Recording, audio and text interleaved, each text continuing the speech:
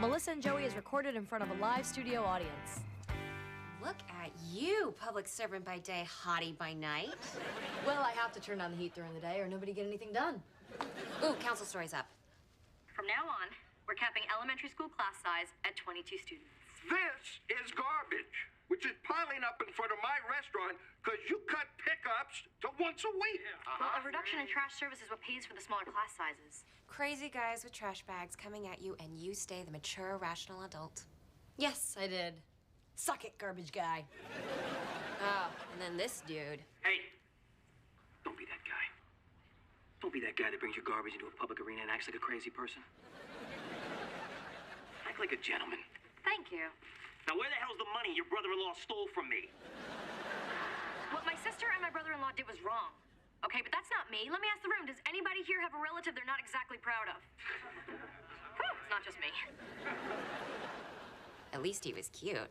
Yeah, I don't see it.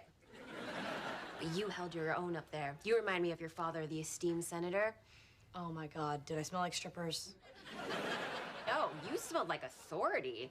Oh, well, that is my fragrance. Yeah, I have to say, in all humility, I was, yes, smoking. Up high, All right. down low. Okay. Plus, your brother-in-law's various felonies totally shifted the focus of the meeting. I think you put the whole trash issue to bed. Aunt Mel, why are angry white guys throwing trash at our front door? There is a political debate in the community in which the majority feels as though... This is getting heavy and really smelly. I'm just gonna leave this here for you, Aunt Mel. There's like 10 more on the porch. Hey, Lennox, did you see the dresser I put in your room? Yeah, it's really cute, but I'm okay. I've got suitcases. She thinks living here is temporary? Well, she no longer tells me what she thinks. I used to be, I'll sneak out of the house, Aunt Mel. Let's get matching tattoos, Aunt Mel. Now, because I said so, Aunt Mel. I do horrible things like put furniture in our room. Clearly, I'm a monster. Of course she's difficult. Don't you remember what you were like at 15? Not very clearly. I did a lot of drinking then. I guess you're stuck with me.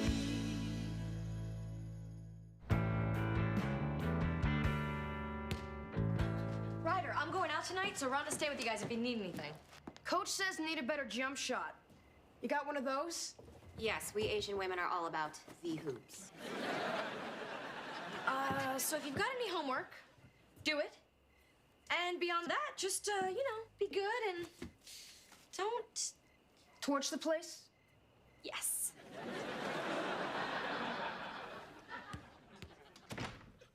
It was one little single alarm fire. At his old house, the week his dad ran off. He was angry, he just... Stacked 20 of his dad's suits on the driveway, added some top shelf cognac, and lit him up? In a way. But we all need to let things out every now and then. No, we don't. The urge to set things on fire, we repress. Thanks for babysitting. I haven't had a date since the kids moved in. It's been so long, I'm actually nervous. All right, what do you think? These say smart, independent, bright political future. These say former bad girl. She's back. What, are you going hiking? Those. That's yours. Melbourne? Rhonda Chang? Yes, hello? Shadow school principal. She did what? What'd she do? When? Where? Really? Today? Lennox did that. Liz, I find that hard to believe. No, she didn't tell me. It's not at all typical. Of course I believe you. I know when something's serious. Is this really serious? I'm really I'll sorry talk to Mel, that this but happened. I'm telling you, this couldn't have happened. Guess what?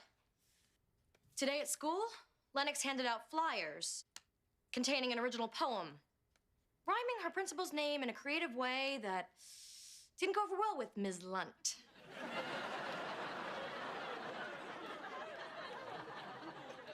Not to send up a flare, but there's a possibility Channel 5 has a story. Are you sure? Pretty sure. I was just on the air, live, denying it. 2 months living with me and she gets suspended. Legal guardian of the year, thank you. I keep telling you, hire somebody, an organizer, a professional. Those kids need structure and discipline and possibly electroshock therapy. And you, my dear, cannot do everything. Well, maybe not everything, but I can certainly do this.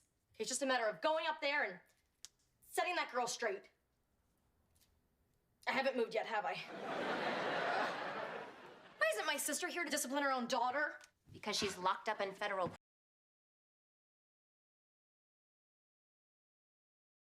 prison. Remember you and me at the Fall Out Boy concert? I just found this old picture. Oh, you mean the one that was hanging very obviously in the hallway outside the door? Not obviously, affectionately.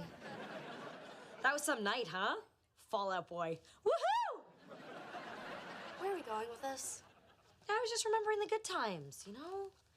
When we shared, told each other things, important things that happened today. Oh, come on, you didn't think I got suspended with something you might share? Okay, I will share this. Miss Lunt is a fascist. Why couldn't you have called her that? Instead of, you know. Well, I never got in trouble at my old school. That's because your parents bought the indoor pool. It didn't even have a spa. Like, what's up with that? Whatever, look, Miss Lunt is expecting an apology. You and I have an appointment down in her office at 3 o'clock tomorrow. Great. You let me know how that goes. Lennox, until you talk to her, you can't go back to school. Oh, well, guess I'm not going back to school. Of course you are. This is your education. Nothing is more important. Oh, that's my date. Oh, I have more to say. You just stay right there. I'll stay. Oh, gross. I was expecting my date. I'll be quick. I was a jackass down at City Hall. I never should have crashed your meeting asking where your brother-in-law was. That was wrong, and just wanted to come here and say that I'm sorry. Bolivia! Lewis is in Bolivia, isn't he? You just flinched. I flinched because you shouted Bolivia. Okay, people in Bolivia flinched. Look, I don't know where the hell he is. Now get lost and leave me alone. Hi, Griffin. Hey, don't you look nice and smell handsome? Who's this guy? No guy. I'm a...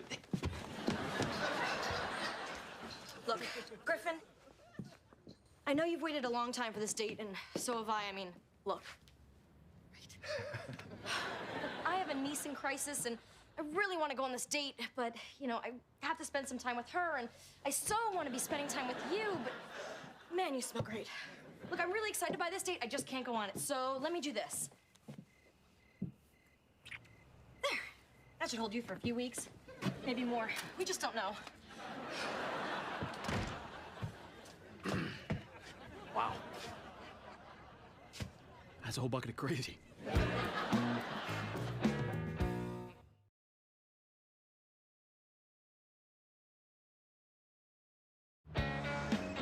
Rhonda. I know I'm late. Really? That late? Yes, I filled out the paperwork for the nanny agency. It's right here. No kidding, I'm late? You should have said that before.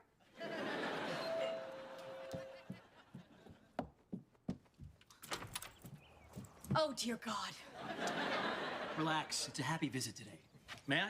No. So I found the city budget online last night, and I went through it. Here's a thought. The cash in the general fund that's just sitting there, hire me, and I'll double your rate of return. That way you'll have enough money for smaller class sizes and extra garbage pickups. And pie for everyone. That sounds like a great plan, and I'd sign up immediately if you weren't a complete lunatic. Joseph Longo is not a lunatic. Joe Longo? You're Joe Longo? You ran Lewis's commodities division. You made him millions. Legitimate millions, yeah. Your bastard brother-in-law pissed away.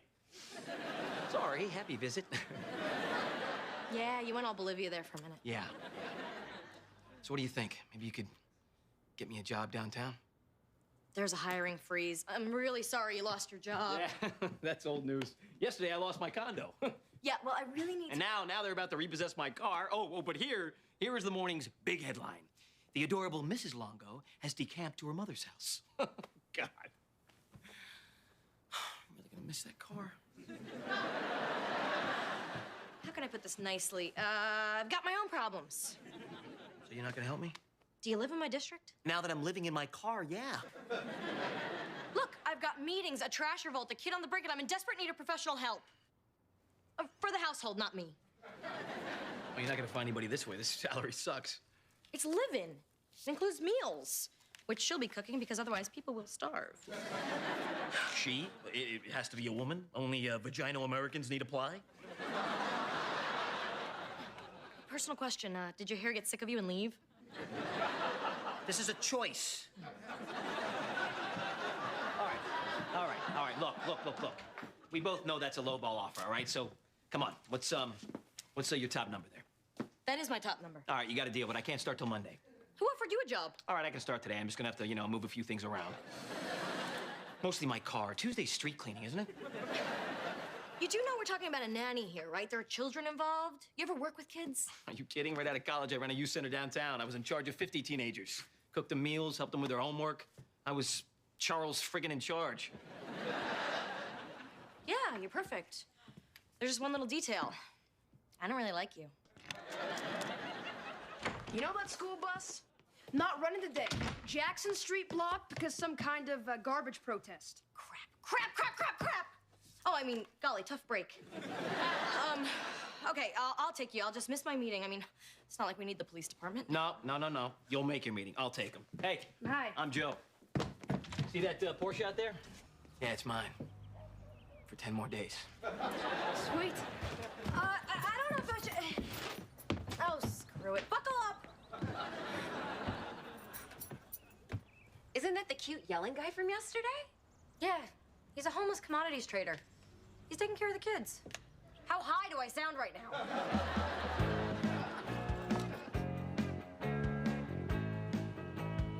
Rhonda, bottom line, she sounds great.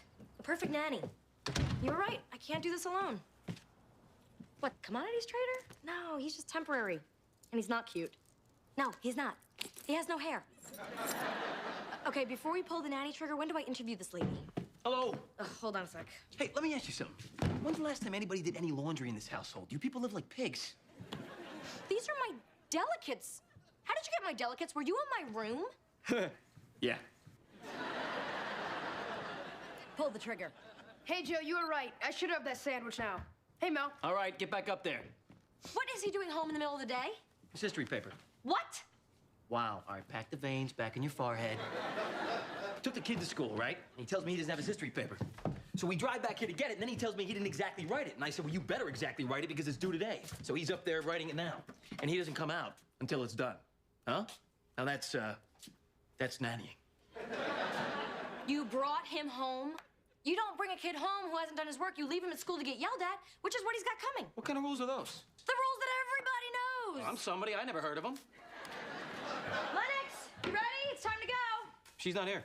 Where is she? You were supposed to watch her. You never said that. Because it's obvious. The girl got suspended. She's gone. She's ditched the meeting. You know what? You're right.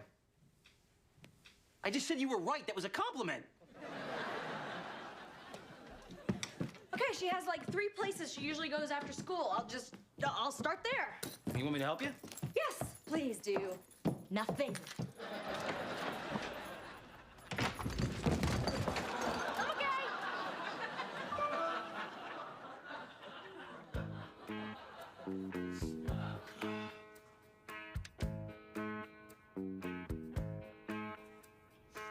I can work with this kid.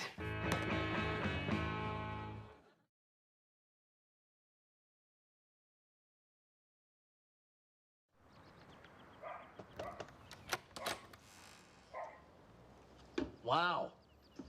This is where you come for your adolescent brooding? You come up here to turn me in? It's not really my style. What is your style? Outlaw. Cast out by the power brokers. Forced to live a life in the shadows. Oh, kind of like Batman if he'd been demoted to a nanny. Nice. Aren't you supposed to be at a meeting at your principal's office right now? Why should I? Crap goes on there all the time. Miss Lunt fires the music teacher, completely gets rid of the band, and everybody's afraid to talk about it. I'm tired of life being unfair. How about for once it just be fair? I'd be upset too if my mom and dad bailed on me. I'm talking about Miss Lunt. If you say so. You don't know anything about me. You're right. I don't. But what I really don't know about you is why you're taking this all out in your aunt. Because she's the only person who hasn't bailed on you. Look, I know she can get a little skitsy at times. All times. But since we're talking about fair, do you really think it's fair that she has to go down to your school all alone and eat your big bowl of stink for something that she didn't do? Big bowl of stink? What is that? You'll know when you've eaten one. Any sign of our Lennox? Oh, Miss Lunt, look, I know what Lennox did was bad. Okay, really, really bad. But if any kid has the right to be upset about what life's handed her, look, I'm not trying to excuse Lennox, I'm just saying. If I was Lennox, probably would have done worse by now. In fact, I did. This is pointless without Lennox. Why don't we just reschedule? You think you could manage to find her by, say, tomorrow afternoon? Oh, tomorrow's city council session's all day. But we take lunch 12 to 1. I don't know when you break. Miss Burke, parenting doesn't fit into nice little schedule boxes. You know, it might be helpful to look not just at what Lennox is doing, but at the job you're doing. She's doing okay. I'm sorry I'm late. And I'm sorry about the other day with the poem. And I'm sorry about the stuff that I said. I was mad. And apparently not really at you. But there's no need to blame my aunt. She's been getting enough of that for me. You know, at least she's trying. Okay, whatever. Let's just get to the stink eating part.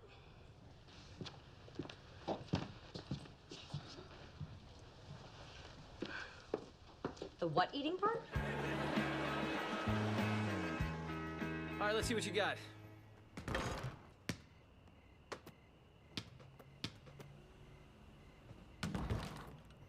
Here's a thought, my hip young brother man. Try loosening up your knees a little bit.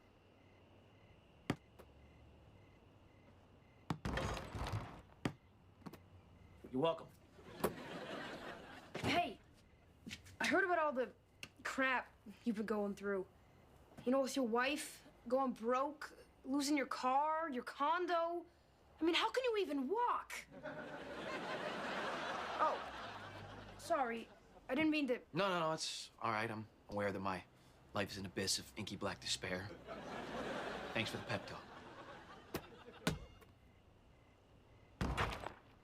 Hey, could you show me how to do that? Only if you taped it, I have no idea. Joe?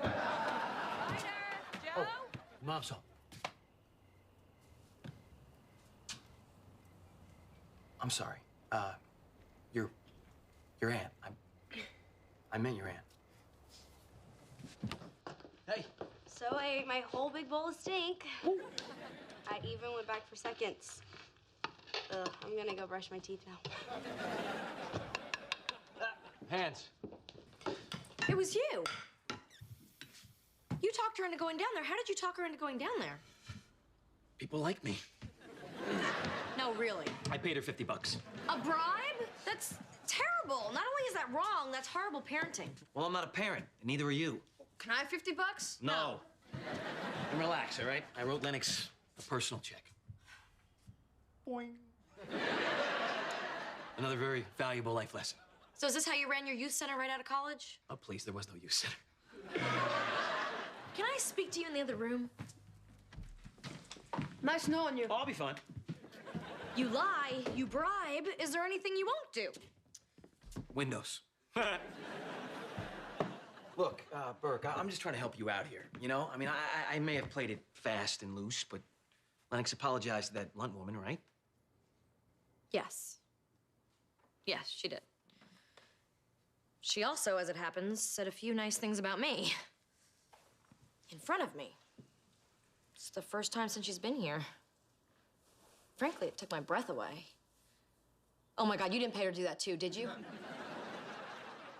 No, she gave you that one free of charge.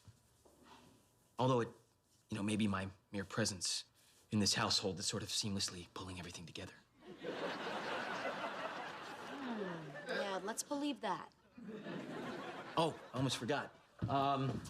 A Regency nanny's called. They said that Mrs. Dietrich is available and that she'll be here 8 a.m. tomorrow morning. You didn't think I could handle this, did you? To be honest, no. Not until you, pulled all that competence out of your ass. So, is this official now? Because, you know, if not, I can just, hop in my house and drive away. Yeah. Let's give it a shot. How bad could you be? You'll find out, won't you?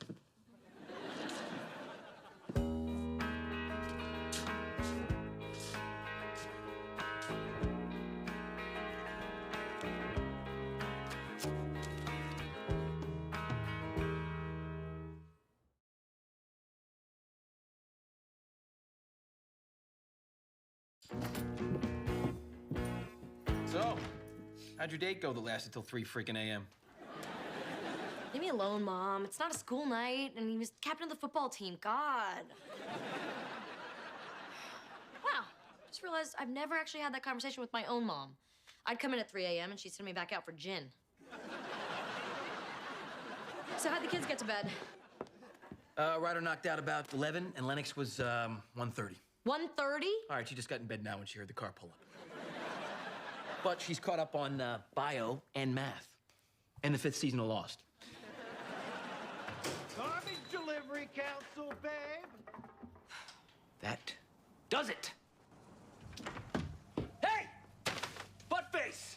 Did you forget something? Hey!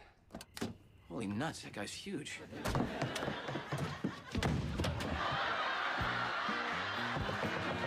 Mel! Mel, this guy... I'm not kidding, this guy's huge, Mel!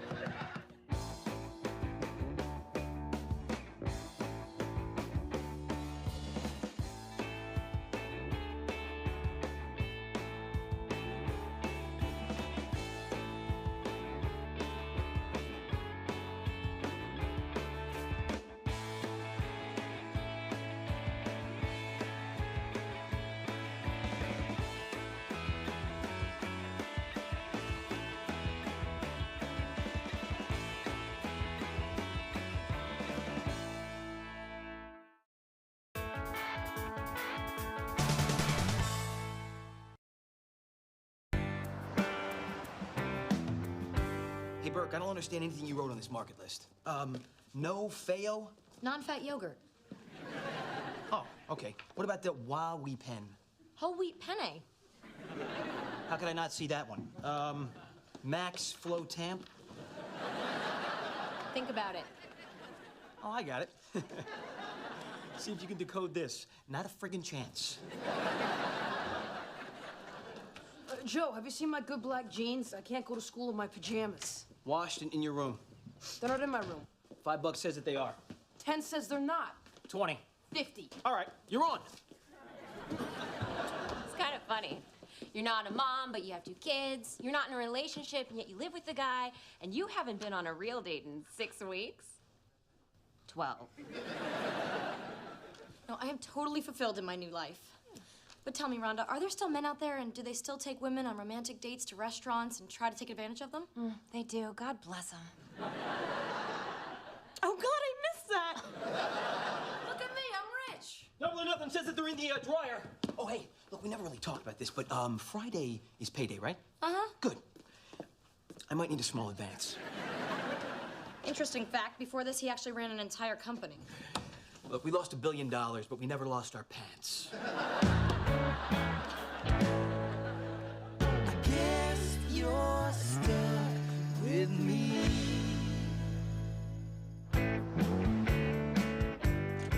Sounds like a date. It is not a date. Theo just wants to discuss arts funding for public schools with me at that really cool new dim sum place where all the couples hang out. Oh, he totally asked you out. Can we not be teenagers about this? He totally did. Oh, and he's like so cute. Oh.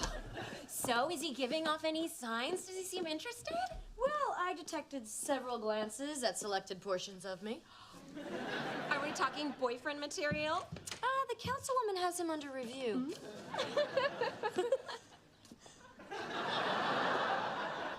Girl talk. Just business. Yes, we were reviewing critical personnel issues. So then girl talk. Well, I think this is great because let's face it, these days you're not out there hitting the clubs. And nothing's hitting me. So, what's your next move with Theo? Well, I don't want to be unprofessional. I'm lying. I want to be so unprofessional. Like, slap me with a lawsuit unprofessional. He is really adorable. Ladies, please, at least wait till I'm out of the room. But I can't just be hitting on the guy when he's lobbying me. I mean, isn't that crossing the line? So make him cross it first. Let him give you a ride home after the next meeting. Then ask him if he wants to come inside. A little chit-chat, flash those baby blues. Do I have to spell this out? No, I have memories. And a videotape one of my old boyfriends made. Man, I look good in that tape. You should transfer it to digital so you don't lose it. And then encrypt the crap out of it. Gotta go. I have a date. Well, not technically. I'm interviewing new interns. Oh, hey, let me help you with that. No, I got it. It's perfectly valid. Please don't.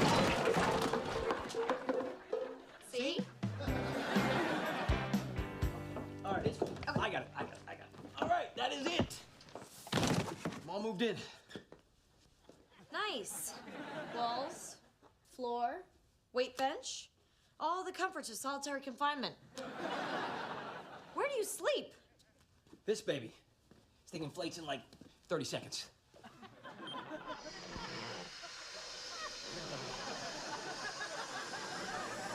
Wow. Look at it go. You better get out of the way.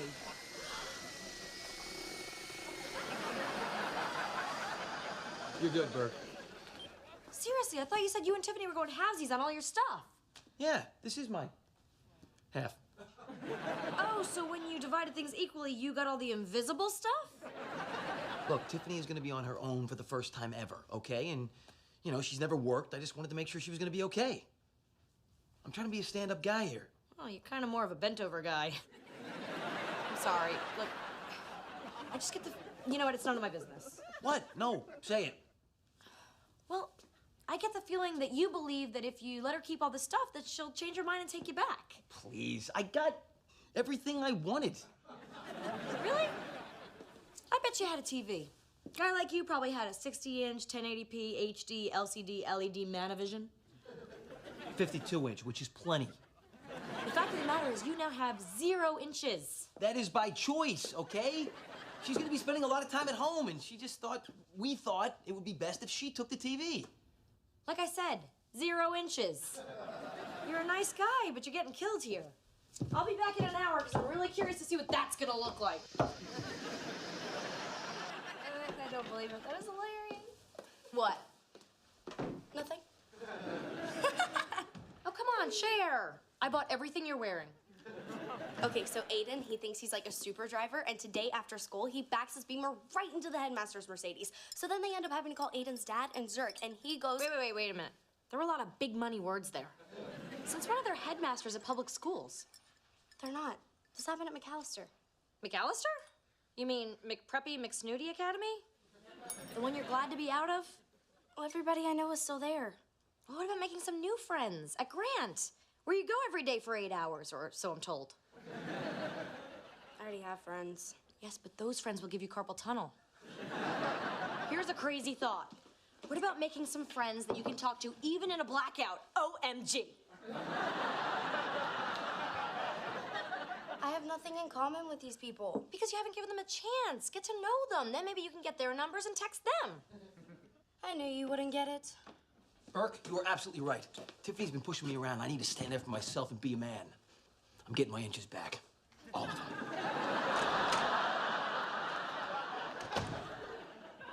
We were talking about televisions.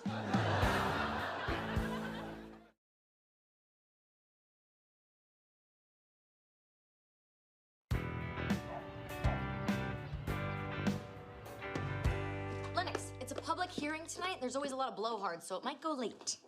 Uh-huh. And flying monkeys might carry me off into the night. You know, I do listen to you. I just don't find much of it very interesting. Oh, you do listen to me. Oh, you're wearing the special occasion earrings. Is there going to be a very special blowhard there tonight? No, Yeah, uh-huh. What's his name? Theo Morton. What's he do? Well, he's deputy vice chair in the Mayor's Commission of Arts Curricula and Public Funding. Ooh, a bad boy. I bet he wears suits. He does not. Okay, yeah, he does, but... Oh my God, I just looked out the window. You guys gotta see what's coming. Hey, thanks, buddy. It's the most beautiful thing I've ever seen. Joe, can I touch it? No. All right, but go wash your hands first. Well, I think I know what this is. This is a little piece of my dignity. Went over to talk to Tiffany. Best conversation we have had since, Since, you went broke and then she dumped you? That's a way to cushion it, yeah. Anyway, I stated my position, she listened, and I am back with tangible results. Yeah, a beautiful big-ass TV. Watch your language around the television, okay? Hey, where are you going with that? Oh, it's all right. Let the kid take it for a spin. And listen, I have to thank you. It's because of you that I got that TV back. You know it's not staying in the living room. But what's even more significant is what I did not come back here with. I'm serious, it's not. My awesome leather club chair. You see, I wanted that too, but Tiffany would not let that go. You know what this means? The TV's not staying? No, this means she's not ready to let go. You see, that chair is me. And Tiffany is... Still Tiffany. But she's sitting on me. Okay, so you think that she might want you back because she's keeping a chair. 2 + 2? 4 every time. Oh, that looks great. Look, I put a lot of thought into the design of the room here, and frat house rec room was not part of the scheme. Come on, Aunt Mel, it's high def. And I'm low tolerance. Besides, it's Joe's TV. Oh, it's fine. I can live up here. Actually, downstairs would be so much better. You know, Ryder, downstairs would be so much better. No, you can't. This is the first time this house is officially not sucked. Wow, it's nice that you don't hold back. Ryder, look, I know you like it, but if my interior decorator ever saw this... Oh my God, baby penguins. Sit. No. Oh, they're so cute and crisp. I want a penguin.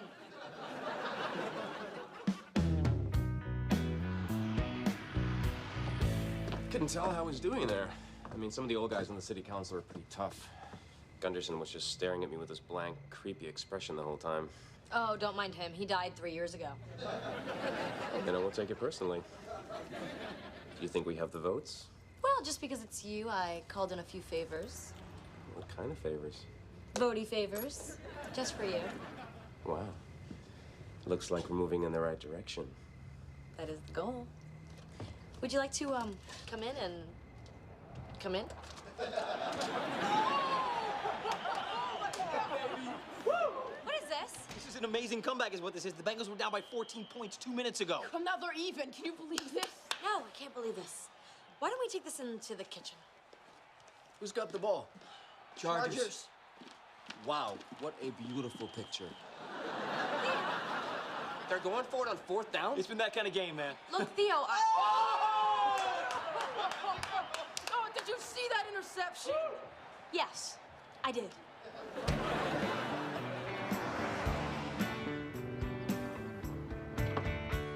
So, before I brief you, brief me. How did it go with Theo Morton, the Orlando Bloom of Ohio Arts Funding? Have we segued from lobbyist to potential down-the-line boyfriend? I had him. I was this close. Then I lost him by 2 touchdowns. What are you talking about? Joe made him watch football. My nanny stole my date. Ugh, man, when I saw you and Theo leaving together, I thought, this is it. The drought is over. So did I. But then it all turned to crap and high def. That's it, okay? I gotta explain some rules to Joe. What can and cannot happen under my roof. Yeah, let him have it hard so you're not snapping at me all day. I never do that. Oh, I'm sorry. Can you just wait in the car for me?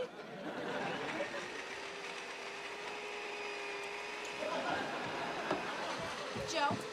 Burke. We need to go over a few things. Look, if it's about the soy milk, I'm sorry, all right? I threw it out because I thought it went bad. I had no idea that god-awful odor was the correct smell. No. This is more global. Aunt Mel, I need to talk to you. Yeah, in a minute, Lennox. No, it'll be really fast, I promise. Okay, so I was thinking about what you said about me not making friends at my new school and not moving on with my life, so I've made a decision. I want to go back to my old school. Ah, the one that's 2 hours and $40,000 away? Yeah, but they give you lunch. Okay, we'll talk about this tonight. Yes, we will. She has no idea how to read you. And that would be my segue back to you. Here's the thing. When I bring a guy home, like, for instance, last night, it would be unbelievably preferable if there was no sports bar right here. So Theo was from work? Yes. But you were trying to... Yes. And then you saw the TV. Yes, and then no, so therefore no. Wow, how come I'm missing a signal? This to you is an apology? It's not my missed signal. I'm not the one that messed up your night, Burke. Trust me, that night was going nowhere. We were headed somewhere. Really? I mean, come on. The guy started watching the game. So, he's a guy. Exactly. When a guy is into you, he's sticking with his man parts, okay? And man parts, They don't care about high def. Relationship analysis from a guy who thinks a woman still loves him because she's keeping his chair. Hey, that chair is significant. Move on! Sit somewhere else! Don't get mad at me, all right? I'm not the one who messed up your little schoolgirl crush. Oh, it was not a schoolgirl crush. Oh, a text from Theo. Oh, you are so gonna eat your words. Check this out. Dinner tonight. That's it? 2 words? Yeah, but they mean a great deal. They mean that he's hungry. Yeah, hungry for love. Of food. You are so wrong. And by so wrong, you mean I'm so right. I'll show you. Really? What are you gonna show me? That this means so much more than your ridiculous old club chair. Will you leave my chair out of this, please? We really need to get into work now. Gladly. Dinner. Just a dinner. Just a chair.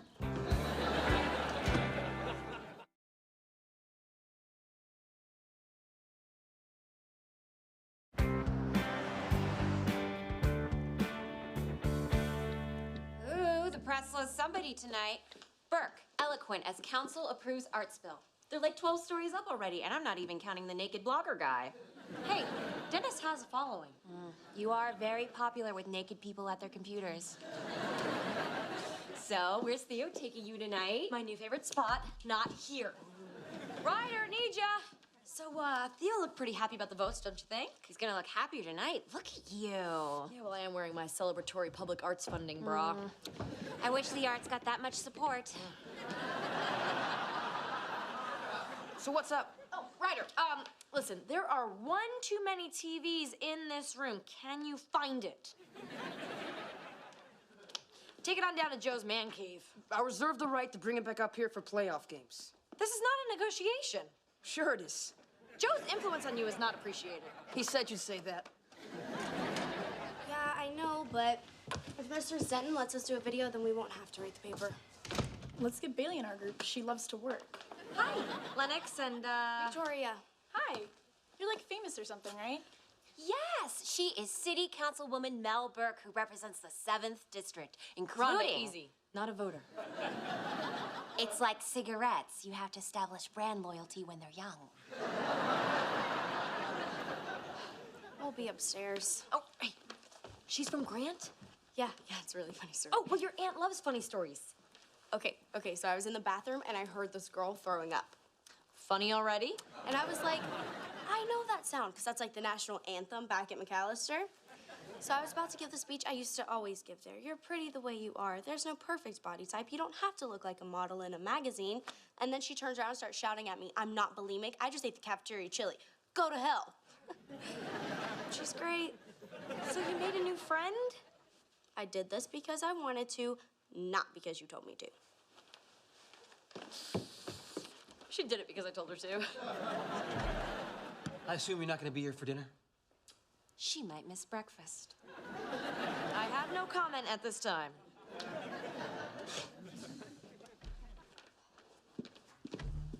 Excuse me, Joseph. Uh-oh. No, you're fine. I wanted to say I'm sorry about what I said before about you and Tiffany and things. You know, I know it's been a tough transition and there's some things you miss, so I thought this might help you move on. A laptop? Thank you. You know, the feds took mine for evidence. No. I've been looking for leather club chairs to replace yours. Look, there's like a dozen of them selling right here in town. That's very thoughtful of you, Burke. See? Leather, perfect condition. Look at this one. It's got a lot of character. That's my chair. See? Just like that, we find you when you like. No. That is my chair. That's my actual chair. That's my damn chair. She's selling it? You don't know that that's yours? There's like a million of these. Yes, I do. Look at this. Zoom. Okay, you see? That is Tiffany right there. I recognize those. You know why? I paid for those too.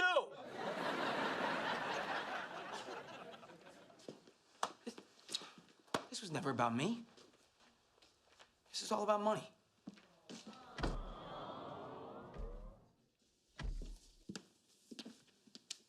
I'm sorry, Joe. I had no idea. You okay? Yeah, I'm good. I just should have seen this thing coming. You were absolutely right. Well, sometimes when you have feelings, it's hard to see what's really going on. It'll be okay. Where's the TV? It's downstairs. Whatever. it's cool with you, I'm just gonna chill here for a little bit, all right? Here's the thing. Theo's coming over, and given that he's coming over, perhaps a better place for you to chill might be downstairs. It's the best chair I'm ever gonna have. And I've sat in some chairs, Burke. You know, when things are swirling around me and I really need to clear my head, there's nothing better than going to my own room. Room, sweet room. Wow. I can't believe it. It's finally over. Another text from Theo. Can't make dinner tonight. My boyfriend and I are taking our cat to the hospital. Elphaba is coughing up blood. Thanks for the votes. Boyfriend? What the hell does that mean? Eddie's gay. Gay?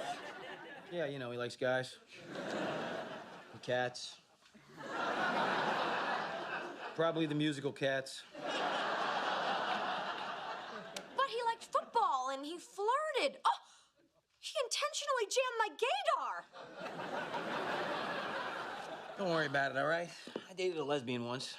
She was actually a nice girl. Look, you're just not the best at judging signals, so what? He was using me, and it was all completely political. And now he's done pretending and he's back with his boyfriend and their dying cat. Oh, I hope they're happy. You're just itching to say I told you so, aren't you? Hey, I just got dumped for a chair. This was all about his public arts funding scheme. Oh, well, that's it. From now on, I'm only supporting technical schools, okay? The arts can bite me. Hey, Ryder, hey, get back downstairs and get that TV back up here. I want 52 inches of plasma in front of my face pronto. But I just took it. Look. When they finally agree with you on something, you just shut your mouth and you go with it. I'm gonna learn a lot from you, aren't I? Damn straight, boy.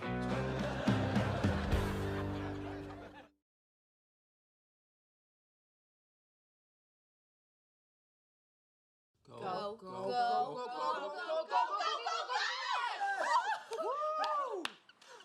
And the baby penguin is hatched. It is really one of the most beautiful things that I've ever seen. So can we keep the TV? It'll help me make more friends. You know, I didn't think I could adjust to it at first, but now that it's here, I guess it's not so bad. What is that? What is that? It's a leopard seal. It's going after the... Oh, my God. All right, we're gonna need to change the channel here. Somebody know where the remote is? Anybody got the remote? Who is the sicko who came up with HD? Oh, God. Here, don't avert your eyes.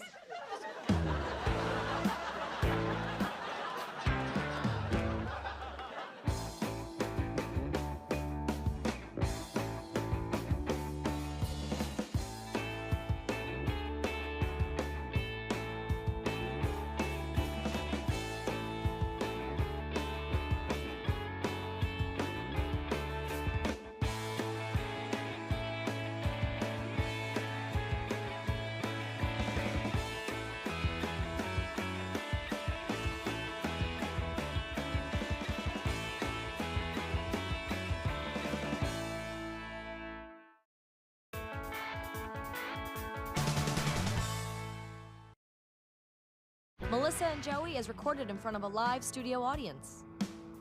There you go. Wow, Joe, nice try with the Vegas buffet, but these kids don't really eat waffles. No, these are amazing. Well, you never liked waffles before. These aren't yours. Yeah, there's no ice crystals, and you don't have to pry them apart. And there's no wax All right, paper. stop. I see you're just trying to show me up with the kids, but come on. You and I both know there's nothing special about these. Oh, my mother of pearl. Oh, these are unbelievable. I've had better. All right, fine. You can just have a cold English muffin then. You know what? I'm actually just gonna take a few of these to the office because yeah, I think there's some people there that might like them. I don't like them, but. All right, well, here. Well, don't forget the bourbon pecan maple syrup then. There you go. Enjoy.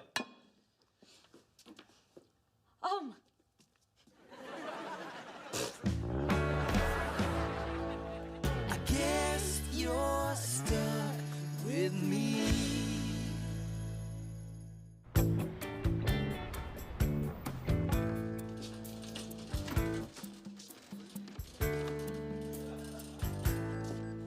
Awful deal. Seriously, awful deal. But it says if I buy one, I get the second one free. Oh, sure, it's not a bad deal if you want to fill up your pool with salsa. But see, all they do is they just double the price of the first jar and then they toss the second one in for free. In the real world, all you need is this little jar they put way up here, which is, well, look at that. Much cheaper. Wow. You're like a shopping superhero. I am. I am supermarket man. I'm Ashley. Joe Longo. It's my secret identity. So, when you're not saving helpless shoppers, do you ever have coffee? You know, lately I've been trying to cut back because coffee actually dehydrates me, so I... Oh! You mean have coffee? Wow. To be honest with you, I just separated from my wife, and I'm not sure if I'm at the have coffee stage yet. I have a slight bitter aftertaste from the last cup. I get it. Yeah. Listen, I'm a web designer, so my days are pretty flexible, and just let me know when you're ready.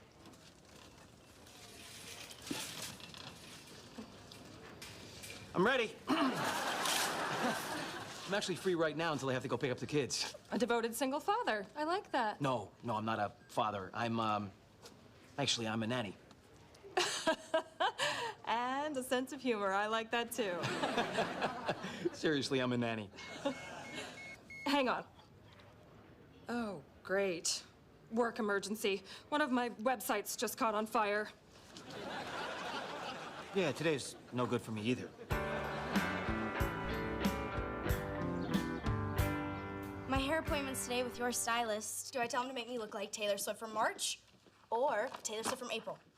They could do that to your face. You see this, Ryder? It's a hot girl. And this is as close as you'll ever get to one. I'm good with that. Morning. Morning. Morning. Oh, this is not a tasty waffle. Yeah, I'm not really in a tasty waffle mood. I am. What the hell happened to breakfast? I mean, what happened to you? All right, I was at the market, ran into this really cute girl. We started talking, totally hit it off, right? Until I told her that I was a nanny. And she ran out of there so quick, she left a hot girl-shaped hole in the side of the store. Joe, that really sucks. But the important thing is you remembered to get the pudding, right? Look, that was just one shallow woman, okay? There are bound to be lots of women who'll be attracted to you. Not me, God, no, but somebody. Thank you, Burke. I'm all better now. But there are billions of women out there, okay? The math is totally on your side. Oh, great. So math is my wingman. All I'm saying No, look, is... I'm fine. I'm gonna do something later this afternoon that's gonna cheer me up anyway, so. Oh, really? What? My divorce hearing. Well, if you'll excuse me, I'm gonna go pick out a tie to go with losing my shirt. Ow. You really think a woman's gonna want anything to do with a nanny? No. But I want my Belgian waffles back, and I'm not gonna get some until he gets some. Something. That was so close to being awkward. Zoning hearing was pushed to tomorrow, and last and most importantly on the agenda this morning, muffins. Oh, I don't think I can. I had waffles yesterday. You had carbs without me? Joe made syrup with bourbon, pecans, and cinnamon. It was like Christmas in my mouth. Mel Burke? Liz Castaldo? I thought I would find you in this building. Oh my gosh, Rhonda, this is Liz. She was my sorority little sister. You were in a sorority? Rah, rah, by gamma, gamma, gamma. I'm so glad that is what I am.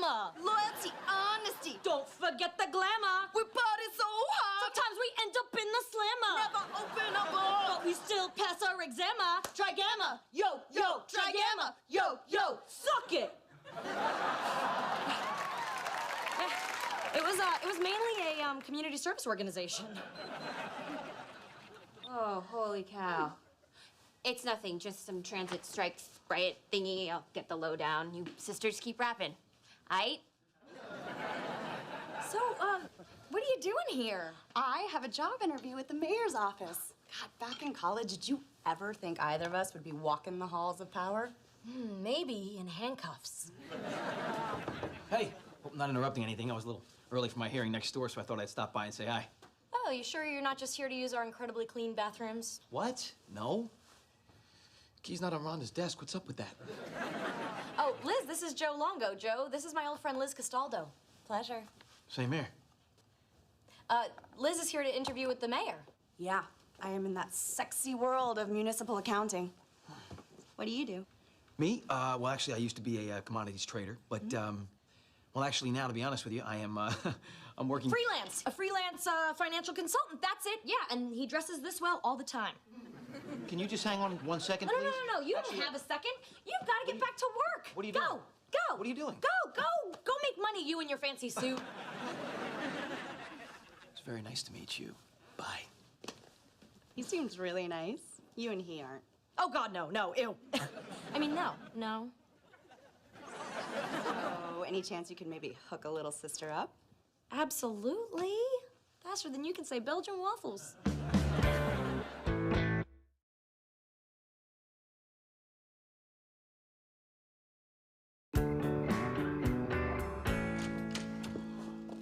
Hey. What you cooking?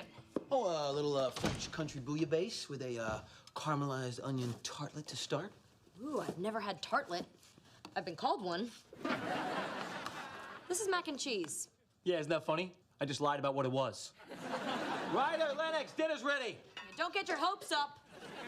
Does this have anything to do with me telling Liz you're a financial consultant instead of a nanny? Absolutely not.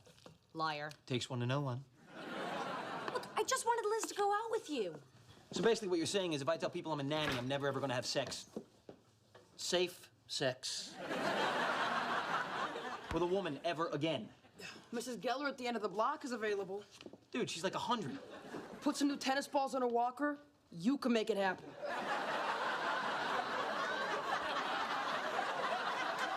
By it, do you mean a heart attack?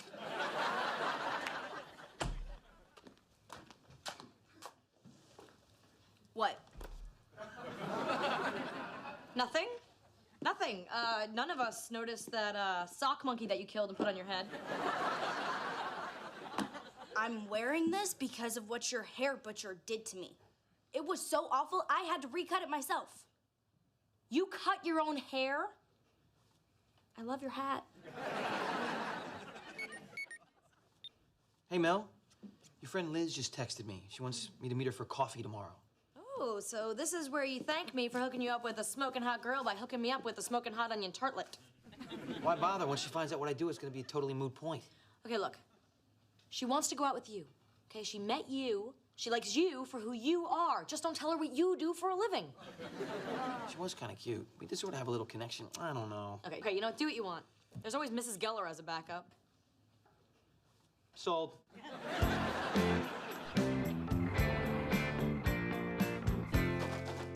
Hey. Let me help you. All right. So, how did coffee with Liz go? It went okay. Lamb, chutney, masala sauce. Something tells me that coffee escalated into bound chicken wow wow. It actually went good. We haven't technically gotten to the wow wow part yet, but we got really close. I knew lying was the way to go for you. Yeah, I was thinking about that. No. You let me do the thinking, okay? You sit across from Liz and look pretty. Look, it went really well with Liz, all right? It might actually go somewhere, not if I keep lying to her. Lying is such an ugly word. But it's the right word, so let's go with that. Look, in the beginning of a relationship, everyone sculpts the truth a bit. Take the push-up bra. In that case, you would lift and separate the truth. You have me in a push-up bra? Yeah, and it looks good on you. Yeah? Well, it's starting to feel a little pinchy. All right, look, I am seeing her Friday night, and the truth is coming out. Fine. You know, maybe by then she'll have fallen for you, and you'll be ready to take off the push-up bra and let the girls fly. Miranda's speaking figuratively. I always prayed for a nanny in a push-up bra. Funny. Real funny, God. Hey, just wanted to stop by and thank you for hooking me up with Joe. I'm going with him to dinner tonight. God, it is so nice to finally find a normal, stable guy with a good job.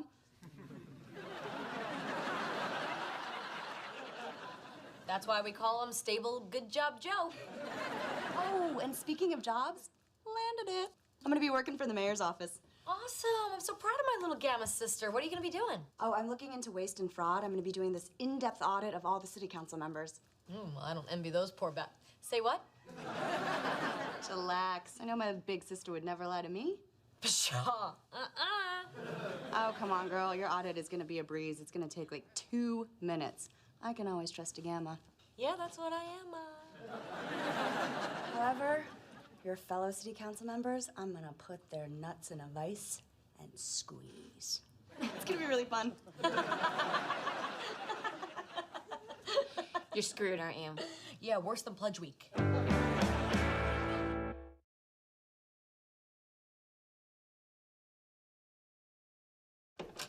Oh, thank goodness you're still here. What's up? Oh, nothing. I just wanted to tell you to have fun on your date tonight. I will. Actually got a great evening planned. I used your name to get us a reservation at Chez Papillon. Yeah, it sounds magical. Listen, it may not be a horrible idea to keep the push-up bra on just a little bit longer. Why? Well, Liz may not be ready to hear about you being a nanny. Well, if she's not ready, I'm ready to suffer the consequences. Yeah, but I'm not ready to watch your relationship die. Wow. If that's how well you lie, how did you get elected? Okay. The truth is, and it's kind of funny, actually, Liz was hired to audit all the city council members. Oh, I see. So if she finds out you lied to her about me... She'll put my nuts in a vice. Are you sure you weren't in a fraternity? I was in plenty of those, too. No, please, okay, 3 more days, okay? That's when the audit's over. You're my only hope. Look, I need to keep my honest reputation intact. So therefore, I have to lie. Yes, please, lie for me. Lie your heart out, okay? Cook up a deception casserole full of lies and falsehoods topped with a thick glaze of BS. Again, your aunt was speaking figuratively. That's cool. I'm gonna go out and find myself a role model.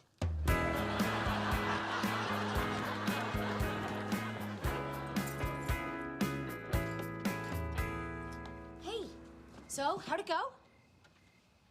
Awful. We had a really romantic dinner, got back to the car, started to make out a little bit, and she wanted me to take her back to her place. So a beautiful woman wanted to sleep with you? Boo freaking who? I couldn't do it under false pretenses. Oh, wow, that's, like, honorable. Seriously, I really appreciate the sacrifice you made. I don't think you do.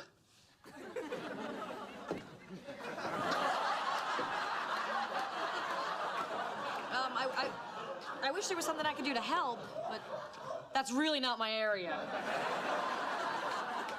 You know what? I can't take this. I am going with the truth. I'm calling Liz right now. No. Yes, I am. Wait. Just 3 more days is all I'm asking you to hold out. 2.5, really, if you don't count half a day. Why would I not count half a day? Because it makes it sound shorter. I can't live like this, Mel. I can barely walk like this. Fine. I'll just deal with the public embarrassment and the damage to my image. You know, the image I've worked on so hard to prove I'm not just an irresponsible, flaky party girl anymore. Fine. 3 more days, no more. Oh, thank you. Oh, you can totally do this, okay? We just have to find a way to keep your mind off sex. Ooh, call your mom. Yeah, try it. That's not gonna work. It'll work. There is no mood killer like a mother. Hey, Mom. What's up? Did I wake you? Oh, you're still dealing with the foot, huh? No way, you're draining the boiler right now? Tell me about it, Mom. Please tell me about it.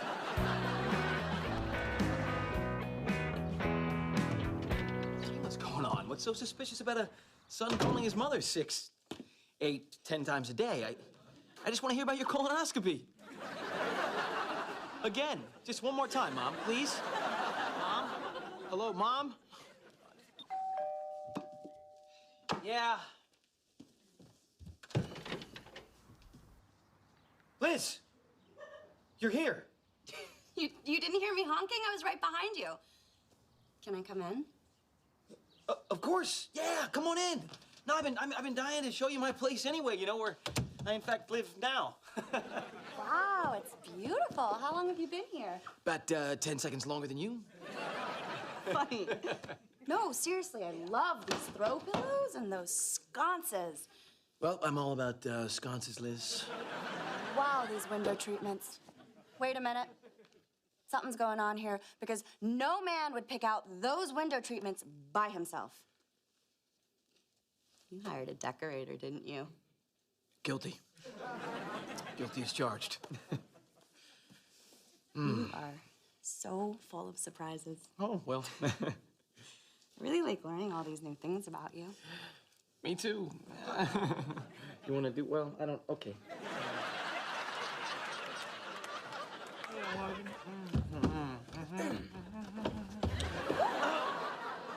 Who's that? I'm Ryder. He's Ryder. Who's Ryder? I'm Joe's nephew. He's my nephew. Joe took me in because my dad's on the run from the law. You never told me you took somebody else's child into your home? I was hoping I would never have to say that. Oh, who's this? Oh, boy. This is Lennox, my sister. Joe took her in, too. It's not like you could break up the set, right? She was real sick, which explains her funny hat. Right? He took you in, too. Yeah. Joe gave me a kidney. Now I can pee again. Joe, that is so unbelievable. I could not agree with you more. Hey, how's everybody? Holy crap! Mel, hey, Liz followed me home. You know, back to my house. Oh, where you now live? Mm-hmm. Why does Mel have a key to your house? Oh, lots of people trade keys with their friends. She I feeds water my dog. plants. I She feed waters the dogs. plants. Why is there a picture of Mel on your coffee table? Because she's my city council person and she fights for me. And the reason that Mel's name is all over your mail? Oh, that's easy. I used to own the house, and now Joe bought it from me. Is that what happened, Joe? What? You know what, guys? I'm not an idiot. I know exactly what is going on here. You two are one of those creepy couples that splits up and keeps living together. Yes! Busted. No, we're not. Look, I am telling her the truth. All right, okay. Look, all right, the truth is, our mortgage is upside down, and we can't afford to move out. Oh, will you stop it? That's not the truth. Look. I should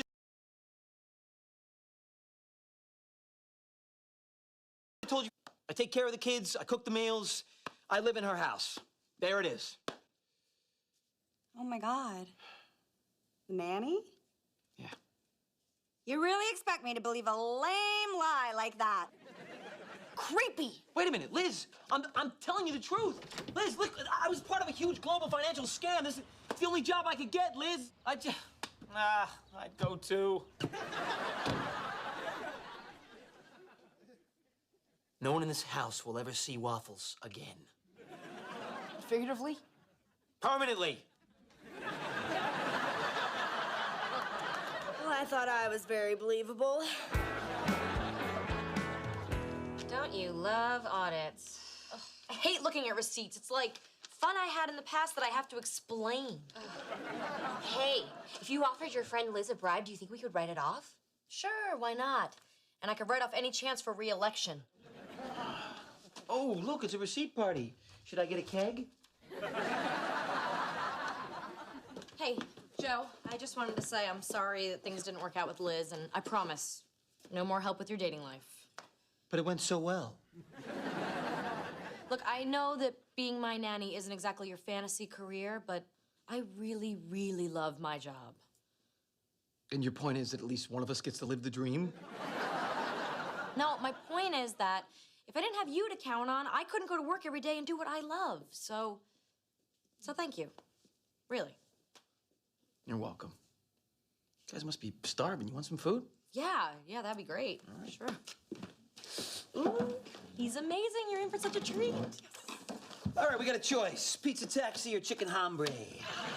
Bon appetit.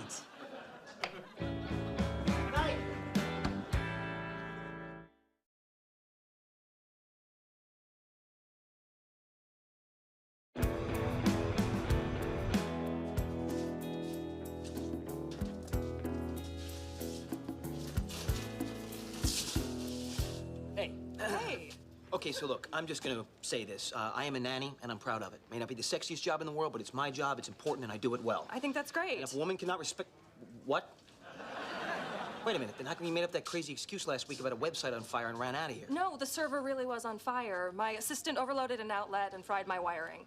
So, yes. I'd love to have coffee with you. In fact, I'm free right now. So you don't think there's anything unmanly about what I do? Of course not. Well, a little bit, but I'm cool with it. Well, then coffee it is. At my place. I grind my own beans. Wow, you work fast. Yeah, no, actually, I have a load in the dryer. We can chat, but you're gonna have to watch me iron. Ooh, sounds hot. Well, you know, I'm also Iron Man.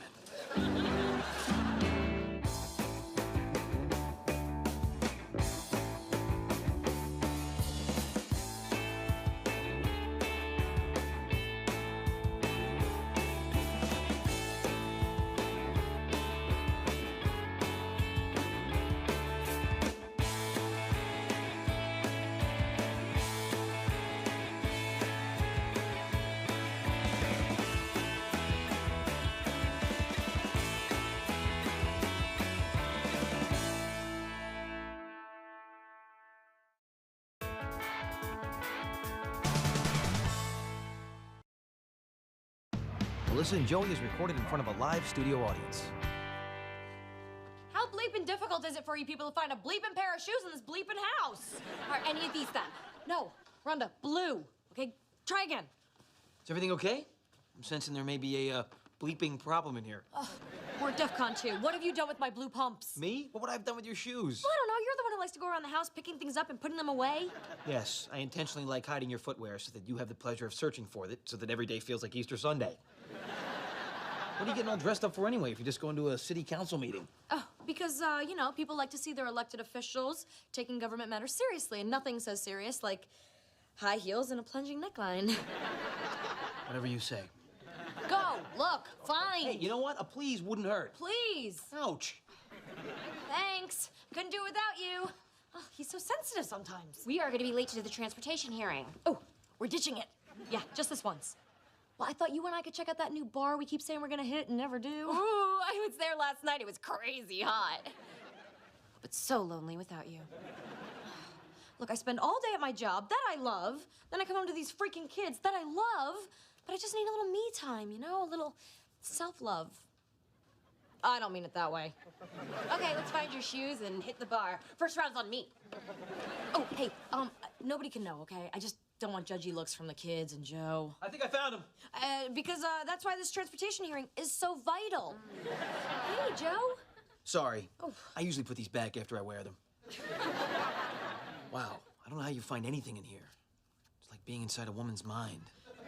If this were my mind, it would be Paris, and you would be an unlimited credit card. You know, I do have a system here. You know, you really should get one of those closet companies to come in here and reorganize everything. What? That's a huge waste of money. I could do that. That could work. I don't know. You know, I've never let a man mess around in my closet.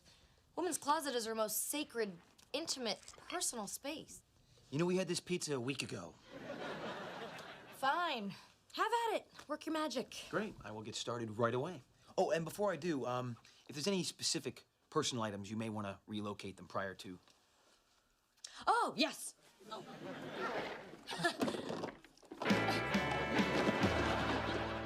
I guess you're stuck with me. Oh, how about Flesh Eaters 2? More flesh eating. I don't know, man. I never saw Flesh Eaters 1. I hate not knowing what's going on. Well, there are flesh eaters and they eat flesh. I'm all cut up then. Well, have a good night. Don't wait up. These transportation hearings can take forever, but that's my job, so whew. Oh, hey, is it okay if I meet Justin at the mall tomorrow? Sure. Have fun. All right, good night. Yo, Mel, don't we want to know who this Justin guy is? Yes, yes, we do. Just some guy.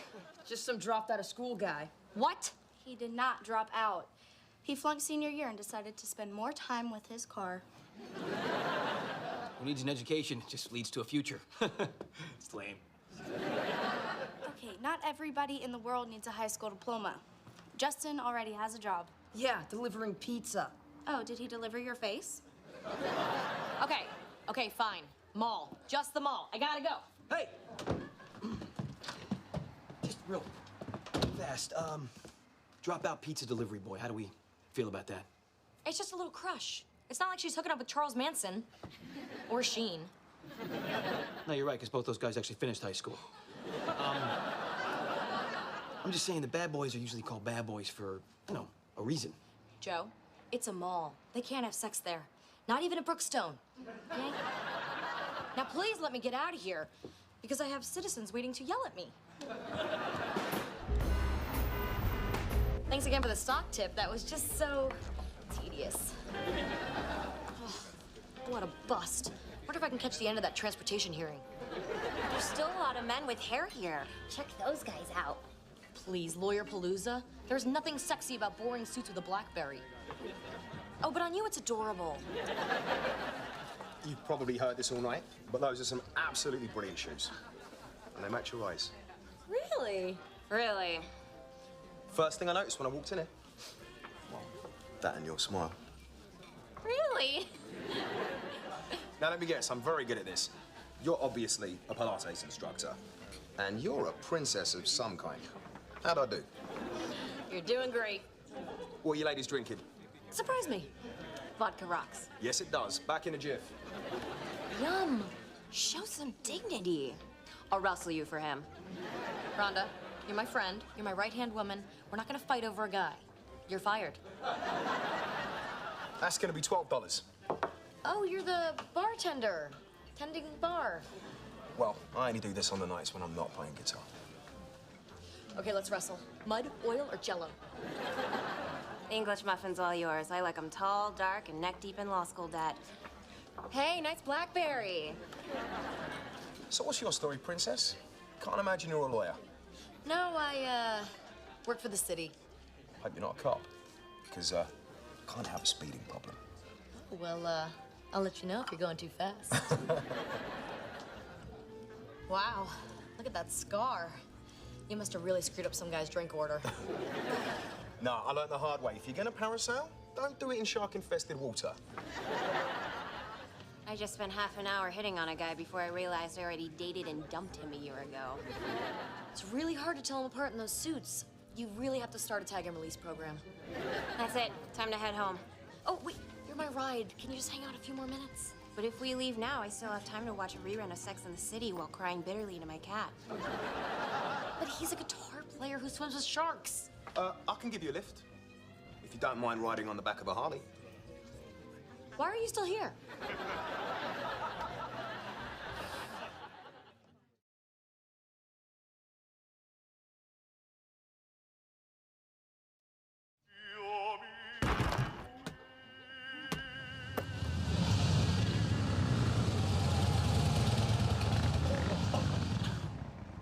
I like Rhonda's new bike.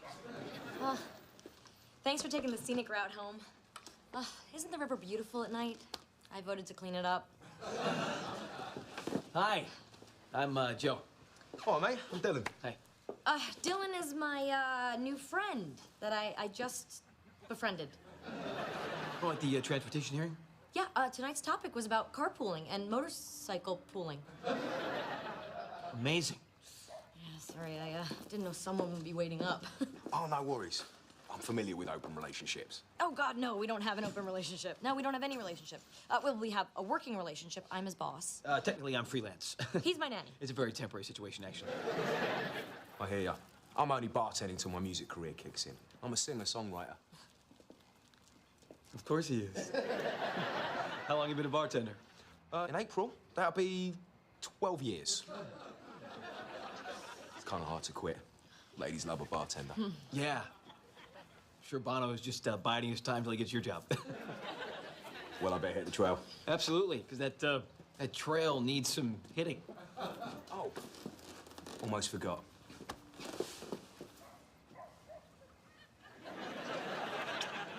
Wow. The only thing that could have made that hotter is if my nanny weren't watching.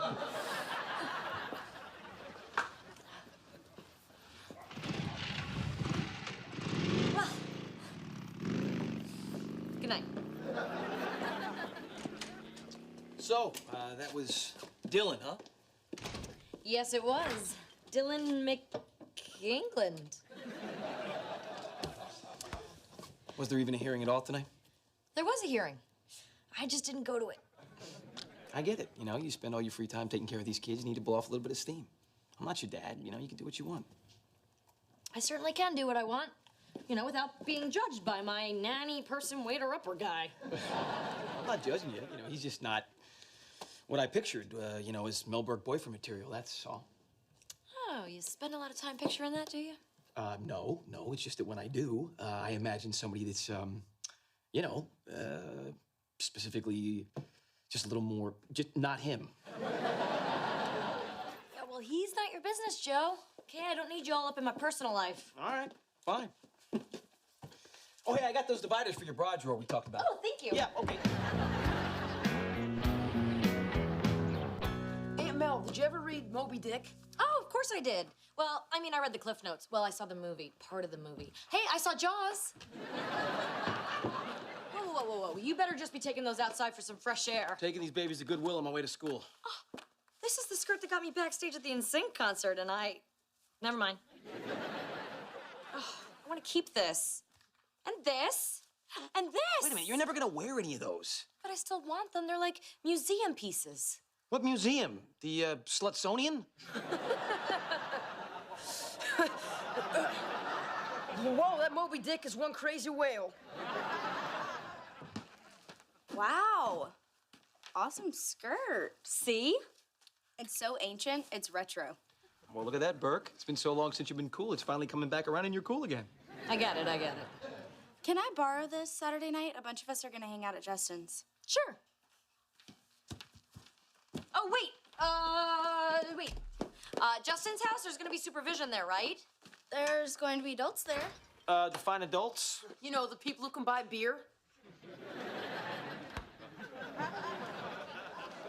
Okay, at the risk of sounding parental, where are his parents? Justin doesn't need parents. He's mature enough to have his own place. Well, then he's too mature for you. But I really like him. Of course you like him. He's a... Bad boy. Yeah, he's a bad boy. He's cool. He's dangerous. Well, let me tell you, he won't look so cool in between contractions in the maternity ward. Yeah, because that's just what'll happen from one little party straight to the delivery room. Hey, maybe on the way there I can rob a bank to support my meth habit.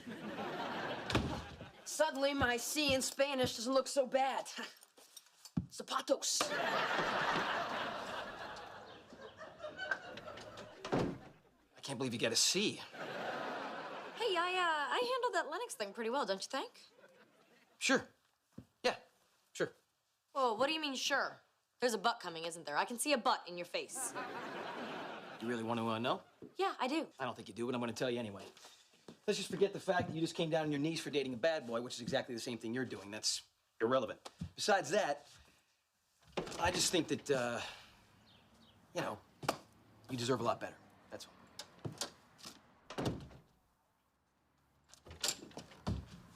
That was out of line. I shouldn't have said that. I apologize.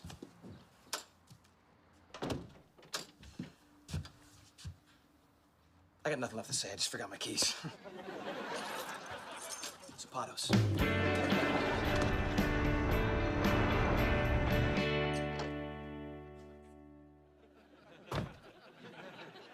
Wow. I thought the restaurant was good. Oh, Elo's is awesome. My manager recommended it. Oh, you already have a manager. Excellent. Yeah, well, right now he's my barista. But as soon as I hit, I'm totally making him my manager. Hey, it's you. That's my album cover. Oh, what's the name of the album? Maybe I've heard it. Oh, it isn't finished yet, but it all starts with the poster. And this is going to be my first single. You with your eyes so bright, bright, bright. Laughing smile lights up the night, night, night. And you make me feel so. Feel so what? Oh, that's all I got. It's kind of hard to finish, because... Cause what? Well, I have a hard time... Finishing stuff? Yeah. You know, I think we were in a better place with the kissing thing. Absolutely. Let's get right on that.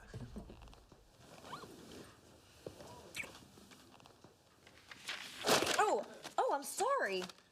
Oh, no, my complex filing system.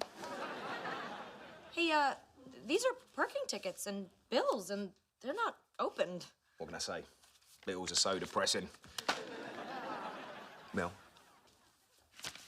The only thing I want to pay right now is attention. To you. Okay, that was cute. You know, if you have 3 unpaid parking violations, the Ohio Bureau of Motor Vehicles will put a block on your registration. Ah, it's all right. I'll register my bike in my cousin's name. That way I never have to do jury duty. Oh, Dylan, okay, if you're an American citizen... Which I am. Yeah, 3 years now. Yankee Doodle and all that. Well, then serving on a jury is one of your most important responsibilities. Jury duty. I don't think I could sit still for that long. Okay, look, Dylan, I like you. You're very sweet, and you obviously work out a lot. But, I have to be honest, I just don't see this relationship going anywhere. Well, you finally finished one thing.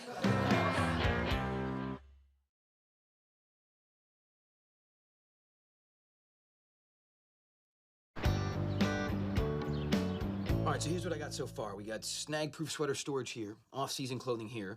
Oh, and I even roughed out a little section exclusively for your Uggs. Now, I don't know how one person with only 2 feet can have so many Uggs, but regardless, it's an Ugg-specific zone. Well, my Uggs and I thank you. Well, you know, a closet says a lot about a person. It's kind of a reflection of one's life, you know, like, you know, who you choose as a boyfriend. Well, maybe you could rough out a little space for my personal boundaries. Yeah, sure, okay. I'm just gonna take down your drawers. And paint them out on the driveway. Listen, about the other thing, you know, you were kinda right. I'm sorry, what was that? About Dylan, you were right. I was sucked in by all the bad boy accoutrements, you know, the body, the bike, the accent, the body. But, you know, there was nothing there, so I said goodbye. You came home at 4 a.m. Yeah, it was a long goodbye. You know, 10 years ago, Dylan would have been perfect for me, but by the time you reach 30, you need a better reason to date a guy than, did you hear him talk? He sounds just like David Beckham. Oh, angry door slamming. Lennox is up. Hey, Lennox! Hey, Lennox. Oh, God, we aren't gonna talk, are we? Look, I don't like coming down on you so hard, but I just wanted you to know I understand why it's so easy to fall for a bad boy like Justin, because, as it turns out, wouldn't you know, I've been doing the very same thing. And here's mine. Wow. He's hot. Does he have a face? Oh, sorry. Oh, not that one. Oh, no. Oh, there. There. That's Dylan. Man, he's smoking. You know, but there was nothing beyond that. So, I ended it. You know, it's not easy to say goodbye to something that's fun and dangerous, but ultimately, those relationships are just dead ends. Do you get what I'm saying? Yeah, I get it. Bad boy's bad. Virginity, good. That's it. Now just repeat that until you're 30.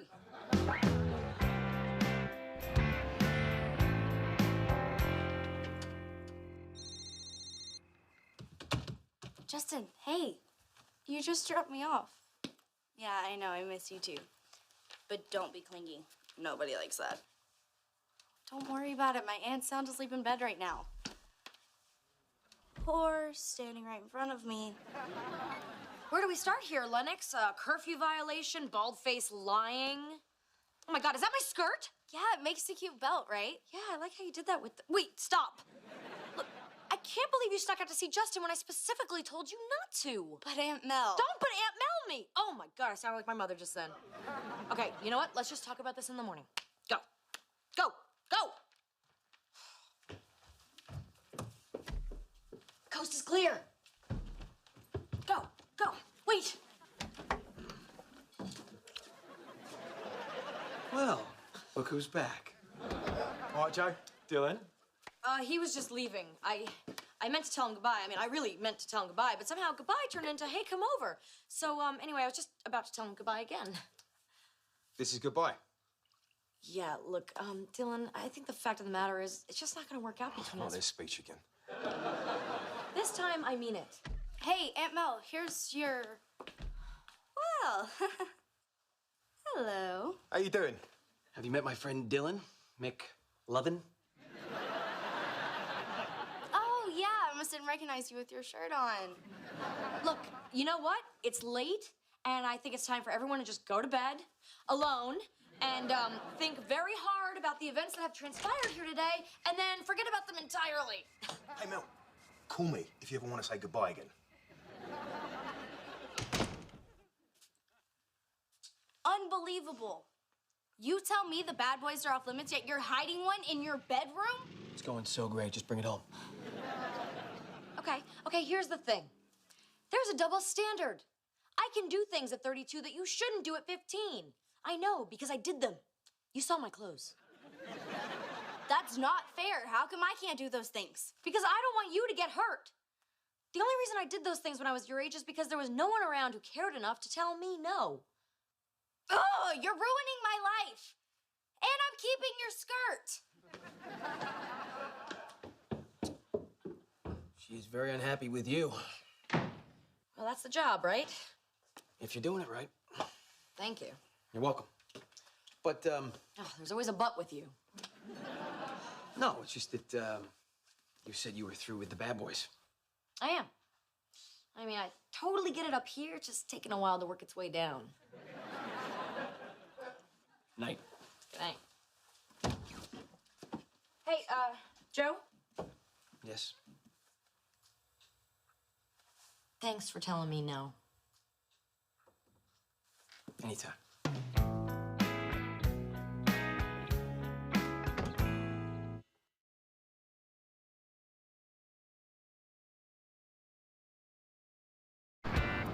Joe, it's amazing. I mean, thank you. I could never have done this by myself. Obviously. Oh, and check out this. You ready? Yeah, baby. My bags! Yep. And they are in rainbow order. Oh, that is so obsessively, compulsively wonderful. Oh, and one last thing. There you go. What is this? My old clothes, my favorites. You didn't throw them out. Well, that would have been like saying there's none of that wild party girl left, so I managed to fit all your adult responsible clothing in here and still keep some of those trashy things that you should never, ever wear again in public. I could wear this again. No. Oh, this was what I wore to my prom. Oh, still smells like whiskey sour, CK1, and a barn floor. Well, our prom theme was Night at the Rodeo. All right, we're not going to throw this out. We're going to bury this.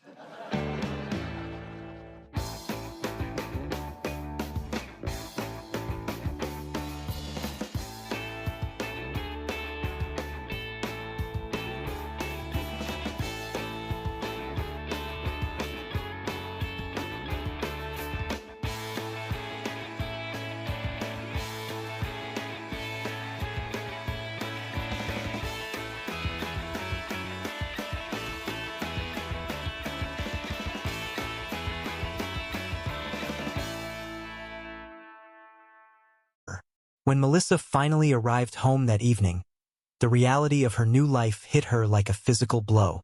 The porch of her beautiful suburban house was lined with black plastic garbage bags. Her nephew, Ryder, a lanky teenager with a mop of unruly hair, was standing in the doorway, staring at the mess. "Aunt Mel," he asked, looking bewildered, "why are angry white guys throwing trash at our front door?" Melissa sighed, stepping over a particularly pungent bag. There is a political debate in the community in which the majority feels as though. She trailed off as she tried to lift one of the bags to move it aside. "This is getting heavy and really smelly." Ryder shrugged, entirely unbothered by the civic unrest. "I am just going to leave this here for you, Aunt Mel. There are like 10 more on the porch." He turned and wandered back inside, completely detached from the situation. Melissa followed him inside, the scent of lavender and polished wood of her home doing little to calm her nerves. She walked up the stairs and knocked gently on the door of the guest room, which had recently been converted into a bedroom for her niece, Lennox. Lennox, a bright but fiercely independent 15-year-old girl, was sitting on the edge of the bed, her arms crossed. Her belongings were still packed tightly in suitcases scattered across the floor. "Hey, Lennox," Melissa said softly, trying to sound cheerful. "Did you see the new dresser I put in your room?" Lennox barely glanced at the white wooden dresser. Yeah, it is really cute, but I am okay. I have got suitcases. Melissa felt a pang of profound sadness mixed with frustration. Lennox still thought living here was temporary. The reality that her mother was incarcerated and her father had fled the country had not truly settled in. Or rather, Lennox was refusing to let it settle. Well, Melissa muttered to herself as she walked back out to the hallway. She no longer tells me what she thinks. It used to be, I will sneak out of the house, Aunt Mel. Or, let us get matching tattoos, Aunt Mel. Now, because I said so, she just shuts down. I do horrible things, like put furniture in her room. Clearly, I am a monster. Rhonda, who had come over to help keep an eye on things, walked up the stairs, offering a sympathetic smile. Of course she is difficult. Do you not remember what you were like at 15? Melissa paused, staring blankly ahead. Not very clearly. I did a lot of drinking then. She shook her head, trying to clear the cobwebs of her own rebellious youth. I am going out tonight, so Rhonda is staying with you guys if you need anything. Ryder poked his head out of his room holding a basketball. Coach says I need a better jump shot. You got one of those? Rhonda crossed her arms, adopting a stance of mock seriousness. Yes, we Asian women are all about the hoops. She turned to Melissa. So if you have got any homework, do it. And beyond that, just, be good and do not torch the place. Melissa finished for her.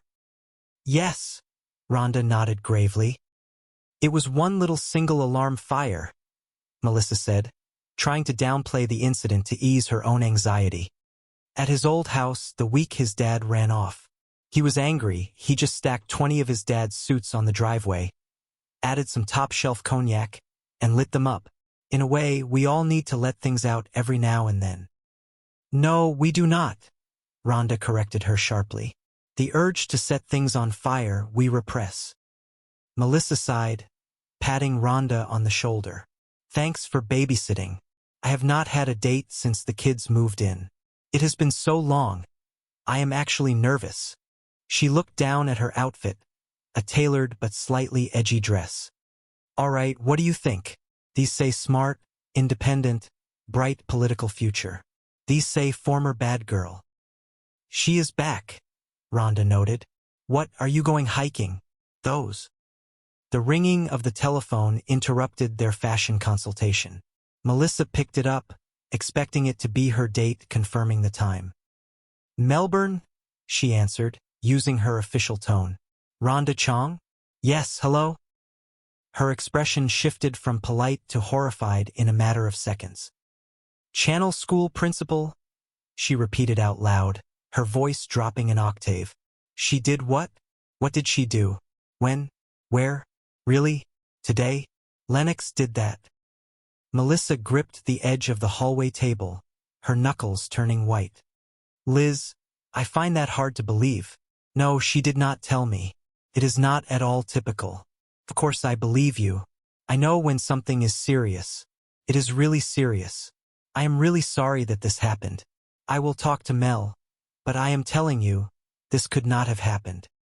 She hung up the phone and turned to Rhonda, her eyes wide with disbelief and rising panic. Guess what? Today at school, Lennox handed out flyers containing an original poem, rhyming her principal's name in a creative way that did not go over well with Miss Lent. Rhonda winced. Not to send up a flare, but there is a possibility Channel 5 has a story. Are you sure? Melissa asked, her voice tight. Pretty sure. I was just on the air, denying it. Melissa rubbed her temples, feeling a massive headache coming on. 2 months living with me and she gets suspended. Legal guardian of the year. Thank you. Rhonda placed a comforting hand on her arm. I keep telling you, hire somebody. An organizer, a professional. Those kids need structure and discipline and possibly electroshock therapy. And you, my dear, cannot do everything. Well, maybe not everything, Melissa said, her spine stiffening with sudden resolve. But I can certainly do this. It is just a matter of going up there and setting that girl straight. She marched down the hallway and pushed open Lennox's bedroom door. The teenager was lying on her bed, staring at the ceiling. "I have not moved yet, have I?" Lennox asked sarcastically without looking up. "Why is not my sister here to discipline her own daughter?" Melissa muttered to herself, staring at the ceiling as if seeking divine intervention. "Because she is locked up in federal prison." She looked back down at her niece. "Remember you and me at the Fall Out Boy concert? I just found this old picture." Lennox finally turned her head, looking suspicious. "Oh, you mean the one that was hanging very obviously in the hallway outside the door?" "Not obviously," Melissa corrected smoothly. Affectionately. "That was some night. Huh? Fall Out Boy. Woo-hoo." She did a small, awkward dance move. "Where are we going with this? I was just remembering the good times, you know? When we shared, told each other things. Important things. That happened. Today." Lennox rolled her eyes and sat up. "Oh, come on. You did not think I got suspended with something you might share." "Okay, I will share this," Melissa said, crossing her arms. "Miss Lent is a fascist," Lennox declared, her voice filled with teenage righteousness. "Why could you not have called her that?" Melissa asked, genuinely exasperated. "Instead of, you know." "Well, I never got in trouble at my old school," Lennox argued defensively. "That is because your parents bought the indoor pool," Melissa reminded her gently but firmly. "It did not even have a spa. Like, what is up with that?" Lennox deflected, looking away. "Whatever."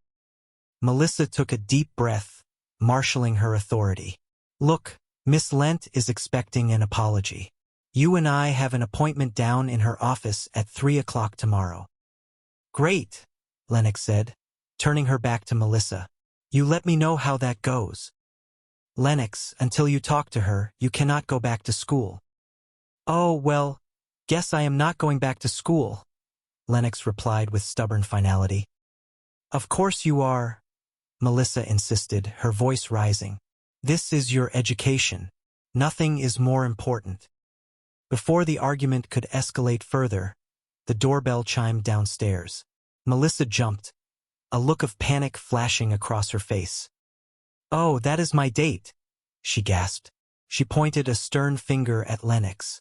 "Oh, I have more to say. You just stay right there." "I will. Stay." Melissa rushed down the stairs, smoothing her dress and putting on her best, most relaxed smile. She swung the front door open, ready to be whisked away for an evening of romance and distraction. "Oh, gross," Melissa blurted out, her smile vanishing instantly. Standing on her porch, surrounded by the bags of garbage, was not her handsome date, but the angry, rumpled man from the city council meeting. "I was expecting my date," Melissa said, her tone icy. The man held up his hands in a gesture of surrender. "I will be quick. I was a jackass down at City Hall, fighting spirit draining out of him. He had tried. He had really tried." "You did not think I could handle this, did you?" Joe asked, his voice quiet, resigned to his fate of living in his soon-to-be repossessed car. Mel looked at him, seeing the vulnerability he tried so hard to hide. "To be honest, no. Not until you, pulled all that confidence out of your ass." Joe blinked, confused. "So, is this official now? Because, if not, I can just, hop in my house and drive away." Mel extended her hand, a genuine, warm smile illuminating her face. "Yeah, let us give it a shot. How bad could you be?" Joe took her hand, his grip firm and relieved. "You will find out, will you not?" Later that night, the house was finally quiet. The relentless energy of the day had settled into a peaceful, suburban stillness. The only light came from a single lamp in the living room, where Joe sat in a comfortable armchair, reading a thick hardcover book. He had nowhere else to go, and for the first time in weeks, he felt a strange, comforting sense of purpose. The front door clicked open, and Mel slipped inside, kicking off her heels with a heavy sigh. She looked exhausted, her hair slightly messy, her blazer draped over her arm. "So, how did your date go that lasted until 3 in the morning?" Joe asked, not looking up from his book.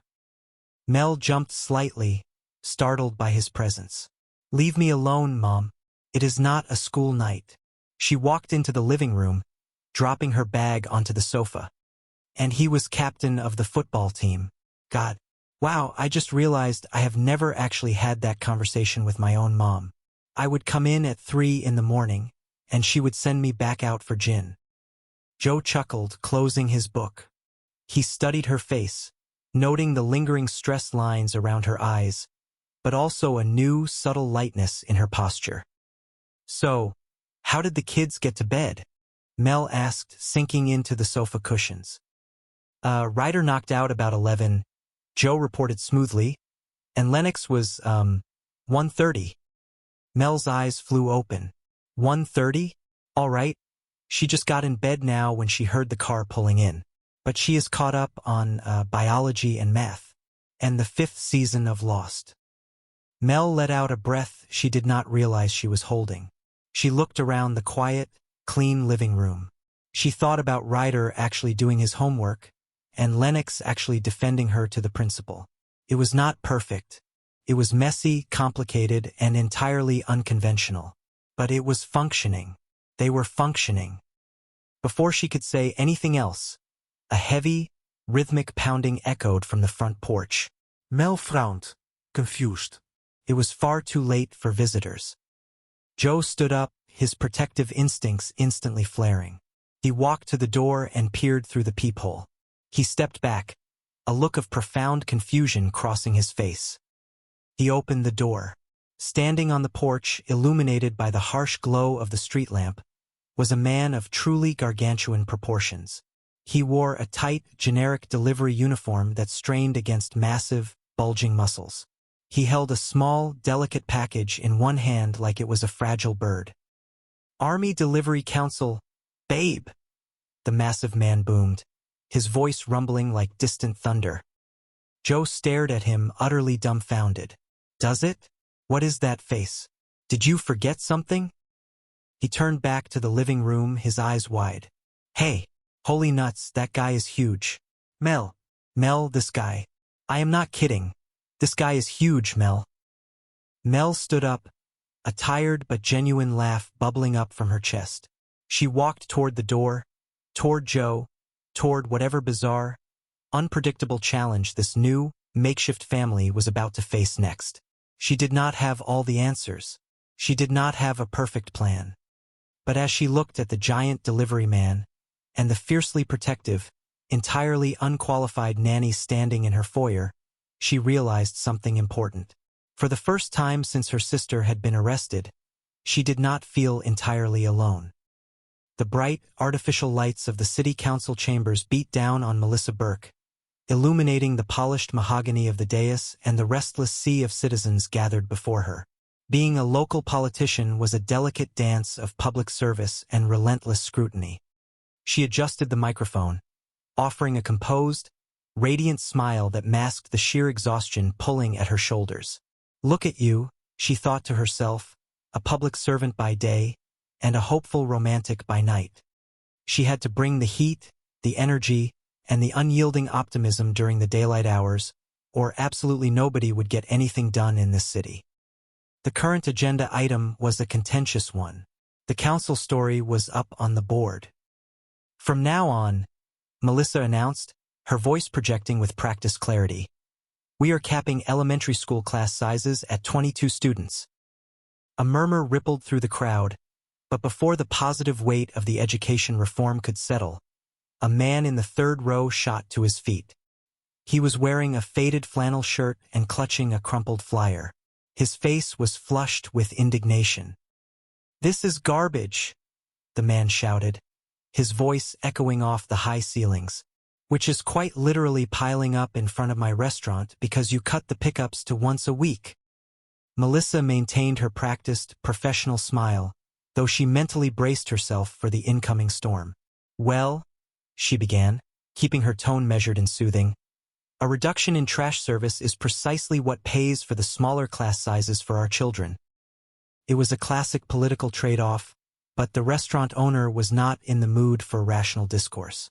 He launched into a tirade, waving his arms. Melissa sat there, breathing evenly. Crazy guys with trash bags coming at her was just part of the job. She had to stay the mature, rational adult in the room. And she did. She felt a brief, internal moment of triumph. Suck it, garbage guy, she thought, keeping her expression perfectly serene. But the relative peace was shattered an instant later.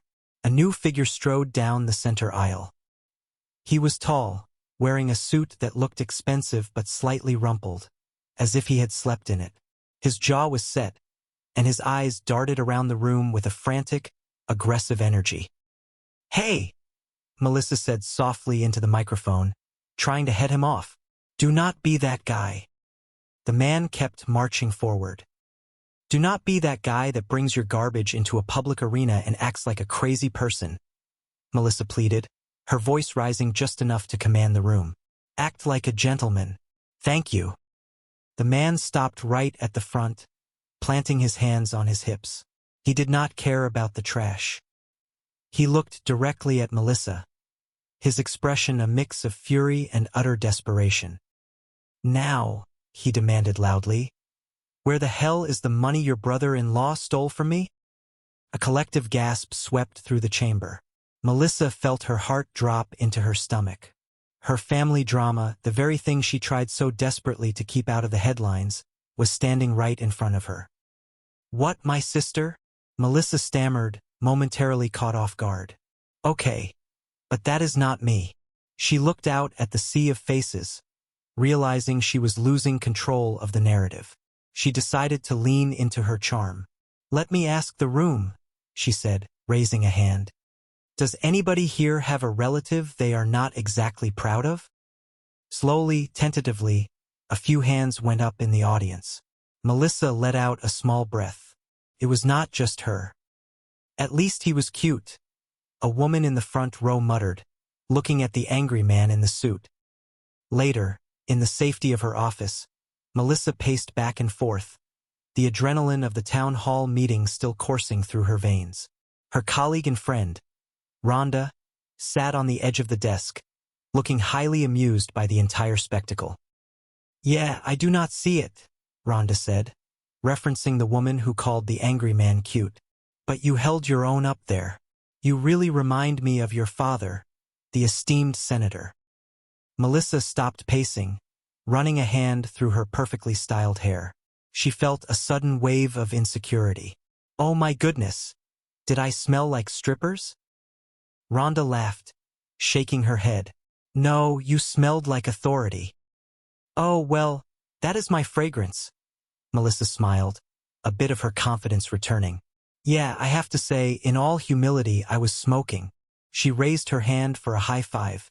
"Up high, down low. Okay." Rhonda obliged, slapping her hand. "Plus, your brother-in-law and his various felonies totally shifted the focus of the meeting. I think you put the whole trash issue to bed." "But the trash issue was far from over," Joe said quietly.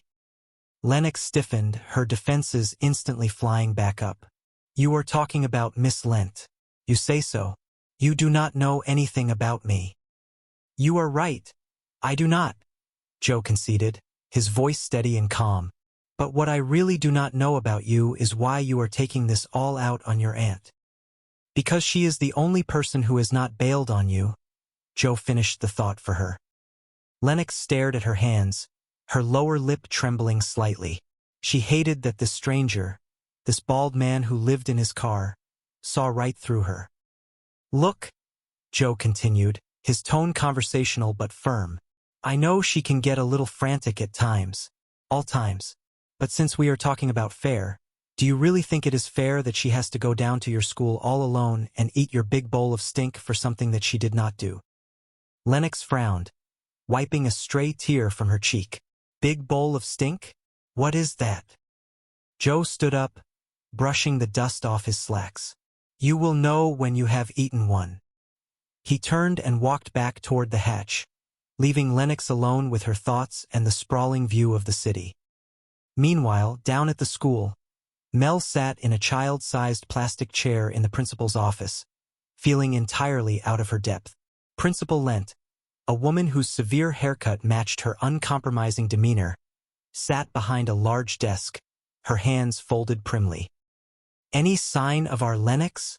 Miss Lent asked, her tone implying she already knew the answer. Mel shifted uncomfortably, the plastic chair squeaking in the quiet room. "Oh, Miss Lent, look, I know what Lennox did was bad. Okay, really, really bad. But if any kid has the right to be upset about what life has handed her. Look, I am not trying to excuse Lennox, I am just saying if I was Lennox, I probably would have done worse by now. In fact, I did." Miss Lent remained unmoved. "This is pointless without Lennox.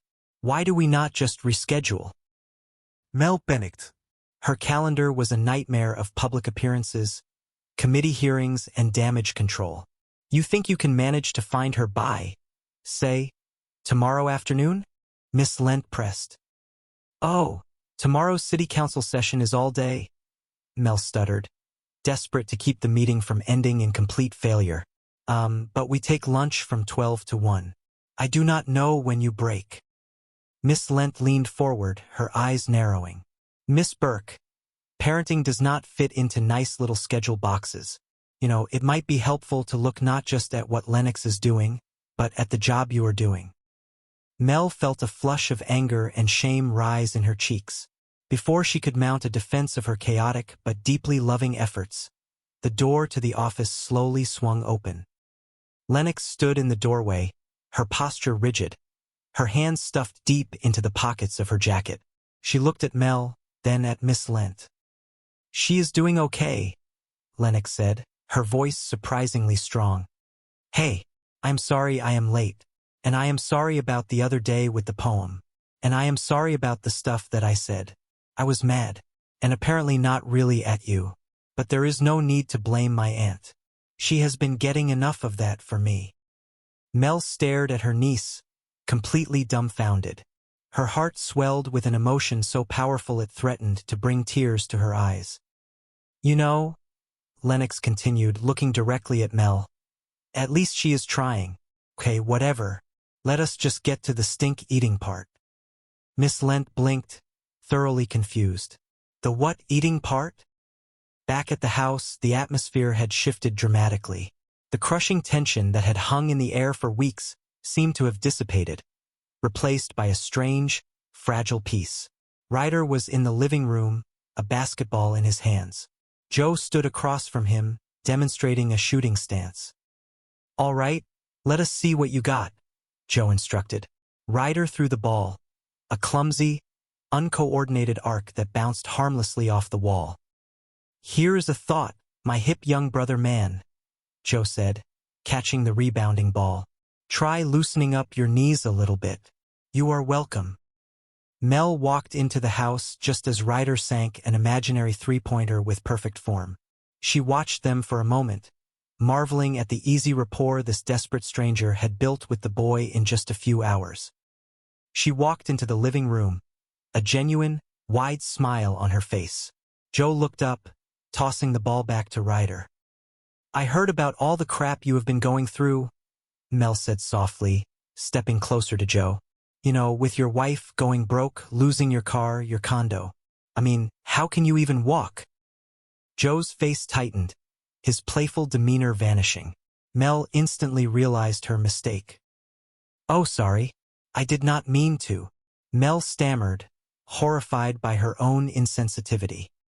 "No, no, no, it is all right," Joe replied, his voice dripping with heavy sarcasm. "I am aware that my life is an abyss of inky black despair. Thanks for the pep talk." Ryder, sensing the shift in the adult dynamics, decided to change the subject. "Hey, could you show me how to do that?" he asked Mel, gesturing to the basketball. "Only if you taped it," Mel laughed nervously. "I have no idea." She turned back to Joe, her voice lowering to an apologetic whisper. "Oh, I am sorry. I am sorry. I am sorry. Your aunt. I meant your aunt." Joe looked at her, utterly bewildered. "Hey, so I ate my whole big bowl of stink. I even went back for seconds." "Ugh," I am going to go brush my teeth now, Lennox announced, walking through the living room and heading upstairs without a backward glance. Mel turned to Joe, her eyes shining with admiration. Hands, she commanded playfully. She grabbed his hands, squeezing them tightly. It was you. You talked her into going down there. How did you talk her into going down there? Joe shrugged, trying to pull his hands away, though he could not hide a small, proud smile. People like me. No, really, Mel pressed, refusing to let go. Joe sighed, finally relenting. I paid her $50. Mel dropped his hands instantly, her mouth falling open in shock. A bribe? That is terrible. Not only is that wrong, that is horrible parenting. Well, I am not a parent, and neither are you, Joe pointed out matter-of-factly. Ryder, who had been listening quietly, perked up. Can I have $50? No, Joe and Mel said simultaneously. Joe turned back to Mel, holding up a reassuring hand. Then relax, all right? I wrote Lennox a personal check. Boing. Another very valuable life lesson. Mel stared at him, caught between outrage and begrudging respect. The check would bounce. Lennox would learn a lesson about trusting slick commodities traders, but the apology had been delivered and the suspension lifted. It was chaotic, deeply unorthodox, and completely effective. So is this how you ran your youth center right out of college? Mel asked, her tone skeptical. Joe laughed. A sharp, barking sound. Oh, please, there was no youth center. Mel felt a familiar headache returning. Can I speak to you in the other room? They moved into the kitchen, out of earshot of the children. Ryder waved cheerfully as they left. Nice knowing you. Oh, I will be fine, Joe assured the boy before turning to face Mel's wrath. Mel crossed her arms, her political negotiator persona returning in full force. You lie, you bribe. Is there anything you will not do? Windows, Joe deadpanned. He leaned against the counter, suddenly serious. Look, Burke, I am just trying to help you out here, you know? I mean, I may have played it fast and loose, but Lennox apologized to that lung woman, right? Yes, Mel admitted softly. Yes, she did. She also, as it happens, said a few nice things about me. In front of me. It is the first time since she has been here. Frankly, it took my breath away. She looked up at Joe, a sudden suspicion crossing her mind. Oh my God. You did not pay her to do that too, did you? Joe shook his head, a surprisingly gentle expression crossing his rough features. No, she gave me that one free of charge. Although it may be my mere presence in this household that is sort of seamlessly pulling everything together. Mel rolled her eyes, but she could not hide the smile tugging at the corners of her mouth. Oh my God. Let us believe that. She took a deep breath, making a decision that defied all logic, all human resources protocols, and all common sense. Oh, I almost forgot. A Regency nanny called. They said that Mrs. Dietrich is available and that she will be here at 8 in the morning tomorrow. Joe's face fell. He stood up straight, the lingering smell of burnt toast from breakfast, the general air of unmanaged chaos. You are not going to find anybody this way. This salary sucks. It is a living, Mel argued defensively. It includes meals, which she will be cooking because otherwise people will starve. She? Joe challenged, stepping closer. It has to be a woman? Only vagina Americans need apply? Personal question. Did your hair get sick of you and leave? This is a choice.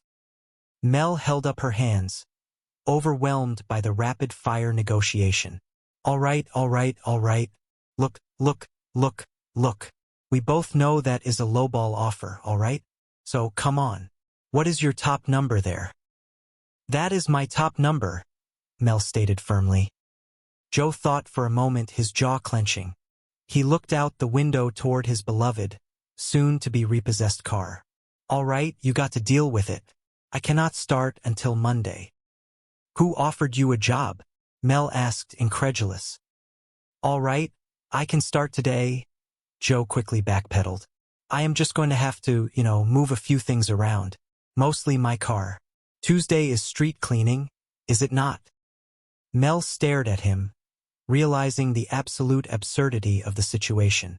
You do know we are talking about a nanny here, right? There are children involved. You ever work with kids? Joe puffed out his chest, projecting absolute, unwavering confidence. Are you kidding? Right out of college, I ran a youth center downtown. I was in charge of 50 teenagers. Cooked them meals, helped them with their homework. I was Charles in charge. Mel studied his face, looking for any sign of deception. But Joe's expression was a fortress of earnest dedication. Yeah, you are perfect, Mel said slowly, the words tasting strange in her mouth. There is just one little detail. I do not really like you. Before Joe could respond, Ryder came bounding down the stairs, his backpack slung carelessly over one shoulder. You know about the school bus? He asked Mel, not noticing Joe. Not running today. Jackson Street is blocked because of some kind of garbage protest. Mel's eyes widened in panic. Crap, crap, crap, crap, crap. Oh, I mean, golly, tough break. Okay, I will take you. I will just miss my meeting. I mean, it is not like we need the police department. No, no, no, no, Joe interjected smoothly, stepping between Mel and Ryder. You will make your meeting. I will take him. He turned to Ryder, extending a hand. Hey, hi, I am Joe. See that car out there? Yeah, it is mine. For 10 more days. Sweet. I do not know if that is your. Oh, screw it. Buckle up. Ryder looked at the expensive sports car, his eyes lighting up. He grinned and headed out the door without another word. Mel watched them go, standing in the doorway in stunned silence. Rhonda walked up beside her, holding a cup of coffee. Isn't that the cute yelling guy from yesterday? Rhonda asked casually. Yeah, Mel whispered, still in shock. He is a homeless commodities trader. He is taking care of the kids. She turned to Rhonda, her voice squeaking slightly. How high do I sound right now? Bottom line, she sounds great. The perfect nanny. Rhonda raised an eyebrow. You were right. I cannot do this alone. What, commodities trader? No, he is just temporary, Mel insisted quickly, trying to convince herself as much as Rhonda. And he is not cute. No, he is not. He has no hair. Okay. Before we pull the nanny trigger, when do I interview this lady? Rhonda asked, gesturing to the paperwork. Mel held up a finger. Hello. Hold on a second. She walked back into the living room, her politician persona fading back into overwhelmed guardian. A few hours later, Mel returned from her meetings, exhausted and dreading the chaos she was sure to find at home. Instead, she walked into a house that smelled faintly of lemon cleaner. She found Joe standing in the kitchen, folding a pile of laundry with sharp, precise movements. Hey, let me ask you something, Joe said without looking up as Mel entered. When is the last time anybody did any laundry in this household? You people live like pigs. He held up a delicate, lacy garment. These are my delicates. How did you get my delicates? Were you in my room? Yeah, Joe answered simply, setting the folded item down. Mel gaped at him. Pull the trigger. Suddenly, Ryder walked into the kitchen, looking thoroughly defeated. Hey Joe, you were right. I should have that sandwich now. Joe pointed a stern finger toward the stairs. Hey, Mel. All right, get back up there. Ryder sighed and trudged back up the stairs. Mel looked at Joe, completely bewildered. What is he doing home in the middle of the day? His history paper, Joe said calmly, picking up a sponge to wipe down the pristine counter. What? Mel demanded, her voice rising. Joe stopped wiping and looked at her. Wow, all right, pack the veins back in your forehead. I took the kid to school, right? And he tells me he does not have his history paper. So we drive back here to get it, and then he tells me he did not exactly write it. And I said, well, you better exactly write it because it is due today. So he is up there writing it now. and he does not come out until it is done. Mel stared at him, trying to process this entirely foreign method of discipline. Huh? Now that is nannying. You brought him home? You do not bring a kid home who has not done his work. You leave him at school to get yelled at, which is what he has got coming. What kind of rules are those? Joe scoffed, tossing the sponge into the sink. The rules that everybody knows, Mel argued, gesturing wildly. I am somebody. I never heard of them. She checked her watch, realizing the time. Lennox, you ready? It is time to go. Silence answered her from upstairs. Mel ran to the bottom of the staircase. She is not here. Where is she? You were supposed to watch her. Joe crossed his arms, leaning against the counter. You never said that. Because it is obvious, Mel practically shouted, her anxiety spiking. The girl got suspended. She is gone. She has ditched the meeting. Joe watched her panic for a moment, then nodded slowly. You know what? You are right. Mel stopped mid-pace, surprised. I just said you were right. That was a compliment. Okay. Mel breathed, trying to calm down. She has like 3 places she usually goes after school. I will start there. You want me to help you? Joe asked, his tone softening slightly. Yes, please do, Mel said desperately. Joe shook his head slightly, a small, knowing smile playing on his lips. Nothing. I can work with this kid. He did not follow Mel out the front door. Instead, he climbed the stairs, bypassing Lennox's empty bedroom and heading straight for the narrow hallway that led to the attic, and eventually the roof. He pushed open the heavy wooden hatch and stepped out onto the flat, tar-papered surface. The city spread out before him, a tapestry of concrete and autumn trees. Sitting on the edge of the roof, her legs dangling over the side, was Lennox. The wind whipped her dark hair around her face, which was set in a mask of hard, unyielding defiance. Wow, Joe said, stepping out into the cool air. Is this where you come for your adolescent brooding? Lennox did not turn around. You come up here to turn me in? It is not really my style, Joe replied, walking slowly toward the edge and sitting down a safe distance away from her. What is your style? Lennox asked, her voice laced with sarcasm. Joe looked out over the city skyline, his expression turning thoughtful and a little bitter. Outlaw, cast out by the power brokers, forced to live a life in the city. Lennox finally looked at him, a genuine smile breaking through her tough exterior. Oh, kind of like Batman if he had been demoted to a nanny. Nice, Joe chuckled, appreciating the quick wit. He let the silence hang for a moment before shifting gears. Are you not supposed to be at a meeting at your principal's office right now? Lennox looked away, her shoulders slumping. Why should I? Crap goes on there all the time. Miss Lent fires the music teacher, completely gets rid of the band, and everybody is afraid to talk about it. I am tired of life being unfair. Joe nodded slowly, understanding the deep, aching injustice that only a teenager can feel with such absolute purity. How about for once it just be fair? I would be upset too, if my mom and dad bailed on me or live denying it. 2 months living with me and she gets suspended. Legal guardian of the year. Thank you. Rhonda crossed her arms, adopting her most serious advisory tone. I keep telling you, hire somebody. An organizer, a professional. Those kids need structure and discipline and possibly electroshock therapy. And you, my dear, cannot do everything. Well, maybe not everything, Mel said, her political instinct kicking in. But I can certainly do this. It is just a matter of going up there and setting that girl straight. I have not moved yet, have I? Why is my sister not here to discipline her own daughter? Because she is locked up in federal prison, Rhonda reminded her gently.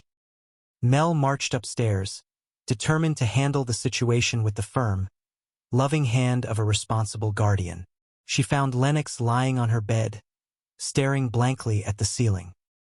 Remember you and me at the Fall Out Boy concert? Mel started, trying to find a point of connection. I just found this old picture. Lennox did not even blink. Oh, you mean the one that was hanging very obviously in the hallway outside the door? Not obviously, Mel corrected defensively. Affectionately. That was some night. Huh? Fallout Boy. Woohoo. Where are we going with this? I was just remembering the good times, you know? When we shared, told each other things.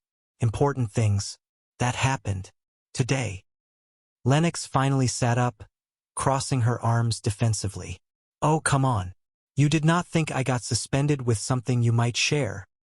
Okay, I will share this, Lennox snapped. Miss Lent is a fascist. Mel sighed, sitting on the edge of the bed.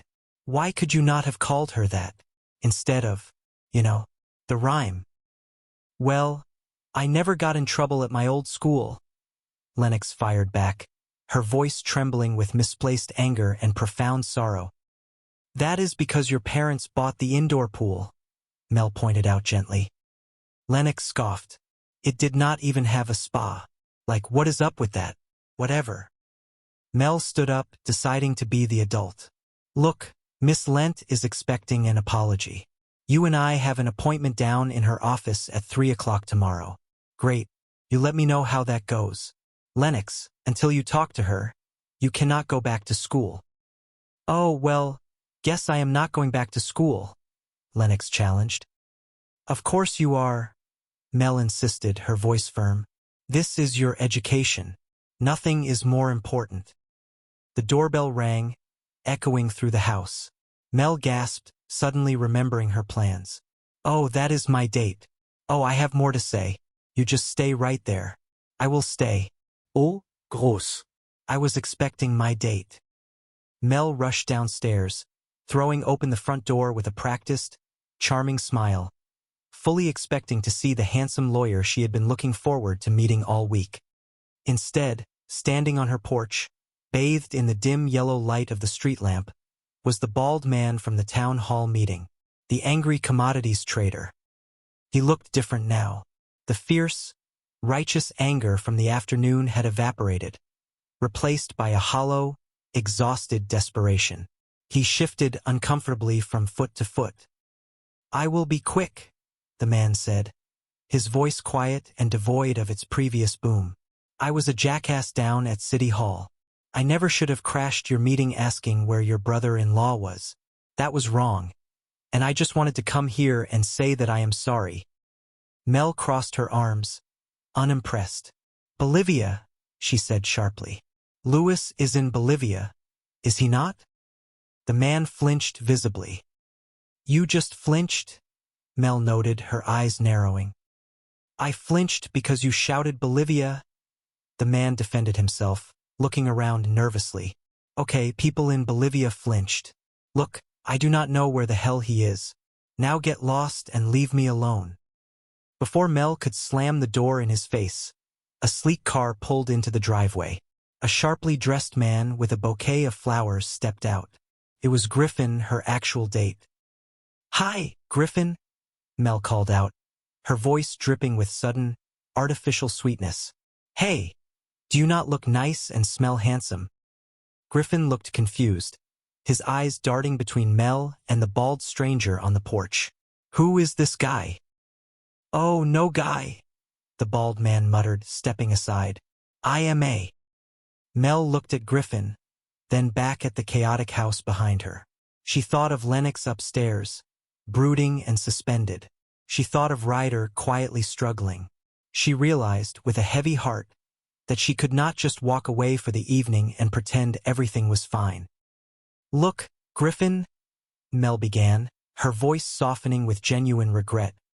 I know you have waited a long time for this date, and so have I. Look, great. Look, I have a niece in crisis, and I really want to go on this date. But, I have to spend some time with her, and I so want to be spending time with you. But, man, you smell great. Griffin's shoulders slumped. Look, I am really excited to buy this date. I just cannot go on it, so let me do this. He handed her the flowers and a small box from a bakery. There. That should hold you for a few weeks, maybe more. We just do not know. Wow, Mel said, deeply touched by his understanding. That is a whole bucket of gravy. After Griffin left, Mel turned back to the man on the porch, who had awkwardly witnessed the entire exchange. He cleared his throat. "Hi, Rhonda," the man said suddenly, looking past Mel as Rhonda entered the hallway. "I know I am late." Rhonda raised an eyebrow. "Really? That late?" "Yes," Mel jumped in, playing along with whatever weird dynamic was forming. "I filled out the paperwork for the nanny agency. It is right here." "No kidding," Rhonda said, crossing her arms. "I am late?" the man asked, playing his part. "You should have said that before." "Oh dear God, relax. It is a happy visit today. May I?" Without waiting for an answer, he stepped past Mel into the house. He walked straight into the living room, looking around at the beautiful, slightly messy interior. "No. So I found the city budget online last night, and I went through it. Here is a thought. The cash in the general fund that is just sitting there, hire me and I will double your rate of return. That way, you will have enough money for smaller class sizes and extra garbage pickups. And pie for everyone." Mel stared at him, bewildered by his sudden shift in demeanor. "That sounds like a great plan, and I would sign up immediately if you were not a complete lunatic." The man stood tall, adjusting his slightly wrinkled jacket. "Joseph Longo is not a lunatic." Mel's eyes widened with recognition. "Joe Longo? You are Joe Longo? You ran the commodities division for Lewis. You made him millions." Legitimat million, yeah. "Your bastard brother-in-law pissed away." "Sorry," Joe winced slightly. "Happy visit." "Yeah, you went all Bolivia there for a minute," Mel noted dryly. "Yeah. So what do you think?" Joe pressed, his voice tight with an anxiety he was trying hard to hide. "Maybe you could get me a job downtown?" Mel sighed, rubbing her forehead. "There is a hiring freeze. I am really sorry you lost your job." "Yeah, that is old news," Joe said, looking down at his worn leather shoes. "Yesterday, I lost my condo. Yeah, well, I really need to. And now they are about to repossess my car. Oh, but here is the morning's big headline. The adorable Mrs. Longo has decamped to her mother's house." A heavy silence fell over the living room. Mel looked at the man, really looked at him. Beneath the bluster and the tailored clothes that were beginning to look a little too loose, she saw a man whose entire world had collapsed around him. He had played by the rules, built a successful life, and had it all ripped away by the selfish actions of her own family member. "Oh, God," Joe whispered, running a hand over his bald head. "I am really going to miss that car." Mel crossed her arms, trying to maintain professional distance. "How can I put this nicely? I have got my own problems." Joe looked up, his eyes flashing with a hint of his old fire. "So you are not going to help me? Do you live in my district?" "Now that I am living in my car, yeah," Joe shot back. Mel paced the floor, her mind racing. "Look, I have got meetings, a trash revolt, a kid on the brink, and I am in desperate need of professional help. For the household, not me." Joe's eyes narrowed as he processed her words. He looked around the house again, taking in the scattered shoes, shot to his feet, his face flushed with anger. "This is garbage," he bellowed, his voice echoing off the high ceilings. "Which, by the way, is piling up in front of my restaurant because you cut pickups to once a week." Mel maintained her calm, offering a sympathetic but firm expression. "Well, a reduction in trash service is exactly what pays for the smaller class sizes. It is a necessary reallocation of city funds."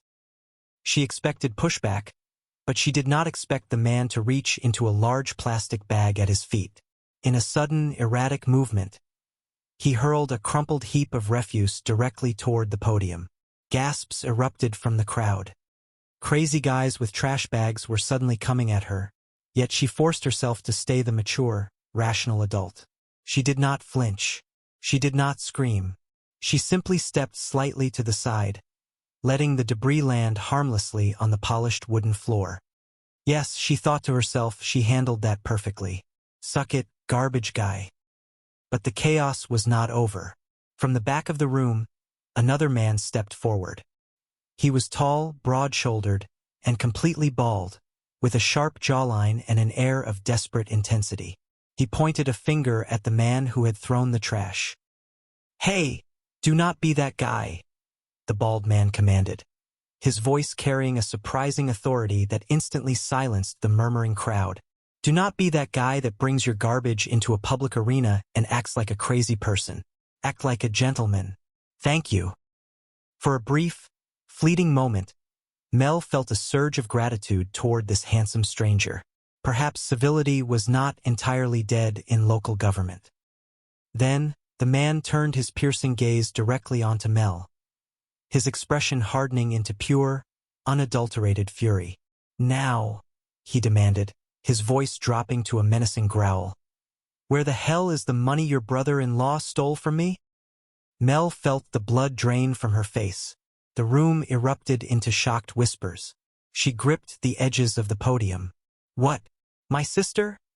she stammered, caught completely off guard. "Okay, but that is not me. I had nothing to do with that." The man took a step closer, relentless. Mel looked out at the sea of judging faces and decided to use the only weapon she had left: disarming honesty. "Let me ask the room," Mel projected her voice, trying to inject a note of relatable humor into the disastrous situation. "Does anybody here have a relative they are not exactly proud of?" A few reluctant nods and uncomfortable chuckles rippled through the audience. Mel forced a smile. "See, it is not just me." Later that afternoon, the adrenaline of the city council meeting had finally begun to fade, replaced by a deep, aching fatigue. Mel sat in her office, leaning back in her leather chair while her colleague and close friend, Rhonda, paced in front of the desk. Rhonda, a sharp, fiercely intelligent Asian woman with a penchant for telling it exactly like it is, was reviewing the footage of the meeting. "At least he was cute," Rhonda offered, tossing a pen onto the desk. Mel rubbed her temples. "Yeah, I do not see it. You held your own up there, though. You remind me of your father, the esteemed senator."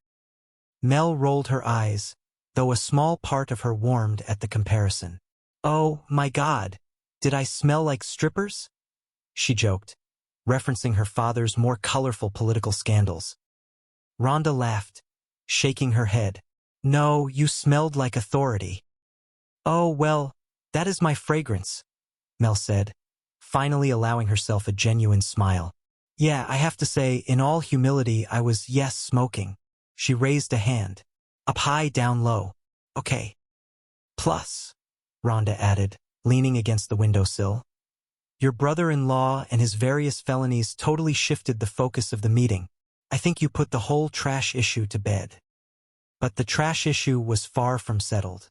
When Mel finally returned to her large, beautiful, but suddenly very crowded suburban home, she found her teenage nephew, Ryder, standing on the front porch with a look of utter bewilderment. "Aunt Mel," Ryder said, pointing a finger toward the front steps. "Why are angry white guys throwing trash at our front door?" Mel sighed, looking at the unpleasant pile of refuse sitting squarely on her welcome mat. There is a political debate in the community in which the majority feels as though. She stopped, wrinkling her nose as a foul odor wafted upward. "This is getting heavy, and really smelly." Ryder shrugged, entirely unfazed by the political complexities of local governance. "I am just going to leave this here for you, Aunt Mel," he said, turning back toward the house. "There are like 10 more on the porch." Mel groaned, stepping carefully over the garbage and entering the house.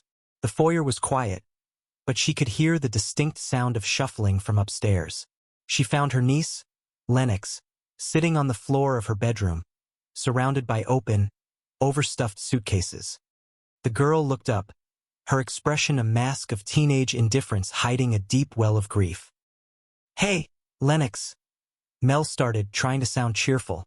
"Did you see the dresser I put in your room?" Lennox barely glanced at the lovely vintage piece Mel had spent hours picking out.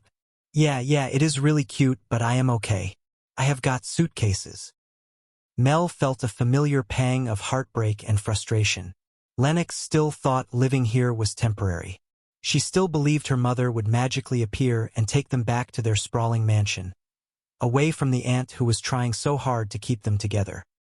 Later, sitting in the kitchen with Rhonda, Mel poured herself a tall glass of water.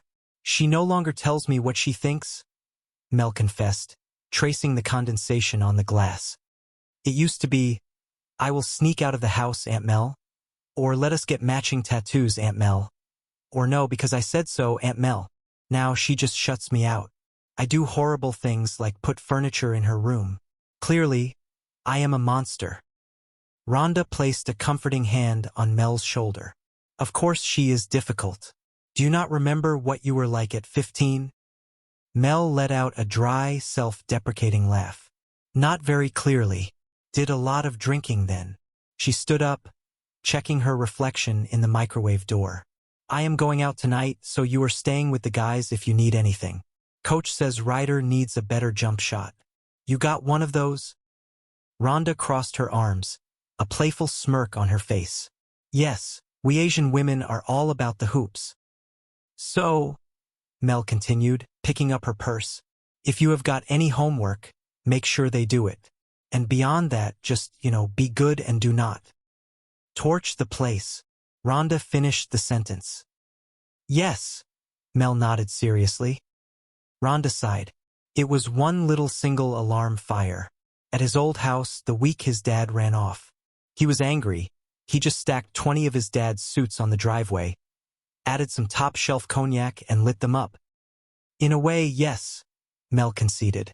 But we all need to let things out every now and then. No, we do not, Rhonda argued playfully. The urge to set things on fire we repress. Thanks for babysitting, though. I have not had a date since the kids moved in. It has been so long. I am actually nervous. Mel held up 2 pairs of earrings. All right, what do you think? These say smart, independent, bright political future. These say former bad girl. She is back, Rhonda deadpanned. What, are you going hiking? Wear those. That is yours. Before Mel could even put the earrings on, the sharp ring of the telephone shattered the quiet evening. Mel answered, her heart sinking as she heard the stern, authoritative voice on the other end. Melbourne? Yes, hello. This is the school principal, the voice said. Mel listened, her eyes widening in disbelief. She did what? What did she do? When? Where? Really? Today? Lennox did that. Mel paced the kitchen, waving a hand at Rhonda, who was watching with raised eyebrows. Liz, I find that hard to believe, Mel argued into the receiver. No, she did not tell me. It is not at all typical. Of course I believe you. I know when something is serious. It is really serious. I am really sorry that this happened. I will talk to her, but I am telling you, this could not have happened. She hung up the phone, rubbing her face in exhaustion. Guess what? Today at school, Lennox handed out flyers containing an original poem rhyming her principal's name in a creative way that did not go over well with Miss Lent. Not to send up a flare, but there is a possibility Channel 5 has a story. Are you sure? Rhonda asked. Pretty sure, Mel groaned. I was just on the air, would not sink to doing. Joe thought about it for a second. He smiled charmingly and replied that he absolutely refused to do windows. He stepped closer to her, his tone softening into something resembling sincerity. He called her Burke, using her last name with a casual intimacy. He explained that he was honestly just trying to help her out of a massive jam. He acknowledged that he may have played the situation incredibly fast and dangerously loose, but he pointed out the undeniable results. Lennox had actually walked into that office and apologized to that awful lung woman, right? Melissa corrected the name, stating it was Ms. Lent, but she nodded slowly, conceding the point. Yes, Lennox had apologized. And then, Melissa's voice grew quiet, filled with a fragile, lingering sense of awe. She revealed that Lennox had also, as it happened, stood up in that office and said a few genuinely nice things about her. And she had said those nice things right in front of her, for the entire room to hear. Melissa admitted, a tear threatening to form in her eye, that it was the very first time since the kids had moved into the house that Lennox had shown her any warmth. She confessed frankly that the moment had literally taken her breath away. She looked at Joe, a sudden, paranoid suspicion creeping into her mind. She asked him, her voice trembling slightly, "Oh my God, please tell me you didn't pay her to do that part, too. Did you?" Joe shook his head gently. He assured her, with a surprising tenderness, that he had nothing to do with the compliment. He promised that Lennox had given her that specific moment entirely free of charge. Though he could not resist adding with a return of his trademark arrogance, it was entirely possible that his mere, majestic presence in the household was acting as a stabilizing force, somehow seamlessly pulling everything and everyone together. Melissa rolled her eyes, the emotional moment passing. She sarcastically agreed, telling him, "Oh my God, let us definitely choose to believe that ridiculous fantasy." As they stood there, a sudden thought struck Melissa. She gasped, slapping her forehead. She told Joe that she had almost entirely forgotten. The prestigious Regency nanny agency had called the house while they were out. They had officially informed her that a highly qualified woman named Mrs. Dietrich was available and ready to work. The professional nanny was scheduled to arrive at the house bright and early at 8 o'clock tomorrow morning. Joe's face fell. The bravado vanished, replaced by a stark, terrifying vulnerability. He looked at Melissa, his voice quiet. He asked her, a hint of genuine hurt in his eyes, if she really didn't think he could handle this job. He asked if she had doubted him from the start. Melissa looked at him, seeing past the arrogant facade to the desperate man underneath. She decided to be entirely honest. She told him no. She admitted that she had absolutely zero faith in his ability to handle the situation. That is, she amended with a small, reluctant smile, not until he had miraculously pulled all that ridiculous, unfounded confidence directly out of his ass and somehow saved the day. Joe's eyes widened. Hope flared back to life. He asked her, his voice tight with anticipation, if this meant his employment was officially confirmed. Because, he pointed out with grim humor, if she was firing him, he would just have to go outside, hop into his luxury sports car house, and drive away into the depressing night. Melissa looked at the chaotic, lying, entirely inappropriate man standing in her kitchen. She thought about the results of the day. She took a deep breath, making a decision that defied all logic and reason. She smiled and told him, "Yeah, let us give it a shot." She asked rhetorically what was the worst that could happen. How bad could he possibly be? Joe grinned, a spark of pure mischief in his eyes. He leaned in and whispered that she was definitely going to find out. Wasn't she? The next morning, the sun was shining brightly as Melissa dragged herself into the kitchen. She looked exhausted but radiantly happy. Joe was standing at the stove, surprisingly adept at flipping pancakes. He looked over his shoulder, a teasing smirk on his face. He asked her how her highly anticipated date had gone, noting with pointed emphasis that the romantic encounter had apparently lasted until 3 freaking o'clock in the morning. Melissa waved him off, a goofy smile plastered on her face.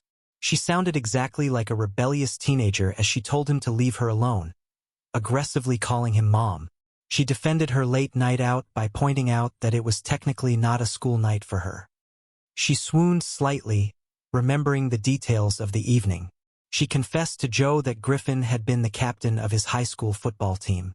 She let out a dramatic sigh, whispering the word God in pure reverence. She paused, a sudden realization washing over her. She laughed, a bright, clear sound. She told Joe that she had just realized something profound. In all her years of youth, she had never actually had this classic, rebellious conversation with her own mother. She explained the tragic reality of her upbringing, stating that if she had come stumbling into the house at 3 in the morning, her mother would not have scolded her. She would have simply handed her an empty glass and sent her right back out into the night to fetch more gin. she shook off the dark memory, focusing on the present.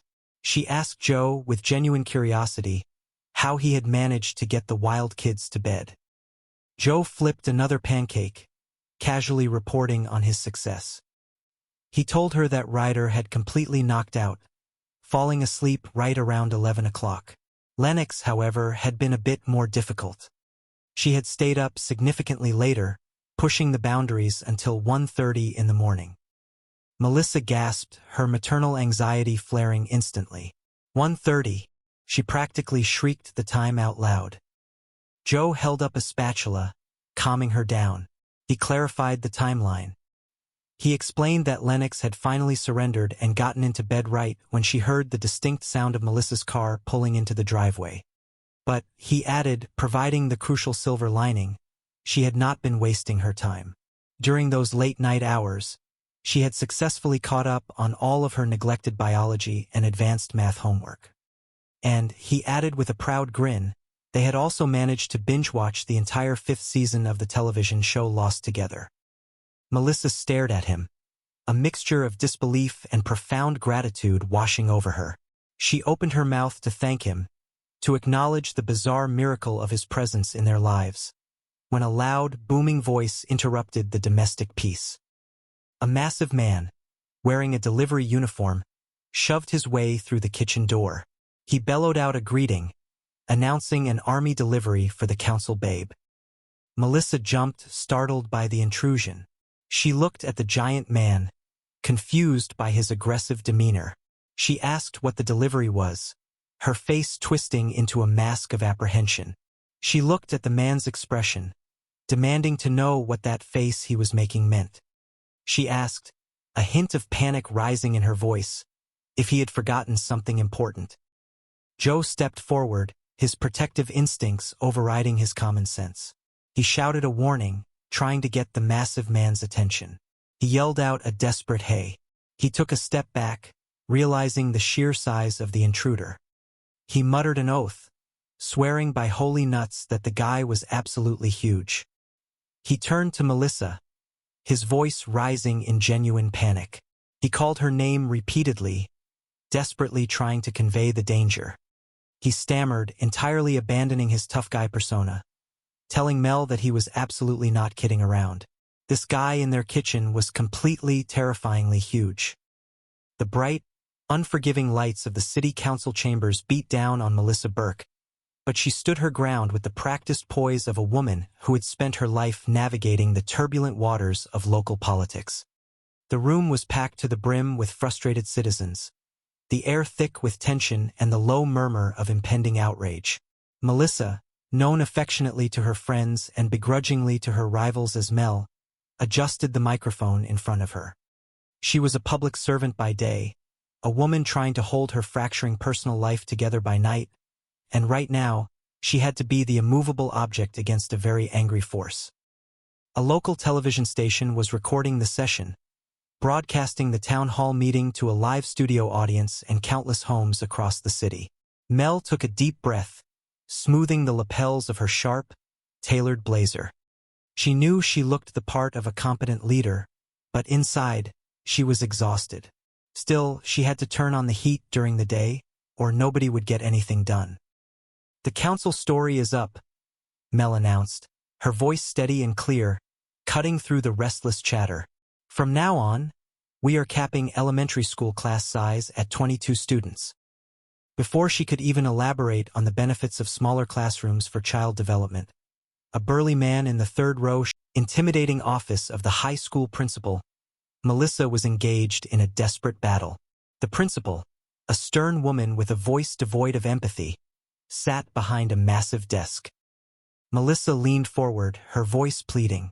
She told Ms. Lent that she fully acknowledged what Lennox had done was bad. She emphasized the point, calling it really, really bad.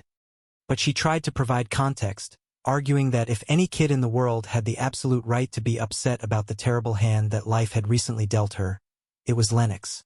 Melissa quickly clarified that she was not trying to excuse the girl's unacceptable behavior. She was merely suggesting that if she herself had been forced into Lennox's shoes, she probably would have done something far worse by now. In fact, Melissa admitted with a self-deprecating grimace she actually had done worse things during her own youth. Ms. Lent was completely unmoved by the emotional appeal. She adjusted her glasses, stating coldly that this entire conversation was entirely pointless without the student actually present. She suggested, with a tone of deep inconvenience, that they simply reschedule the disciplinary hearing. She asked Melissa, with dripping condescension, if she thought she could somehow manage to locate her missing niece by, say, tomorrow afternoon. Melissa panicked, her carefully constructed schedule flashing before her eyes.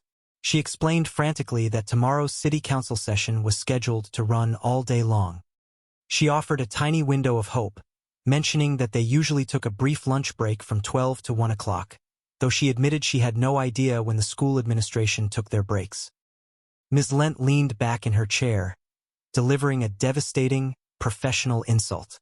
She told Ms. Burke that the immense responsibility of parenting did not neatly fit into convenient little schedule boxes. She suggested, her voice laced with judgment, that it might be highly helpful to look not just at the terrible things Lennox was doing, but to take a long, hard look at the incredibly poor job Melissa was doing raising her. Just as the crushing weight of the insult settled over Melissa, the office door slowly opened. Lennox stood in the doorway. She looked at her aunt, then at the principal. She took a deep breath and stepped into the room. She stated, her voice remarkably calm and steady, that her aunt was actually doing an okay job. Melissa turned around, her heart leaping into her throat. Lennox walked forward, standing beside Melissa. She looked directly at the principal and formally apologized for being late to the meeting. She then apologized sincerely for the incident the other day involving the insulting poem. She continued, extending her apology to include the disrespectful stuff she had said during the confrontation. She admitted, with a maturity that shocked everyone in the room, that she had been incredibly mad about everything in her life and had apparently directed that anger at the wrong target. She turned to look at Melissa, her expression softening. She told the principal that there was absolutely no need to blame her aunt for any of this. She acknowledged that Melissa had been getting more than enough blame and hatred from her lately. She finished her surprising defense by stating that, at the very least, her aunt was genuinely trying her best to hold things together. She then took a seat next to Melissa, letting out a heavy sigh. She looked at the principal and declared that whatever punishment was coming, she was ready for it. She told Ms. Lent to simply get straight to the stink-eating part of the meeting. Ms. Lent blinked, momentarily speechless. She asked, entirely bewildered, what exactly the what-eating part was supposed to mean. Lennox ignored the confusion. She sat up straight, ready to face the consequences. She challenged the principal, telling her to let them see exactly what kind of punishment she had prepared. Back at the house, the atmosphere was significantly lighter. Joe was in the living room, attempting to teach Ryder how to play basketball with an imaginary ball. He instructed his hip young brother man to try loosening up his stiff knees a little bit while taking a shot. He graciously accepted Ryder's mumbled thanks, saying he was welcome. Ryder, feeling a strange connection with the chaotic older man, decided to offer some awkward sympathy. He mentioned that he had heard about all the terrible crap Joe had been going through lately. He listed the tragedies with adolescent bluntness. The wife leaving, going completely broke, losing the expensive car, getting kicked out of the condo. He looked at Joe with genuine awe, asking how the man could even manage to walk upright under the crushing weight of such a miserable existence. Realizing his words might have been too harsh, Ryder quickly backtracked, stumbling over an apology, swearing he did not mean to sound so brutal. Joe waved off the apology with a grim chuckle. He assured Ryder that it was perfectly all right. He admitted that he was acutely aware that his current life was nothing more than an endless abyss of inky black despair. He sarcastically thanked the teenager for the incredibly uplifting pep talk. Ryder, eager to change the subject, mimicked a complex basketball move he had seen on television. He asked Joe if he could show him how to execute that specific maneuver. Joe laughed, shaking his head. He told the boy that he could only teach him that move if Ryder had managed to record it on tape, because he personally had absolutely no idea how to do it. He chuckled, realizing his limitations as a sports mentor.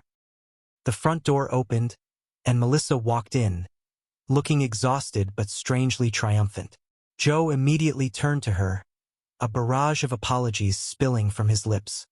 He apologized profusely for losing the girl, repeating the words "I am sorry" over and over. He tried to clarify that he had meant to keep a closer eye on her aunt, stumbling over his words as he corrected himself, saying he had meant her niece. Melissa held up a hand, stopping his frantic apologies. She smiled, a genuine, relieved expression. She announced to the room that she had successfully eaten her entire, massive bowl of stink at the principal's office.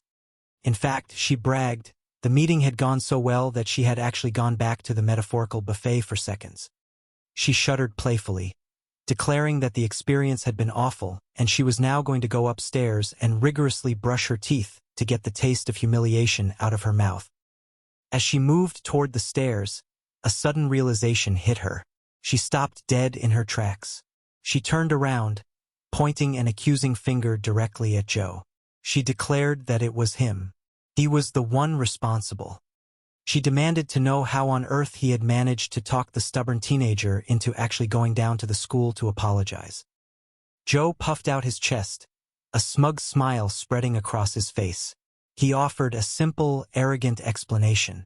He claimed that people simply liked him. Melissa narrowed her eyes, completely unconvinced. She demanded the real truth.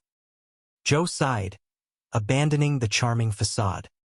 He confessed, with casual bluntness, that he had simply paid the girl $50 to show up and behave. Melissa's jaw dropped. A bribe? She gasped, horrified by the unethical nature of the transaction. She declared that bribery was terrible. Not only was it morally wrong, but it was also a prime example of absolutely horrible, destructive parenting. Joe shrugged off the criticism. He pointed out the obvious flaw in her logic. He reminded her that he was not an actual parent, and neither was she, so they were both just making things up as they went along. Ryder, having listened quietly to the exchange, suddenly perked up. He stepped forward, looking at Joe with hopeful eyes, and asked if he could also have $50. Joe shot him down instantly with a flat, resounding no. He turned back to Melissa, telling her to relax and calm down. He assured her that everything was perfectly fine because he had not given Lennox actual cash. He revealed that he had written the teenager a personal check. He emphasized the point with a ridiculous vocal sound effect going boing. He explained with a wicked grin that since his bank accounts were entirely frozen, the check would inevitably bounce, thereby teaching the girl another very valuable, harsh life lesson about trusting people. Melissa stared at him, oscillating between outrage and a reluctant, horrifying respect for his sheer audacity. She asked him, her voice dripping with sarcasm, if this was exactly how he had successfully run that fictional youth center right out of college. Joe laughed, finally dropping the elaborate lie. He begged her, saying, "Oh, please." He admitted freely that there had never been a youth center. Ryder, sensing the tension rising between the two adults, wisely decided to make an exit. He asked politely if he could go speak to them from the safety of the other room, essentially declaring it was nice knowing them before vanishing upstairs. Melissa watched him go, then turned her full fury back on Joe. She accused him of being a menace. She listed his crimes. He lied straight to her face. He bribed a vulnerable teenager. She asked him, genuinely curious about the depths of his depravity, if there was absolutely anything in the world he questioned. He wanted to know when the last time anybody in the household had actually bothered to do any laundry. He looked at Melissa with a mixture of disgust and judgment, stating flatly that the people in this house lived like absolute pigs. He waved the fabric in the air, noting that these were clearly her personal delicates. Melissa's face flushed crimson with a mixture of rage and profound embarrassment. She snatched the fabric from his hand, demanding to know how on earth he had gotten his hands on her most private garments. She asked, her voice trembling with indignation, if he had actually gone into her bedroom. Joe did not blink. He simply said yeah, as if wandering through his new employer's bedroom was the most normal thing in the world. Melissa turned slowly to Rhonda. The embarrassment had crystallized into absolute resolve. She gave the order, telling Rhonda to pull the trigger and hire the professional agency nanny immediately. Hours later, the house was quiet, save for the rhythmic clicking of a keyboard upstairs. Joe was back in the kitchen, casually making himself a sandwich. He looked up as Melissa walked in, exhausted from a morning of political battles. He took a bite, nodding approvingly at the food, and told her she had been right about a previous conversation regarding lunch. He really should have eaten that sandwich earlier. Melissa stopped in her tracks, staring at him in utter confusion. She asked him, her voice tight, what exactly he was doing back at the house in the middle of the school day. Joe casually explained that Ryder was upstairs working on a history paper.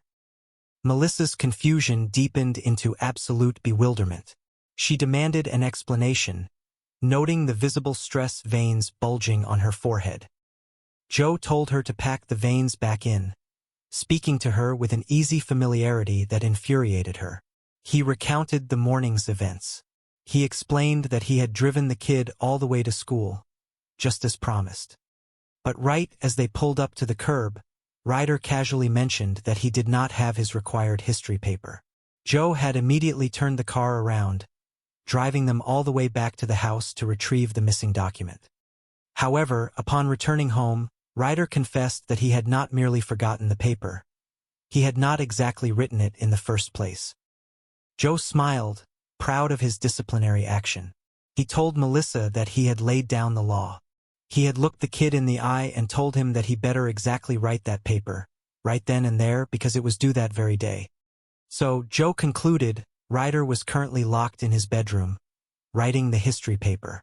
And the absolute rule of the house was that the kid did not come out of that room until the assignment was completely finished. Joe took another bite of his sandwich, declaring with immense satisfaction that his method was the very definition of elite nannying. Melissa stared at him, horrified by his complete disregard for protocol. She asked him to clarify. He had actually brought a student home from school during instructional hours? She aggressively explained the basic rules of parenting and education. She told him that you absolutely do not bring a kid home just because they failed to do their homework. Instead, you leave them at the school, abandon them to their fate so they can get yelled at by the teachers, which is exactly the punishment they have coming to them. Joe looked at her, genuinely puzzled by this philosophy. He asked what kind of bizarre rules those were. Melissa threw her hands up, shouting that those were the universal rules that literally everybody in the civilized world knew and understood. Joe shrugged indifferently. He stated that since he was obviously somebody, and he had never heard of those rules, they must not be universal. Melissa groaned, realizing arguing with him was pointless. She checked her watch, her heart rate spiking again. It was time for the dreaded meeting with the principal. She called out for Lennox, telling her it was time to leave. Silence echoed from the hallway. Melissa panicked, asking where the girl was. She turned her anger on Joe, accusing him of failing his primary duty. She yelled that he was supposed to be watching her niece. Joe calmly pointed out that she had never explicitly stated that he needed to watch the older girl. Melissa argued that it should have been incredibly obvious. The girl had just been suspended from school. She was clearly a flight risk. She paced the kitchen, realizing the disastrous reality. Lennox was gone. She had officially ditched the crucial meeting that was meant to save her academic career. Joe watched Melissa unravel.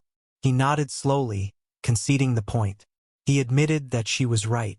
He paused, making sure she registered his concession. He pointed out that he had just openly admitted she was right, and suggested she take it as a massive compliment. Melissa ignored his ego, her mind racing through the neighborhood geography. She quickly formulated a plan. She stated that Lennox had about 3 specific places she usually retreated to after school when she was upset. She grabbed her keys, announcing she would start searching those locations immediately. Joe stood up, brushing the crumbs from his shirt. He asked, with unexpected sincerity, if she wanted him to help her look. Melissa practically begged, telling him yes, please do. They split up, scouring the local haunts. Joe found himself wandering toward a secluded part of the local park, a place hidden from the main paths. He spotted a figure sitting alone on a rusted bench. It was Lennox. He approached slowly, not wanting to spook her. He looked around the desolate area, asking dryly if this was the designated spot where she came to do her intense adolescent brooding. Lennox glared at him, her defenses instantly raised. She accused him of coming up there to capture her and turn her into her aunt. Joe sat down on the opposite end of the bench, giving her space. He casually stated that turning people in was not really his style. Lennox challenged him, demanding to know what his specific style actually was. Joe leaned back, looking up at the sky. He painted a picture of himself. He declared that his style was that of an outlaw. He was a man who had been unjustly cast out by the wealthy power brokers of society, forced to live a hard, gritty life on the unforgiving streets of the city. Lennox let out a small, surprising laugh. She noted, with sharp teenage sarcasm, that his tragic backstory sounded exactly like Batman, if Batman had somehow been tragically demoted to working as a suburban nanny. Joe smiled, acknowledging the burn. He told her that was a nice insult. He then shifted the conversation to the elephant in the room. He pointed out that she was supposed to be sitting in a very important meeting at her principal's office right at that very moment. Lennox sighed, her anger returning. She asked why she should bother showing up. She complained that unfair crap went on at that school all the time. She cited a specific grievance, explaining that Ms. Lent, the principal, had unjustly fired the beloved music teacher and completely eliminated the school band program, and everyone was simply too afraid of her to speak up and talk about the injustice. She looked down at her hands, her voice cracking with genuine emotion. She confessed that she was just so incredibly tired of life constantly being unfair. She pleaded to the universe, asking how about for once, things could just be fair. Joe listened, truly hearing the pain beneath her anger. He spoke softly, telling her that he understood. He admitted that he would be incredibly upset, too, if his own mother and father had completely bailed on him, leaving him to face the world alone. Lennox snapped her head up, defensive again. She clarified, a bit too quickly, that she had been talking about Ms. Lent and the school administration, not her absent parents. She told Joe that he did not know anything about her or her feelings. Joe nodded, conceding the point. He agreed that she was right. He did not know her deep personal history. But, he continued, pressing his advantage, what he really did not understand about her was why she felt the need to take all of her justified anger and pain out on her aunt. Lennox looked away, avoiding his gaze. Joe pressed on. He told her that Melissa was the single, solitary person in the entire world who had not bailed on her when things got unimaginably difficult. He acknowledged that Melissa could be a little skitsy and chaotic at times. He corrected himself, adding that she was actually chaotic at all times. But, he argued, since they were currently discussing the concept of fairness, he wanted to ask her a direct question. Did she honestly believe it was fair that her aunt was currently sitting down at the school, completely alone, getting ready to eat a massive, metaphorical bowl of stink for something that she absolutely did not do? Lennox frowned, confused by the vivid imagery. She asked what exactly a big bowl of stink was. Joe stood up, dusting off his pants. He looked down at her with a grim smile. He told her that she would definitively know what it was when she was eventually forced to eat one herself. He left her sitting on the bench to ponder his words. Meanwhile, inside the sterile, she could pull some strings and get him a comfortable job downtown at City Hall.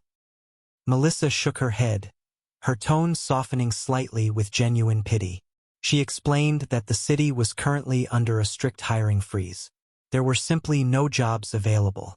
She told him that she was truly sorry he had lost his lucrative career because of her family's mess. Joe let out a hollow laugh. He told her that losing his job was practically old news at this point. The tragedy had compounded. He revealed that just yesterday, the bank had officially foreclosed on his luxury condo, effectively making him homeless. He swallowed hard, adding that the repo men were currently scouring the city, about to repossess his beloved sports car. And to top off the spectacular ruin of his life, he shared the morning's biggest, most painful headline. His beautiful, adorable wife had officially packed her bags and decamped to live at her mother's house. Melissa winced, overwhelmed by the sheer volume of his personal disaster. She muttered a quiet prayer for his situation, though she humorously noted that he seemed most visibly upset about losing the car. She searched for a polite way to dismiss him, stating that she had her own monumental problems to deal with and simply could not take on his tragic life story. Joe looked at her, his desperation turning into a quiet, simmering anger. He asked her, point blank, if she was really going to refuse to help him after her family had destroyed his life. He demanded to know if he lived in her political district, implying she had a duty to serve him. Melissa countered, asking where he currently lived.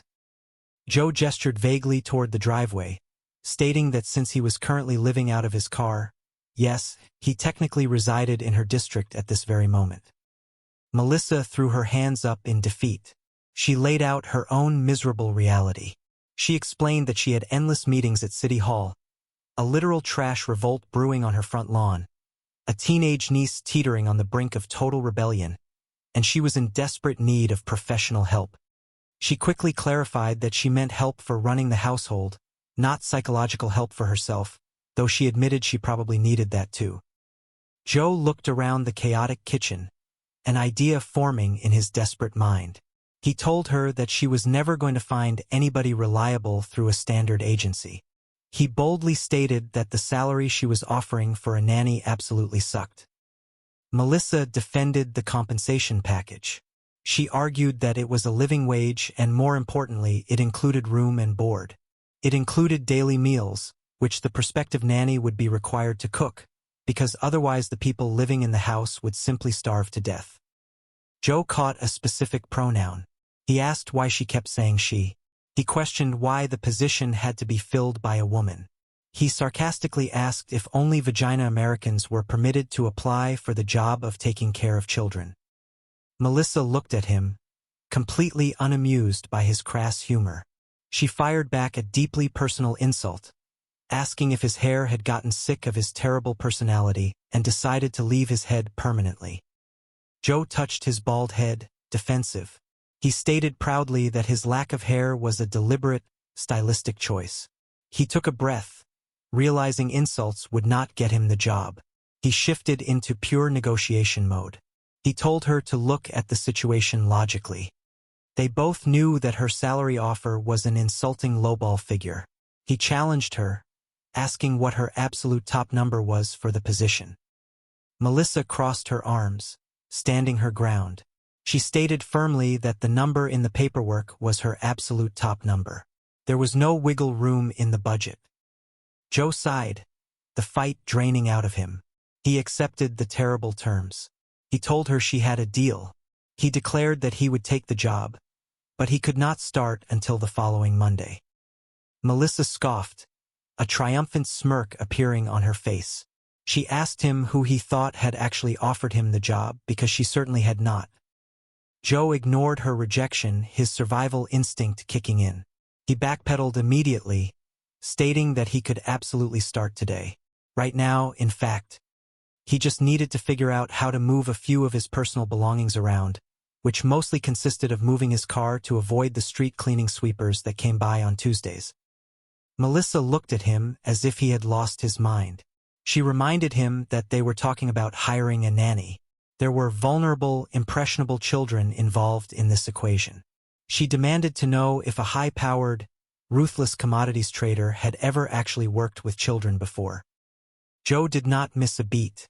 He scoffed at the question, asking if she was kidding him. He spun a tale with absolute conviction, claiming that right out of college, before the money and the suits, he had run a sprawling youth center right in the heart of downtown. He boasted that he was solely in charge of 50 troubled teenagers. He claimed he cooked them nutritious meals from scratch, patiently helped them navigate their complex homework assignments, and essentially acted as a modern-day superhero. He declared, with a dramatic flourish, that he was Charles Friggin in charge. Melissa stared at him, almost wanting to believe the ridiculous story. She told him that his fictional resume sounded absolutely perfect. There was just one tiny, insignificant detail holding her back from hiring him on the spot. She looked him dead in the eye and stated simply that she did not really like him. Their standoff was interrupted by Ryder, who wandered into the kitchen looking distressed. He casually mentioned that the school bus was not running its normal route today. He explained that the entire Jackson Street block was completely shut down because of some kind of massive protest involving angry citizens and piles of garbage. Melissa panicked. She began to curse under her breath, chanting the word crap over and over again as she realized her meticulously planned schedule was crumbling. She quickly caught herself, remembering there were children present, and substituted the curses with a folksy golly and a complaint about a tough break. She looked at Ryder, her stress levels peaking. She told him to grab his things, stating she would drive him to school herself. She accepted the grim reality that she was going to entirely miss her morning meeting at City Hall. She rationalized the failure by muttering that it was not like the city really needed a functioning police department anyway. Joe saw his opportunity and seized it. He stepped between Melissa and the door, waving his hands. He insisted that she absolutely had to make her meeting. He volunteered to take the boy to school. Melissa hesitated, looking between her nephew and the desperate stranger. Joe turned to Ryder, extending a hand with a confident smile. He introduced himself simply as Joe. He pointed out the window to the sleek, expensive sports car parked in the driveway. He asked Ryder if he saw the Porsche out there, confirming that it belonged to him, at least for the next 10 days until the bank seized it. Ryder's eyes lit up with teenage reverence. He breathed out a single word of approval, calling the car sweet. Melissa watched the exchange, her maternal instincts battling her professional obligations. She started to object, saying she did not know if this arrangement was appropriate. But the clock was ticking, and the pressure was too immense. She threw her hands up in the air, declaring screw it. She looked at Ryder and commanded him to buckle up. As Joe and Ryder headed for the door, Rhonda leaned in close to Melissa. She asked quietly if that was the same incredibly cute, yelling man from the chaotic city council meeting the day before. Melissa nodded grimly. She confirmed his identity, describing him as a completely broke, homeless commodities trader whose life had fallen apart. And then, with a voice tight with sheer disbelief at her own actions, she stated that he was now officially taking care of her children. She asked Rhonda, genuinely seeking validation, how incredibly high she sounded right at that exact moment. Rhonda, ever the pragmatist, shrugged. She pointed out the bottom line. Despite his chaotic background, the man sounded like a truly great fit on paper. She declared him the perfect nanny for their specific brand of insanity. She patted Melissa on the arm, reminding her that she had been right all along. Melissa simply could not do this monumental task entirely alone. Melissa tried to maintain some semblance of control. She clarified that the commodities trader was absolutely not a permanent fixture. He was just a temporary band-aid on a bleeding wound. And, she added defensively, he was definitely not cute. Rhonda agreed, noting dryly that the man had absolutely no hair on his head. Melissa took a deep breath, trying to process the rapid turn of events. She asked Rhonda to clarify the timeline, wondering when exactly she was supposed to conduct a formal interview with this supposed nanny lady from the agency before officially pulling the trigger and hiring her. Just then, Joe walked back into the kitchen, entirely ignoring their conversation. He held up a delicate piece of lace fabric. He addressed the room, asking an incredibly personal question. The night they had gone to the Fall Out Boy concert together. She pointed out that she had just found the picture hanging very obviously in the hallway outside the door. Lennox, sitting cross-legged on her bed, corrected her aunt with cool detachment. She stated that the picture was not hung obviously, but affectionately. Melissa pressed on, trying to bridge the gap. She reminisced about the concert, recalling the wild, youthful energy of the night. She asked Lennox where they were going with this sudden rebellious streak. She explained that she was just trying to remember the good times, the times when they used to share things with each other. Important things. Things like getting suspended from school that very day. Lennox scoffed, dropping her defensive posture just enough to reveal her genuine anger. She challenged her aunt, asking if Melissa seriously thought she would share the news of her suspension over a casual chat. She crossed her arms and finally offered a piece of the truth. She declared, with absolute conviction, that her principal was a fascist. Melissa sighed, exhausted by the dramatic vocabulary. She asked why Lennox could not have simply called the woman a fascist to her face instead of writing a highly public, insulting poem. Lennox defended her past behavior, pointing out that she had never gotten into trouble at her old, elite private school. Melissa was quick to remind her why that was the case. Her parents had quite literally bought the school an indoor pool. And even then, Lennox had complained that the pool did not have a spa, questioning what was up with that. The memories of extreme wealth were useless now. Melissa brought the conversation back to the grim reality of their current situation. She informed Lennox that the principal was expecting a formal apology. They had an appointment scheduled down in the administrative office at exactly 3 o'clock tomorrow afternoon. She told Lennox to let her know how that meeting went, making it clear that she would be attending alongside her niece. She delivered the final blow. Until Lennox spoke to the principal and apologized, she could not go back to school. Lennox shrugged, feigning complete indifference. She casually concluded that she guessed she was just not going back to school ever again. Melissa snapped back, her patience evaporating. She insisted that, of course, Lennox was going back. This was her education, and absolutely nothing was more important. Just as the argument reached its peak, the doorbell rang. It was the sound of Melissa's highly anticipated date arriving. She held up a finger, instructing Lennox to stay right where she was because she had much more to say on the matter. Lennox dramatically rolled her eyes, muttering how gross the whole dating situation was. Melissa hurried downstairs, smoothing her clothes and plastering on a welcoming smile. She opened the door, fully expecting to see her handsome date. Instead, she found the frantic man from the city council meeting standing on her porch. He held his hands up in a gesture of surrender, promising to be quick. He admitted, with surprising humility, that he had been a complete jackass down at City Hall earlier that day. He confessed that he never should have crashed her important meeting to demand the whereabouts of her brother-in-law. He acknowledged that his behavior was entirely wrong, and he had come all the way to her house simply to look her in the eye and say that he was sorry. Melissa stared at him, taken aback by the apology. Before she could process it, a name slipped from her lips. She blurted out the word Bolivia. The man flinched violently at the sound of the country's name. Melissa narrowed her eyes, putting the pieces together. She accused him of knowing that Louis, the disgraced brother-in-law, was hiding in Bolivia. She pointed out that he had just flinched. The man scrambled to defend himself, arguing that he flinched because she had practically shouted the word at him. He joked weakly that people actually living in Bolivia probably flinched from the volume of her voice. He quickly changed his tone, insisting desperately that he truly did not know where the hell Louis was hiding.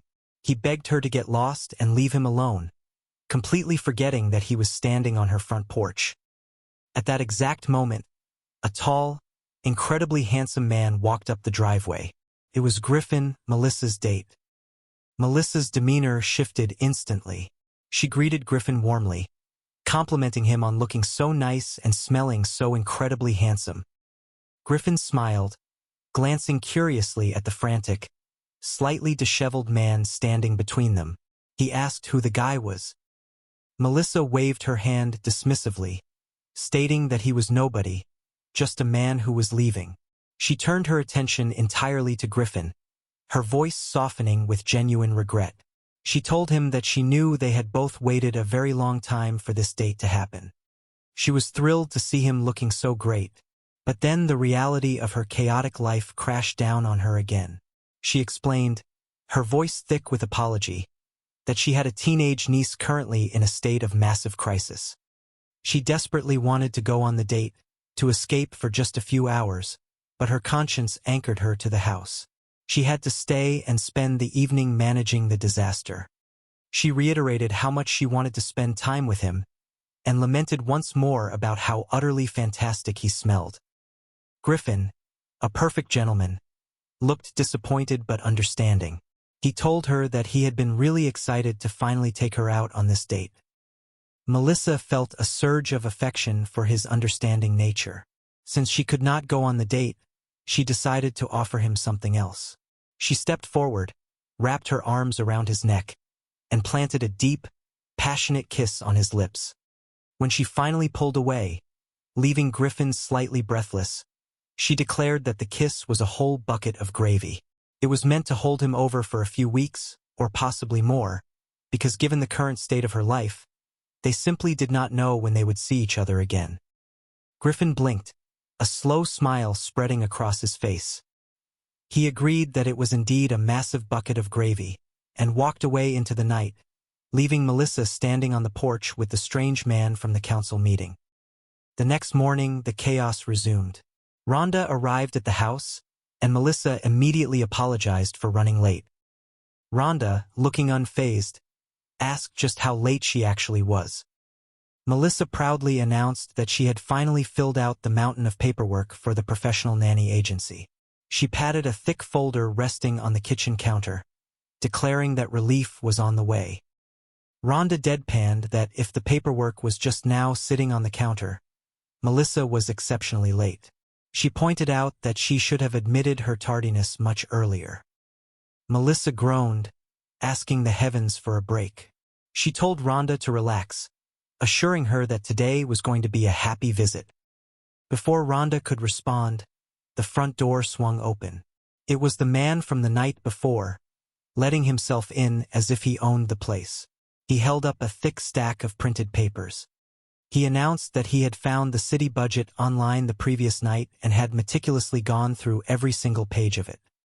He marched into the kitchen, pitching an unsolicited idea.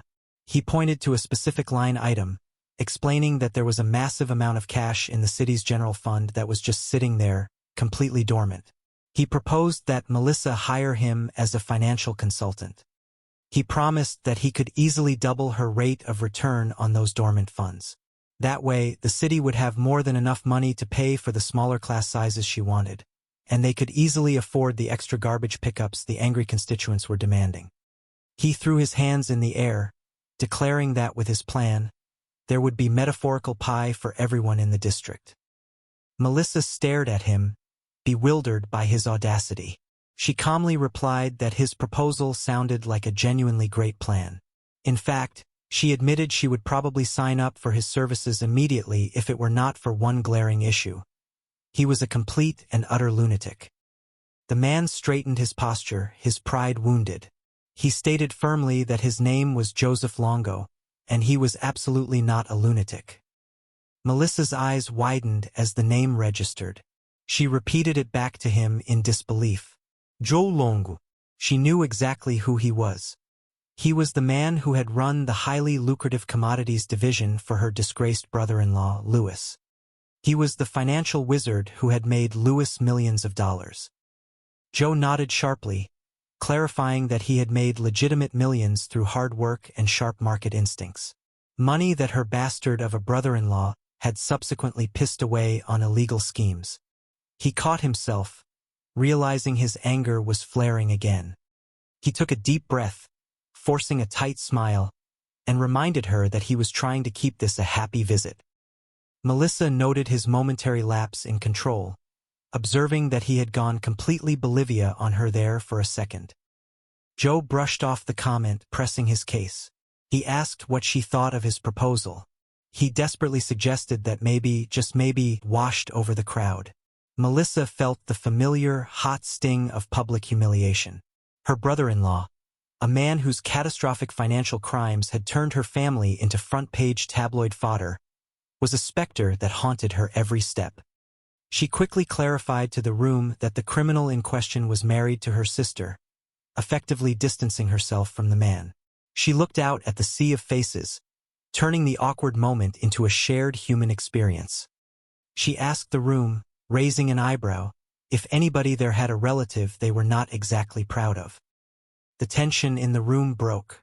Nervous laughter bubbled up from the audience. Hands were raised. It was a universal truth. Every family had its dark corners. Melissa smiled, grateful for the shared empathy. It was not just her. Later, safely away from the glaring lights of the chamber, Melissa recounted the ordeal to her friend and assistant. Her friend offered a comforting perspective, noting that at least the frantic man in the suit had been cute. Melissa rolled her eyes, exhausted by the mere thought of him. She honestly did not see the appeal. But her friend insisted that Melissa had held her own up there on the podium. She told Melissa that she reminded her of her father, the esteemed senator, a man who commanded respect with a mere glance. Melissa panicked slightly, sniffing her sleeve. She asked, mortified, if she had smelled like the metaphorical strippers of political scandal. Her friend laughed warmly, assuring her that she smelled like pure authority. Melissa preened just a little, smoothing her blazer. She decided that authority was indeed her signature fragrance. She admitted, with a heavy dose of mock humility, that she had been absolutely smoking up there. They shared a triumphant high five, the tension of the day finally melting away. Her friend pointed out the silver lining. The brother-in-law and his various felonies had totally shifted the focus of the meeting. The whole trash issue had been successfully put to bed. The victory, however, was incredibly short-lived. When Melissa pulled up to her sprawling, beautiful suburban home, reality came crashing back in the form of a foul-smelling barricade. Her niece, Lennox, was standing on the porch, staring in disgust at the numerous bags of trash that had been hurled at their front door. Lennox, a teenager carrying the heavy burden of her parents' public disgrace, asked her aunt why angry men were throwing trash at their house. Melissa sighed, feeling the weight of her dual life pressing down on her shoulders. She tried to explain it away as a political debate in the community, a situation where the majority felt compelled to express their civic displeasure. Lennox was not buying the political spin. She pointed out that the situation was getting heavy and, more importantly, really smelly. She carefully stepped over a leaking garbage bag, telling her aunt that she was just going to leave it there for her to deal with. She added, with a dry teenager sarcasm, that there were at least 10 more bags scattered across the porch. Melissa rubbed her temples, pushing past the debris and stepping into the house. She found Lennox hovering near the staircase, looking entirely unrooted. Hoping to create a sense of permanence, Melissa gently asked if Lennox had seen the new dresser she had placed in her bedroom. Lennox offered a tight, polite smile. She acknowledged the furniture, calling it really cute, but quickly insisted that she was fine. She gestured to the hallway, stating that she still had her suitcases. Melissa felt a pang of profound sadness mixed with intense frustration. The girl still thought living there was a temporary arrangement. She lamented to herself that Lennox no longer shared her thoughts or feelings. In the past, the rebellion had been obvious. Lennox used to boldly announce that she was going to sneak out of the house, or suggest they get matching tattoos. She used to argue, demanding to know why she had to follow rules, prompting Melissa to rely on the classic parental response of because she said so. Now, there was just a polite, distant wall. Melissa joked darkly that she did horrible things, like put actual furniture in the girls' room, which clearly made her a monster in the eyes of a teenager. Her friend tried to offer perspective, reminding Melissa of how difficult she herself had been at the age of 15. Melissa deflected the memory, claiming she did not remember those years very clearly, jokingly blaming it on a lot of hypothetical underage drinking. She needed to focus on the present. She announced that she was going out that night, a rare attempt at reclaiming her personal life. Rhonda, the reliable babysitter, would be staying with the kids. Rhonda, a woman with a dry wit and a no-nonsense demeanor, arrived shortly after.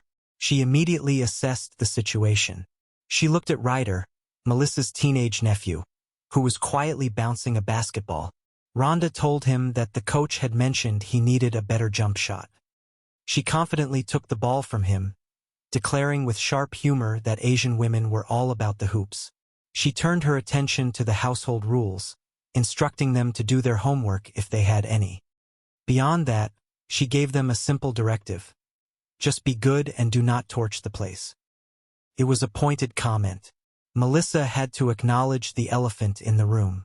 She defended Ryder, stating it had only been one little single alarm fire at his old house. It had happened the week his father ran off to avoid federal charges. The boy had been understandably angry. He had simply stacked 20 of his father's expensive suits on the driveway, poured some top-shelf cognac over the silk and wool, and lit them up. Rhonda raised an eyebrow, suggesting that, in a way, everyone needed to let things out every now and then. Melissa vehemently disagreed. She insisted that the urge to set things on fire was an emotion they must strictly repress. She thanked Rhonda profusely for babysitting, admitting with a vulnerable flutter in her chest that she had not had a single date since the kids had moved in. It had been so incredibly long that she was actually nervous. She held up 2 different outfits, seeking Rhonda's opinion. The first, she explained, communicated that she was a smart, independent woman with a bright political future. The second outfit, a decidedly more daring ensemble, declared that the former bad girl was officially back. Rhonda looked at the second outfit with mild horror, asking if Melissa was planning on going hiking in those clothes. She pointed firmly to the first outfit. That was the one. The evening preparations were interrupted by the shrill ring of the telephone. Melissa answered, her cheerful tone evaporating the moment she heard the voice on the other end. It was the principal of the local school. As Melissa listened, her eyes grew wide with disbelief. She repeated the principal's words, her voice rising in pitch. She asked what Lennox had done, when she had done it, and where. The confirmation that it had happened that very day sent a shockwave through the room. Melissa tried to defend her niece, stating she found the accusations hard to believe because Lennox had not mentioned a word of it. She argued that such behavior was not at all typical for the girl. But the evidence was overwhelming. Melissa surrendered, acknowledging the gravity of the situation. She promised to talk to the girl, hanging up the phone with a heavy, sinking feeling in her stomach. She turned to Rhonda, her face pale. She explained that earlier that day at school, Lennox had handed out flyers. These were not ordinary flyers. They contained an original poem that rhymed the principal's name in a highly creative and incredibly insulting way. The stunt had not gone over well with the administration. Melissa groaned, realizing the political fallout. She mentioned that there was a very real possibility that Channel 5 would pick up the story, especially since she had just been on live television denying that her family was a chaotic mess. It had only been 2 months since the kids moved in, and Lennox was already suspended. Melissa sarcastically awarded herself the title of Legal Guardian of the Year. Rhonda sighed, offering the same advice she had been giving for weeks. She told Melissa that she needed to hire somebody, a professional organizer or a dedicated nanny. The kids desperately needed structure and discipline and possibly, she joked, electroshock therapy. She looked at Melissa with sympathetic eyes, telling her that she simply could not do everything. Melissa bristled, her pride wounded. She might not be able to do everything, but she could certainly handle a rebellious teenager. It was just a matter of marching upstairs and setting the girl straight. She took a step toward the stairs, then paused, asking Rhonda if she had actually moved yet. The weight of the responsibility felt like lead boots. She muttered bitterly to herself, asking the empty hallway why her sister was not there to discipline her own daughter. She answered her own rhetorical question with grim reality. Because her sister was currently locked up in a federal prison. Melissa found Lennox in her room, the atmosphere thick with unspoken tension. She decided to try a soft approach first. She picked up an old photograph, a framed memory of simpler times. She reminded Lennox of the sounds great, the perfect nanny from the agency. You were right, Rhonda said softly. You cannot do this alone. What commodities trader? No, he is just temporary, Melanie insisted, trying to convince herself more than anyone else. And he is absolutely not cute. No, he is not, Rhonda agreed readily. He has no hair. Melanie turned back toward the kitchen, her mind racing. Okay. Before we officially pull the nanny trigger with this expensive agency, when do I formally interview this lovely-sounding lady? Before Rhonda could answer, the front door burst open again. Joe marched inside, followed closely by a very sullen-looking rider. Hello, Joe announced to the house at large. He held up a finger, pausing mid-stride. Hold on a sec. Hey, let me ask you women something. When is the last time anybody did any actual laundry in this household? You people live like absolute pigs. I found these on the floor. He held up a delicate, lacy garment. These are my delicates. Wait, no, how did you get my delicates? Were you in my private bedroom? Yeah, Joe said unapologetically. Now, pull the trigger on whatever you need to do. Melanie stared at him, horrified. Hey, Joe, you were right. I should probably just have that leftover sandwich right now and die. Joe pointed a commanding finger toward the staircase. Hey, Mel, let me handle this. All right, Ryder, get your butt back up there. Melanie watched her nephew trudge up the stairs, completely bewildered by the sudden shift in power dynamics. What is he doing home in the middle of the school day? His history paper, Joe replied casually, tossing the delicate garment onto a nearby chair. What? Melanie asked, her brain struggling to process the information. Wow. All right. Please pack the veins back into your forehead and explain this to me calmly. Joe leaned against the doorframe, crossing his arms over his chest. I took the kid to school, right? In the Porsche. And on the way, he casually tells me he does not actually have his required history paper. So we drive all the way back here to get it, and then he tells me he did not exactly write it. And I said, well, you better exactly write it right now, buddy, because it is absolutely due today. So he is up there in his room writing it right now. And he does not come out of that room until it is done. Melanie stared at him, her mouth slightly agape. Ha! Now, that is certainly a unique approach to nannying. You brought him home? You do not bring a kid home who has not done his required schoolwork. You leave him at the school to get yelled at by the teachers, which is exactly what he has got coming to him. Joe scoffed, a dismissive sound in the back of his throat. What kind of backwards rules are those? The fundamental rules that everybody in civilized society knows, Melanie argued passionately. I am somebody, Joe countered, his ego flaring, and I never heard of them. Before they could escalate the argument, Melanie remembered her most pressing obligation. She checked her watch, panic seizing her chest. Lennox, are you ready? It is time to go to the principal's office.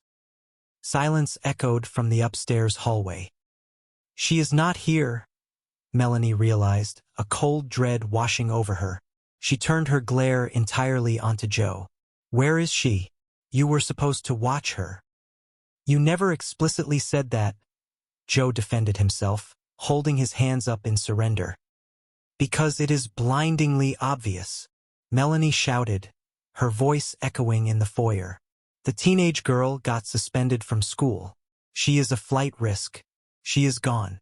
She has completely ditched the mandatory meeting with the principal.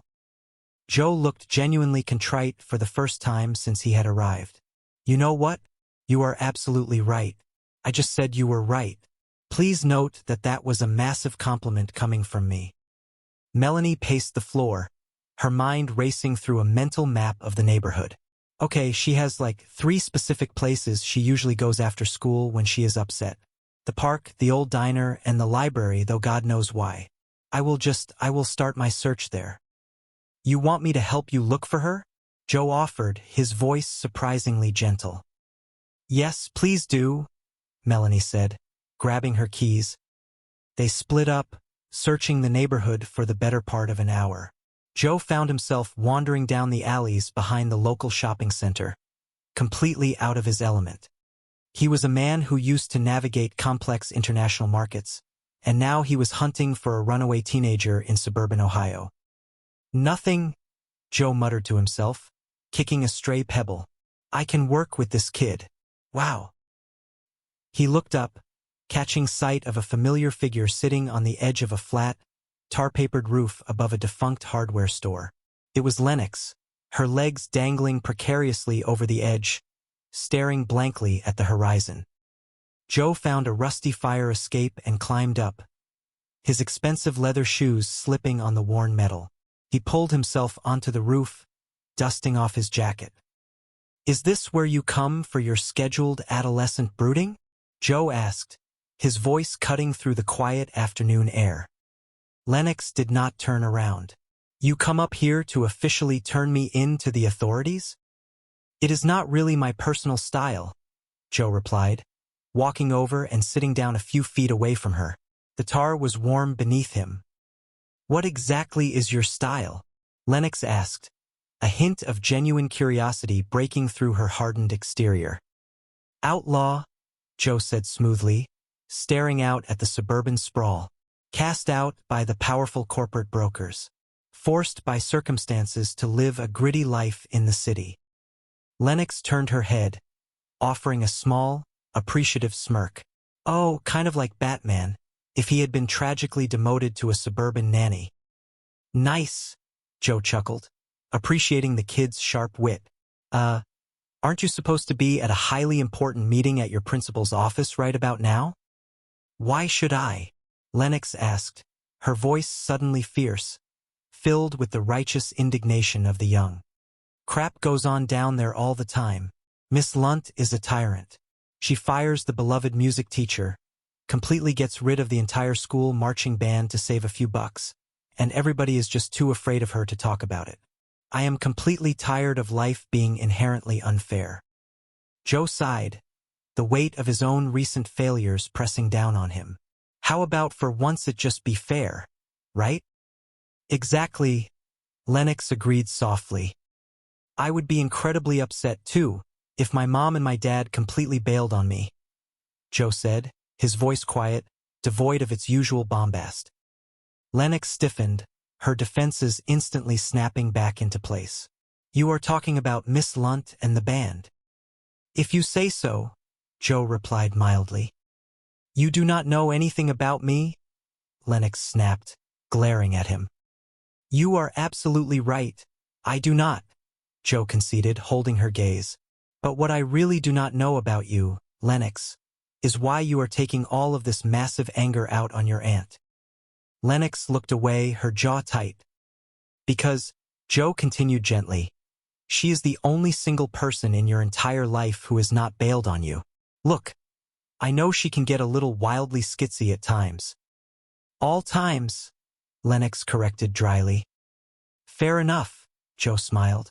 But since we are actively talking about what is fair and what is unfair, do you really think it is fair that she has to go down to your high school all alone and eat your massive, steaming bowl of stink for something that she absolutely did not do? Lennox frowned, her brow furrowing in confusion. Big bowl of stink? What exactly is that? You will know the taste when you have finally eaten one, Joe said cryptically, standing up and brushing the roof dirt from his trousers. Come on, we have got a meeting to get to. Back at the high school, Melanie sat alone in a remarkably uncomfortable plastic chair in the principal's office. The clock on the wall ticked agonizingly slowly. Mrs. Lunt, a formidable woman with tightly curled hair and a permanent expression of severe disapproval, sat behind her massive wooden desk, her hands folded neatly over Lennox's offensive flyer. Any sign of our Lennox? Mrs. Lunt asked, her tone implying that she already knew the answer. Melanie shifted uncomfortably. Oh, Mrs. Lunt, look, I deeply know that what Lennox did with the poem was bad. Okay, really, really bad. Unacceptable. But if any kid in this entire district has the right to be profoundly upset about what life has recently handed her. Melanie trailed off, struggling to find the right words. Look, I am absolutely not trying to excuse Lennox's behavior. I am just saying, if I were on the counter.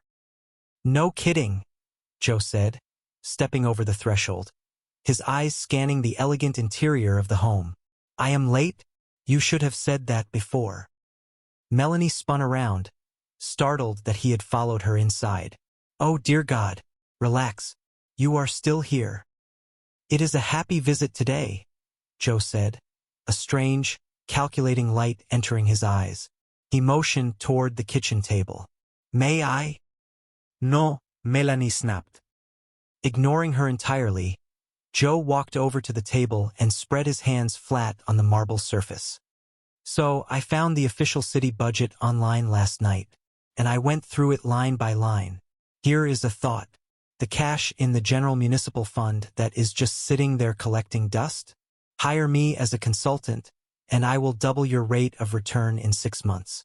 That way, you will have more than enough money for both your smaller elementary class sizes and your extra neighborhood garbage pickups. And pie for everyone in town." Melanie stared at him, genuinely astounded by his audacity. "That sounds like a perfectly great plan," she said, her voice dripping with sarcasm. "And I would sign up immediately if you were not a complete and utter lunatic." The man straightened up, his pride clearly wounded. "Joseph Longo is not a lunatic." Melanie's eyes widened in recognition. "Joe Longo? You are Joe Longo? The Joe Longo? You ran the entire commodities division for my brother-in-law. You made Louis millions of dollars." "Legitimate millions, yeah," Joe corrected sharply, his jaw clenching. "Money that your bastard brother-in-law completely pissed away and stole from under my nose." Melanie softened just a fraction. "Sorry. You said this was a happy visit." Joe rubbed the back of his neck, the bravado draining from his posture. "Yeah, well, you went all Bolivia on me there for a minute. Threw me off my game." "Yeah," Melanie conceded softly.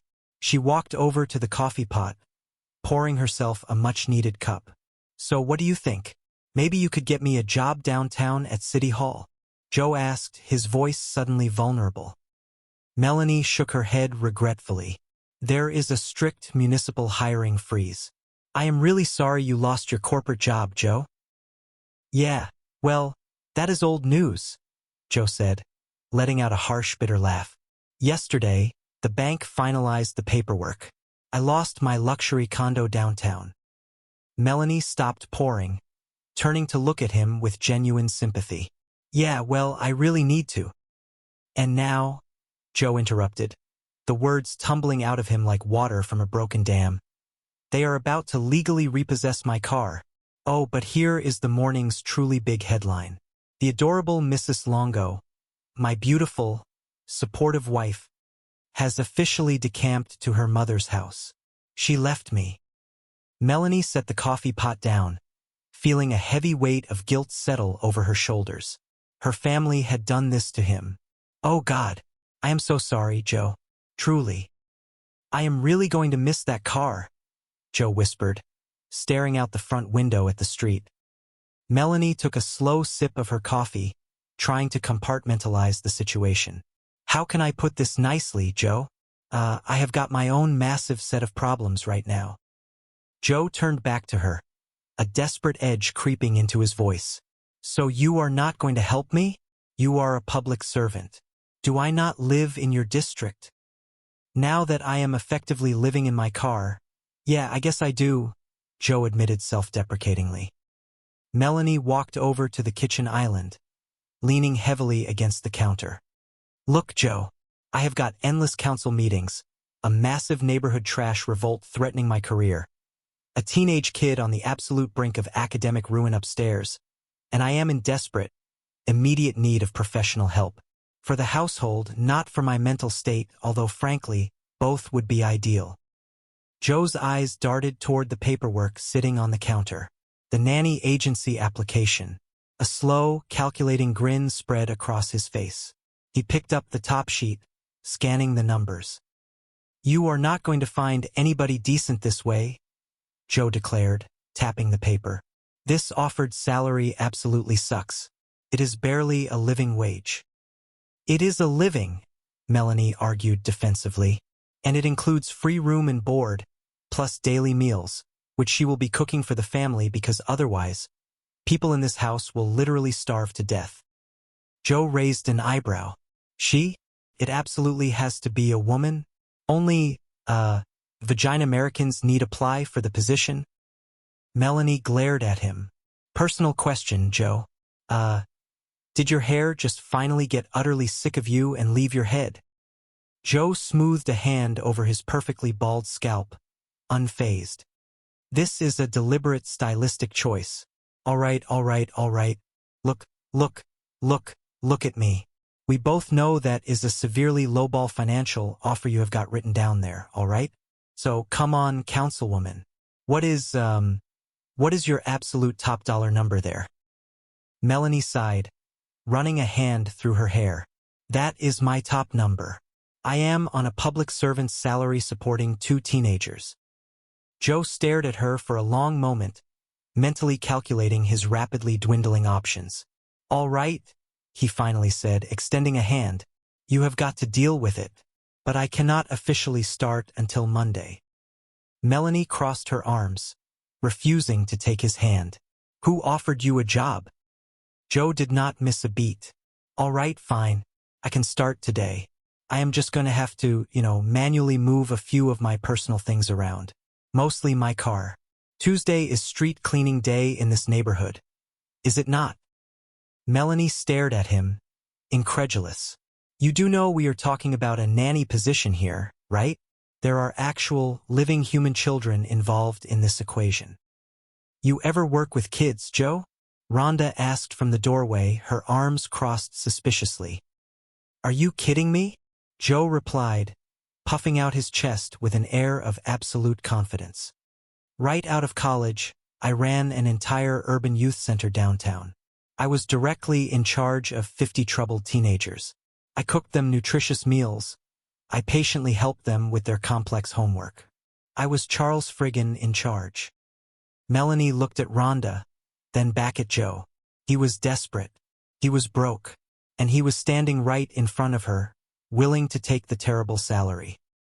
Yeah, you are perfect, Melanie said, the sarcasm returning to her voice. There is just one little, tiny, insignificant detail. What is that? Joe asked. I do not really like you, Melanie stated plainly. Before Joe could formulate a witty comeback, Ryder sprinted down the stairs, his backpack slung over one shoulder, panic etched across his young face. You know about the school bus? Ryder practically yelled. It is not running today. They blocked off the entire Jackson Street intersection because of some kind of massive garbage protest. Melanie closed her eyes, the stress returning with a vengeance. Crap, crap, crap, crap, crap. Oh, I mean, golly, what a tough break for the municipal transportation system. She looked at her watch. She was already late. Okay, Ryder.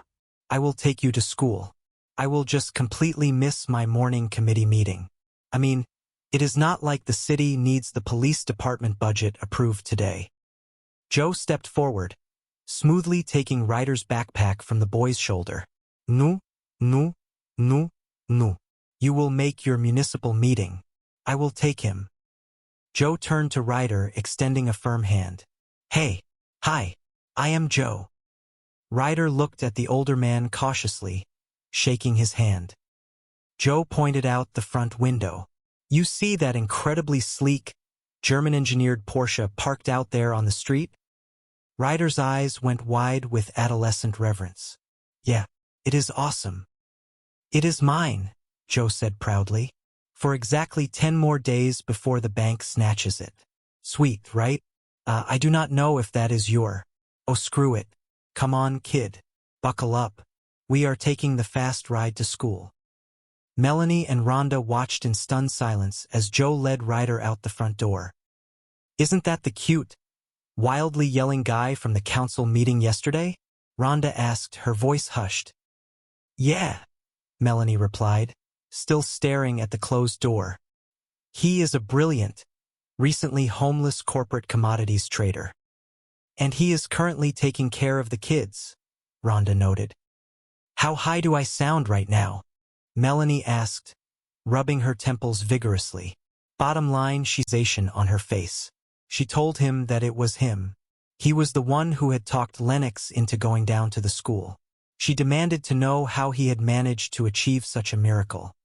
Joe, trying to play it cool, simply stated that people naturally liked him.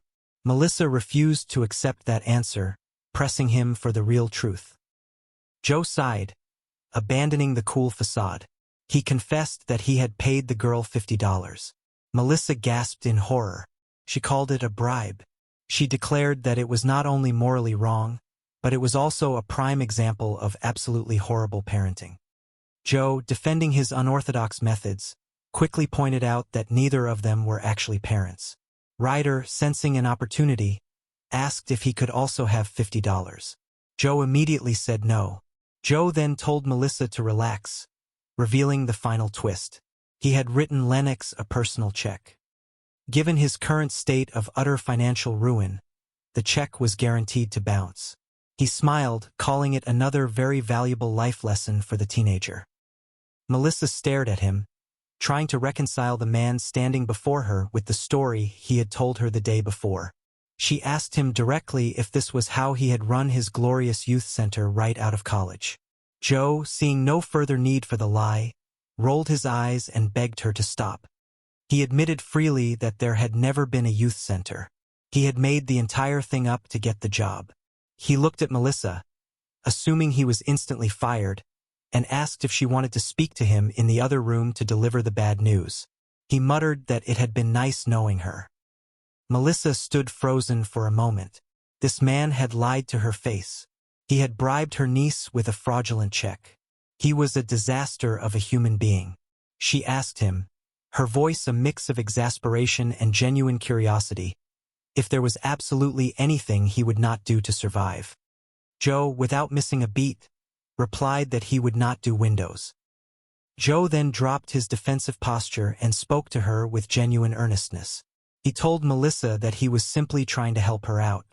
He admitted that he might have played the situation fast and loose, using highly questionable tactics. But he pointed to the bottom line.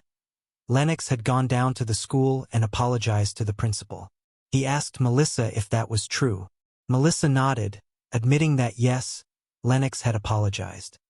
She also softly added that Lennox had, for the very first time since she had arrived at the house, actually said a few genuinely nice things about Melissa, right in front of her.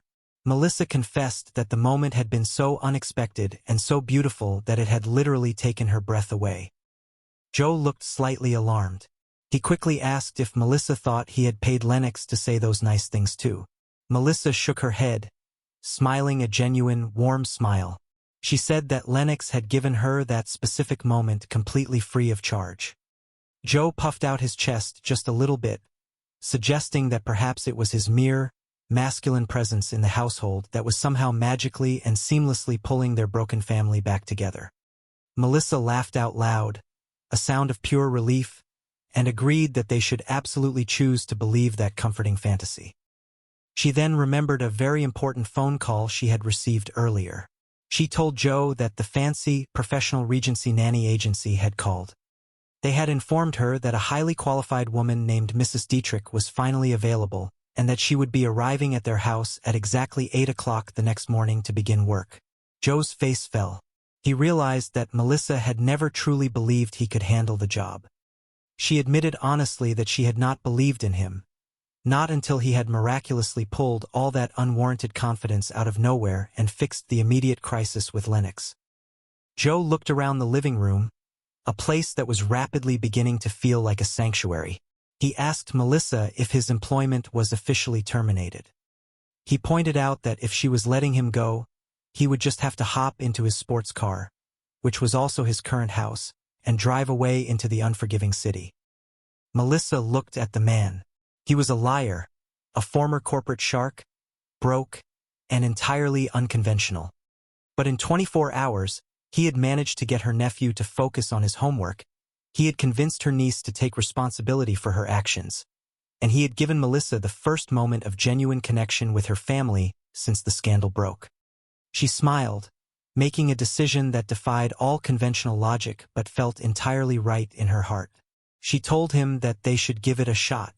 She asked, with a playful glint in her eye, just how bad he could possibly be at the job. Joe smiled back, the weight of the world lifting slightly from his shoulders, and replied that she would certainly find out soon enough. Later that same night, the house was finally quiet. The relentless energy of the day had settled into a peaceful stillness. The front door clicked open, and Melissa stepped inside.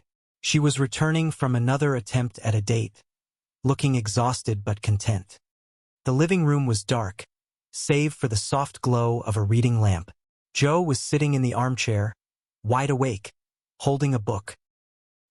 He looked up as she entered and asked, with a slightly teasing tone, how her date had gone, noting that it had lasted until a staggering 3 o'clock in the morning.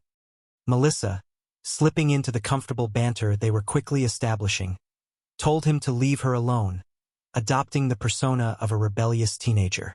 She reminded him that it was not a school night, and playfully bragged that her date had been the captain of his high school football team.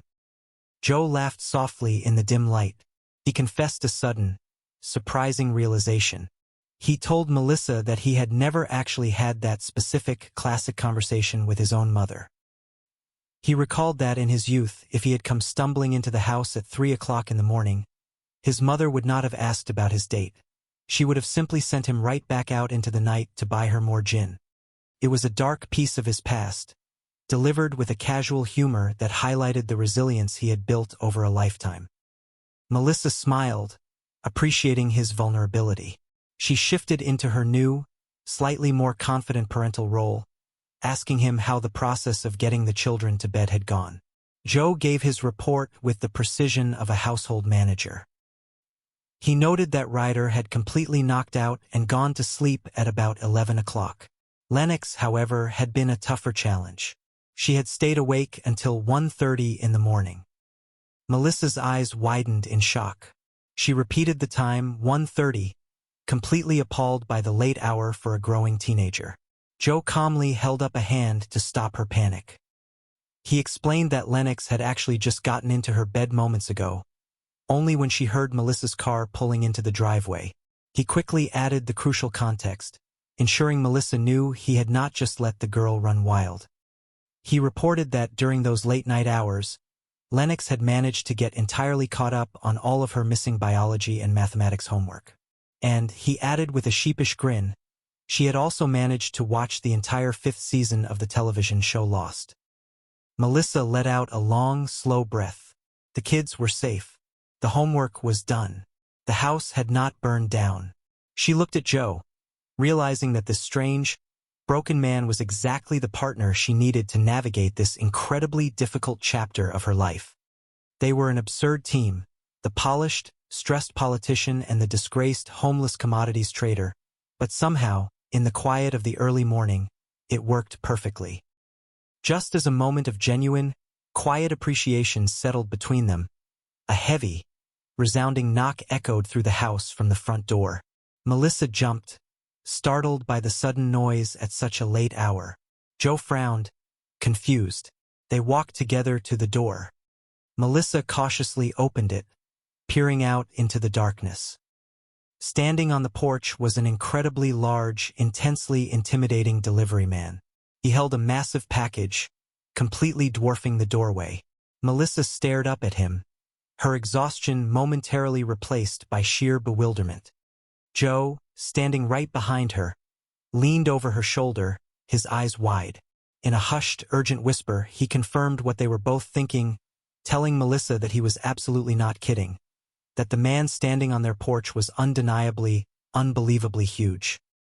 The heavy, polished wooden doors of the city council chambers stood tall against the bustling noise of the municipal building. Inside, the atmosphere was thick with the heated energy of civic debate. Melissa Burke, known to her friends and constituents simply as Mel, stood at the podium. She was a picture of professional grace under pressure, her tailored suit reflecting her role as a dedicated public servant by day, though her natural charm and vibrant energy hinted at the dynamic woman she was outside these walls. "Look at you," a colleague whispered as she stepped back from the microphone for a brief moment, offering a supportive smile. "Public servant by day, absolute knockout by night." Mel chuckled softly, shaking her head. "Well, I have to turn the heat up during the day." The bright, unforgiving lights of the city council chambers beat down on Melissa Burke, illuminating her polished exterior while failing completely to capture the exhaustion settling deep within her bones.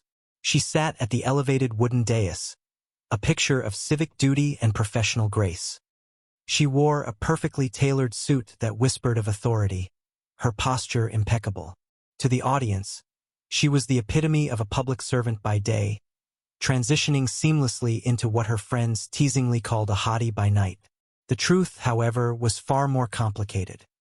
She had to turn on the heat, so to speak, during the daytime hours, projecting an aura of absolute competence, or else nobody in this sprawling, bureaucratic city would get anything done.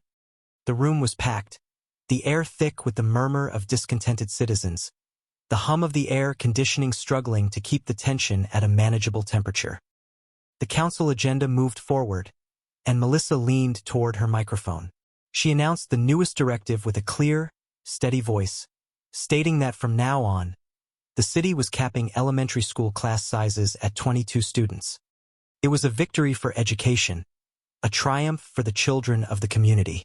However, in the world of local politics, every victory came with a cost.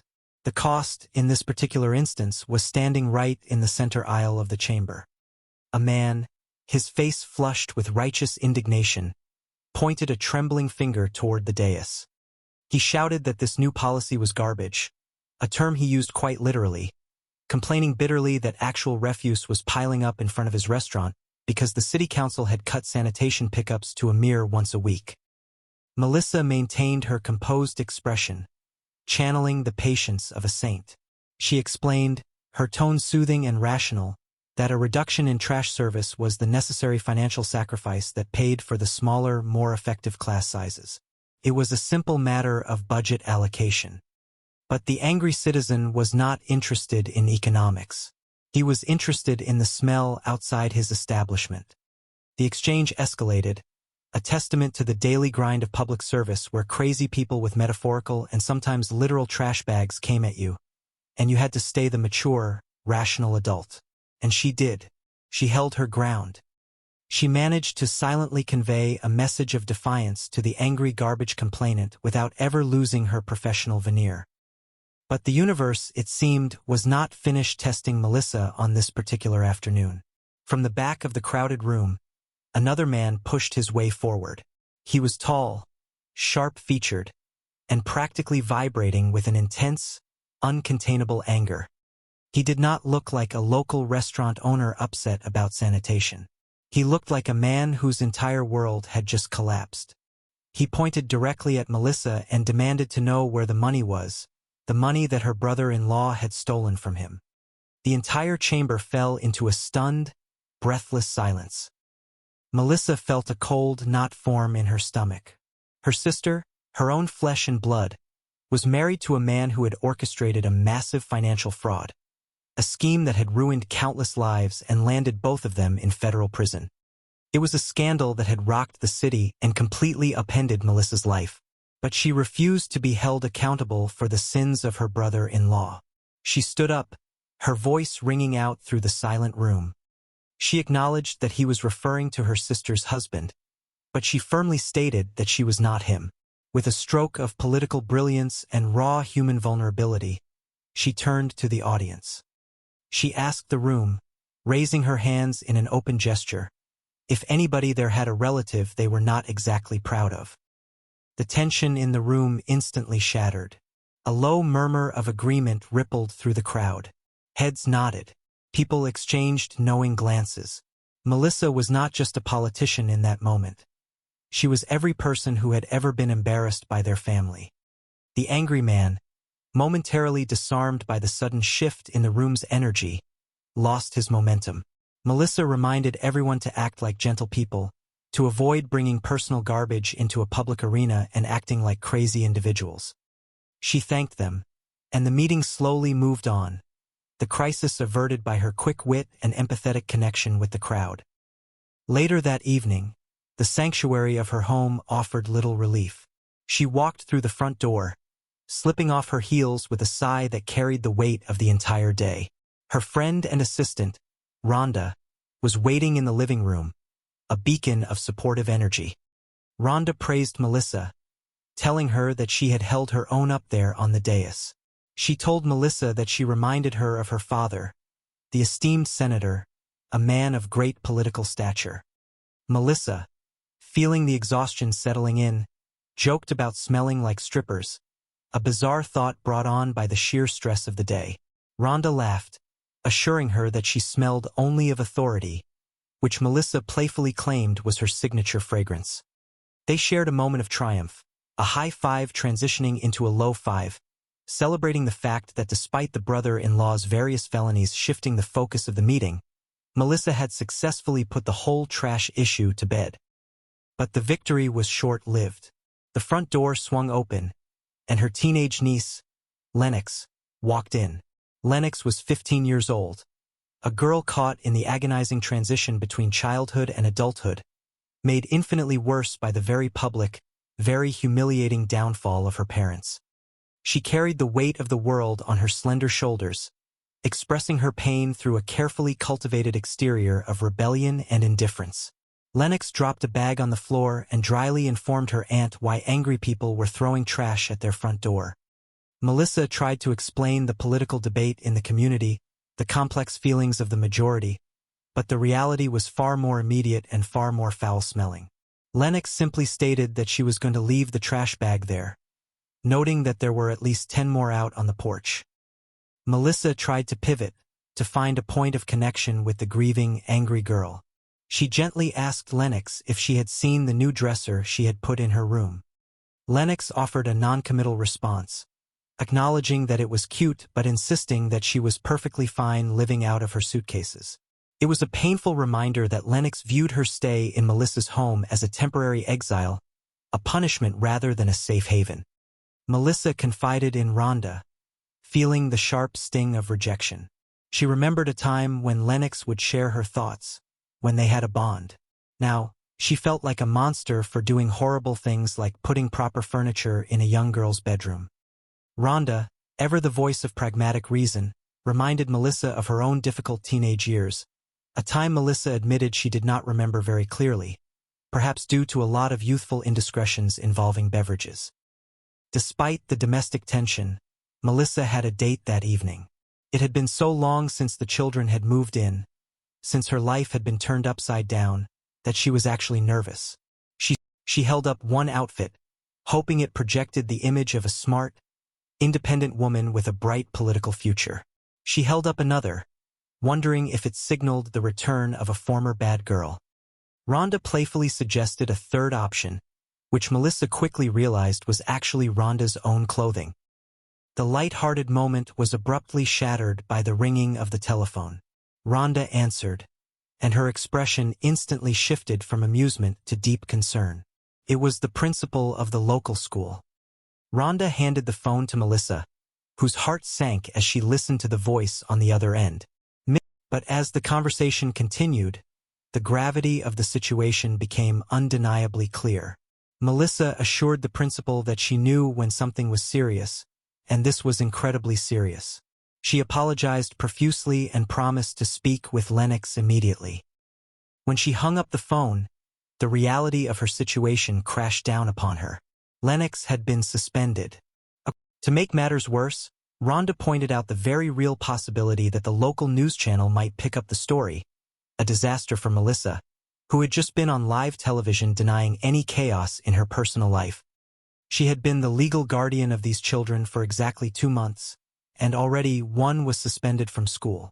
She sarcastically awarded herself the title of Legal Guardian of the Year. Rhonda, sensing Melissa's rising panic, reiterated her long-standing advice. She urged Melissa to hire somebody, an organizer, a professional household manager. She argued that the children, Lennox and her younger brother Ryder, desperately needed structure, discipline, and perhaps a metaphorical shock to their systems. Melissa, fueled by a sudden surge of maternal determination, declared that while she might not be able to do everything, she could certainly do this. She was going to march upstairs and set that young girl straight.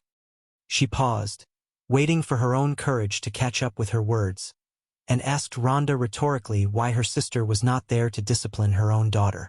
The answer, of course, was that her sister was locked up in a federal prison.